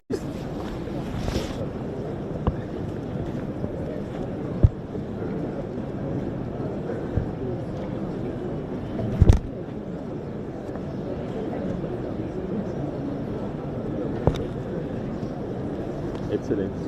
Your Excellency, yes, President Julius Madabio, President of the Republic of Sierra Leone, and Chairperson of the ECOWAS Authority of Heads of State and Government. Your Excellencies, Heads of State and Government of the ECOWAS member countries here present. Your Excellency, Dr. Umar Ali Toure, President of the ECOWAS Commission. Your Excellency, Dr. Fatima Marabio, First Lady of the Republic of Sierra Leone. Your Excellency, Amina Mohammed, UN Deputy Secretary General. Your Excellency, the former President of the Republic of Sierra Leone. Excellencies, Vice Presidents, here present, Honorable Ministers, distinguished guests, ladies and gentlemen, all protocols observed, I bring to you very warm greetings from Dr. Sidi Utta, President of the African Development Bank Group, who could not make it to be with us here and has designated me to deliver this speech on his behalf. And I quote, "Let me start by expressing deep appreciation for the warm welcome extended to the African Development Bank Group for the excellent organization of this summit. As ECOWAS recently celebrated its 50th anniversary, we continue to reflect on more than an institution. We celebrated 5 decades of collective vision, a West Africa united by solidarity, connected by opportunity, and driven by a shared ambition for prosperity. I wish to commend the leadership of the ECOWAS Authority of Heads of State and Government under the chairmanship of His Excellency President Julius Maada Bio, as well as the ECOWAS Commission under the leadership of His Excellency President Omar Aliyu Toure. Through both of your leadership, ECOWAS continues to advance peace, stability, free movement, trade, regional integration across West Africa. I also commend His Excellency President Julius Maada Bio for bringing to the fore integration through the upcoming West Africa Integration and Investment Summit, an initiative that the African Development Bank fully supports. Since assuming office as President of the African Development Bank Group, I have engaged extensively with heads of state, with ministers, shareholders, board members, staff, investors, entrepreneurs, young Africans, and development partners. All across these conversations, one message consistently emerges: Africa's ambitions are growing faster than the financial architecture available to support them. Our continent now requires institutions capable of mobilizing larger volumes of capital at scale, forcing stronger partnerships, acting with greater speed, and re-imaging development finance for a new era. Yet this challenge presents an opportunity. Africa accounts for nearly 80% of the world's population, 30% of its mineral resources, and over 60% of uncultivated arable land. Despite these advantages, our share of global capital remains limited of global GDP at about 3%, even global trade. The central question before us, therefore, is no longer whether Africa has resources or potential. The question is whether we can translate those assets into productive investments, industrial capacity, jobs, value addition, and greater influence in the global economy. This is why this summit is so crucial. It comes at a time of geopolitical realignment, persistent supply chain disruptions, growing inflationary pressure, and a more expensive global financial environment. Africa's resilience will increasingly depend on its capacity to act collectively, mobilize its own resources, and accelerate regional integration. The African Development Bank, your bank, Your Excellency, views regional integration not only as an aspiration, but as a necessity. Integrated markets reduce costs, expand opportunities, increase competitiveness, create jobs at scale. To unlock these gains, we must invest in trade-enabling infrastructure, industrial development, energy systems, logistics networks, digital connectivity, strong institutions, and the skills that empower women and young people to thrive across borders. This vision is reflected in the African Development Bank's new 4 cardinal points, which are the strategic focus of the bank: mobilizing capital at scale, unlocking Africa's capital power, turning our demographic dynamism into a dividend, particularly for women and young people, and accelerating investment in resilient infrastructure, in industrialization, and value chains that will take a greater share of wealth within Africa. To To advance this objective, the bank's African member countries adopted the new African Financial Architecture for Development, or the NAFAD. This initiative is about making better use of the institutions that we already have, mobilizing domestic savings, deepening capital markets, reducing perceived investment risk, and transforming Africa's abundant liquidity into productive investment. We get this through applying principles of subsidiarity, complementarity, consolidation, and sustainability. For ECOWAS, NAFAD offers a practical pathway to financing the region's ambitions.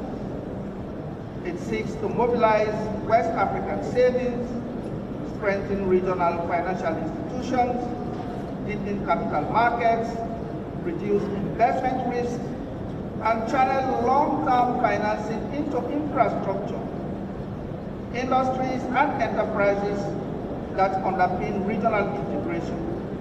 NAFAD is therefore not merely a financial initiative. It is an enabling architecture for transforming the ECOWAS to an engine of shared prosperity. At a time when ECOWAS is pursuing deeper economic integration, NAFAD can provide the financial backbone needed to realize this vision. Regional integration cannot be achieved through policy harmonization alone. It requires long-term capital to finance transport corridors, power pools, logistics platforms, digital connectivity, industrial clusters, and cross-border value chains. NAFAD seeks to enable exactly that transformation. The African Development Bank is already making a substantial investment across the West Africa sub-region. Our active multinational portfolio stands at about $3.72 billion, supporting initiatives in food production, in energy, and transport. And of course, when we add national operations, that figure goes close to $20 billion for the region as a whole. These investments include rice value chains, it includes the Trans-Gambia corridor, it includes the Senegal-Mauritania-Rosso Bridge, the Cote d'Ivoire, Liberia, Sierra Leone, Guinea, CLSG, electric city transmission, and of course the Cote d'Ivoire, Liberia, Sierra Leone, Guinea interconnection project is a powerful example of what regional cooperation can achieve. Spanning over 1,300 kilometers of high voltage transmission line and connecting 4 national power systems, the project received nearly 40% of its financing from the African Development Bank. The next challenge before us is scale. The ambitious $15.6 billion Abidjan-Lagos corridor represents far more than a transport project. Stretching over 1,000 kilometers and linking 5 economies, it embodies a new vision of regional competitiveness, integrating transport, energy, trade facilitation, logistics, and digital systems. The bank is also advancing preparation of the first phase of the Benin-Togo Transit Road Rehabilitation and Transport Facilitation Program. We are also preparing the Praia-Dakar Maritime Corridor Project, for which studies are already complete. In today's rapidly changing world, competitiveness depends on our ability to unlock finance, reduce risk, build institutions that deliver at speed and scale. This is why the vision of the ECOWAS Common Market and NAFAD must advance together. One expands markets and opportunity. The other, which is NAFAD, mobilizes the capital required to transform opportunity into tangible prosperity. For ECOWAS, the success of NAFAD will ultimately not be measured by volume of capital mobilized alone, but by the opportunities created. The objective is to finance enterprises that employ young people, expand opportunities for women entrepreneurs, strengthen agricultural value chains, and support the next generation of West African innovators. I invite you all, Excellencies and Honorable Ministers, to embrace this agenda with ambition and determination.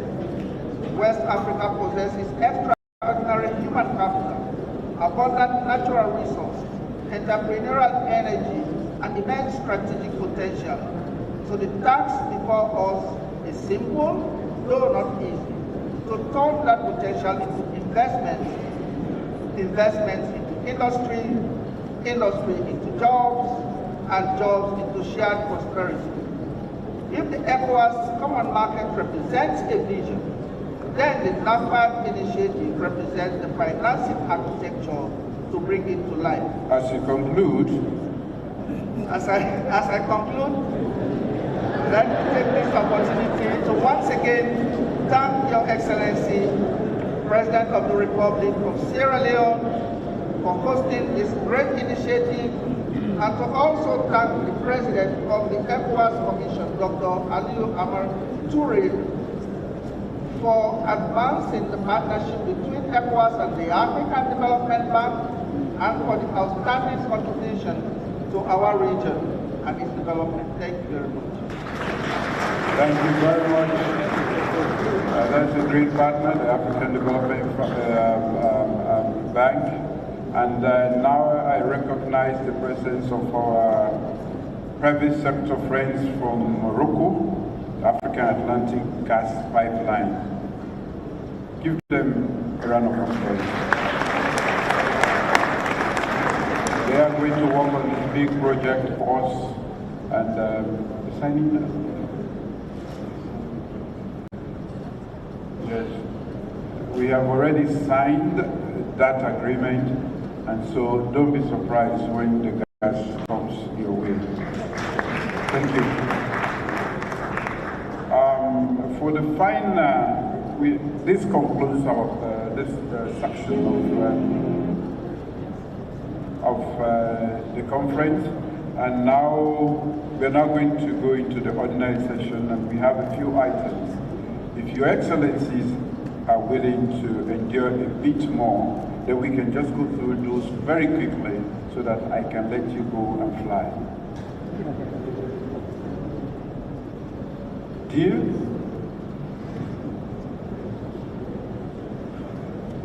Silence is a deal.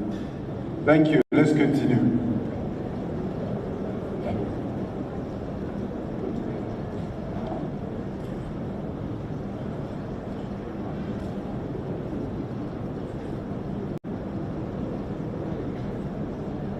Okay, I will now call on the interim report on the state of the community, and that will be presented by Dr. Omar Aliou Touré.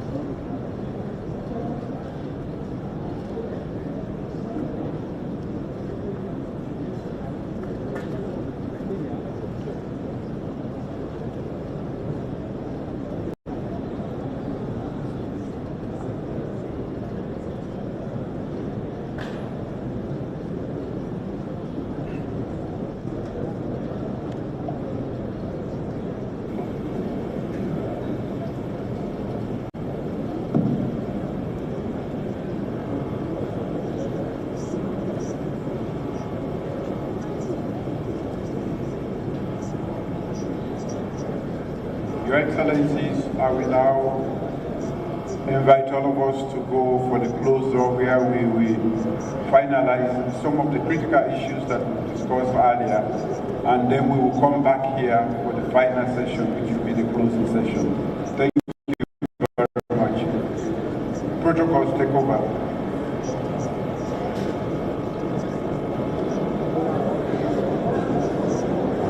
Furthering the project's technical soundness and economic with Atlantic shores of Morocco.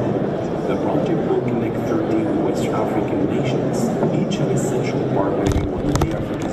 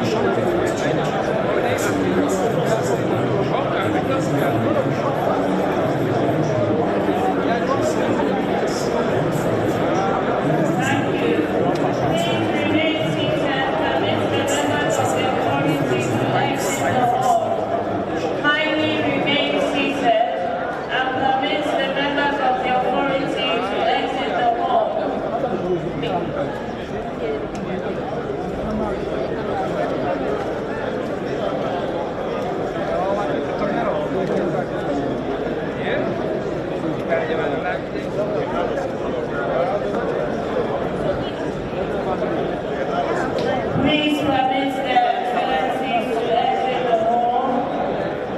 Kindly remain in your places. Permit the members of the authority to exit the hall.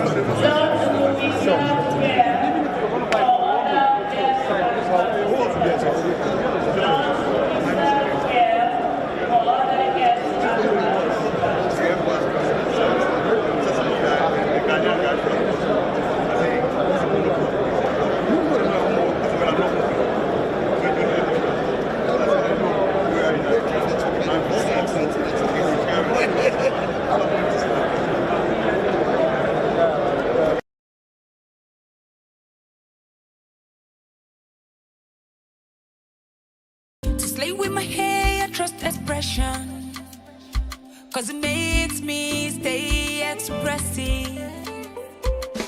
Do it yourself, don't waste time. I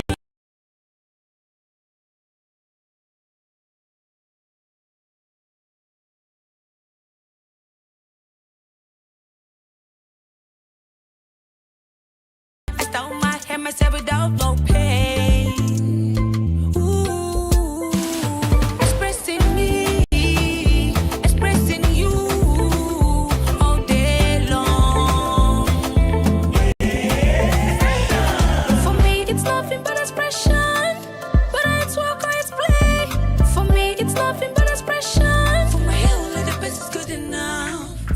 It's nothing but expression.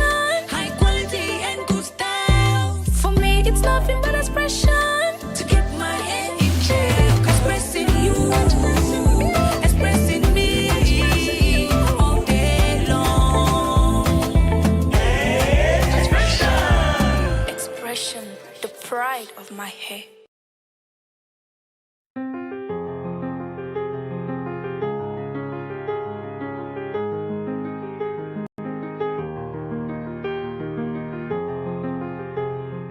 In every part of Sierra Leone, from the mines of Kono to the coast of Pojaun, something transformational is unfolding.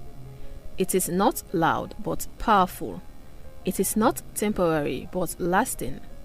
This is the story of opportunity, dignity and empowerment. The Productive Social Safety Net and Youth Employment Project is a flagship social protection program launched by the government of Sierra Leone with support from the World Bank and UNICEF. Born out of the urgent need to strengthen resilience, reduce poverty and create jobs, The Productive Social Safety Net and Youth Employment project focuses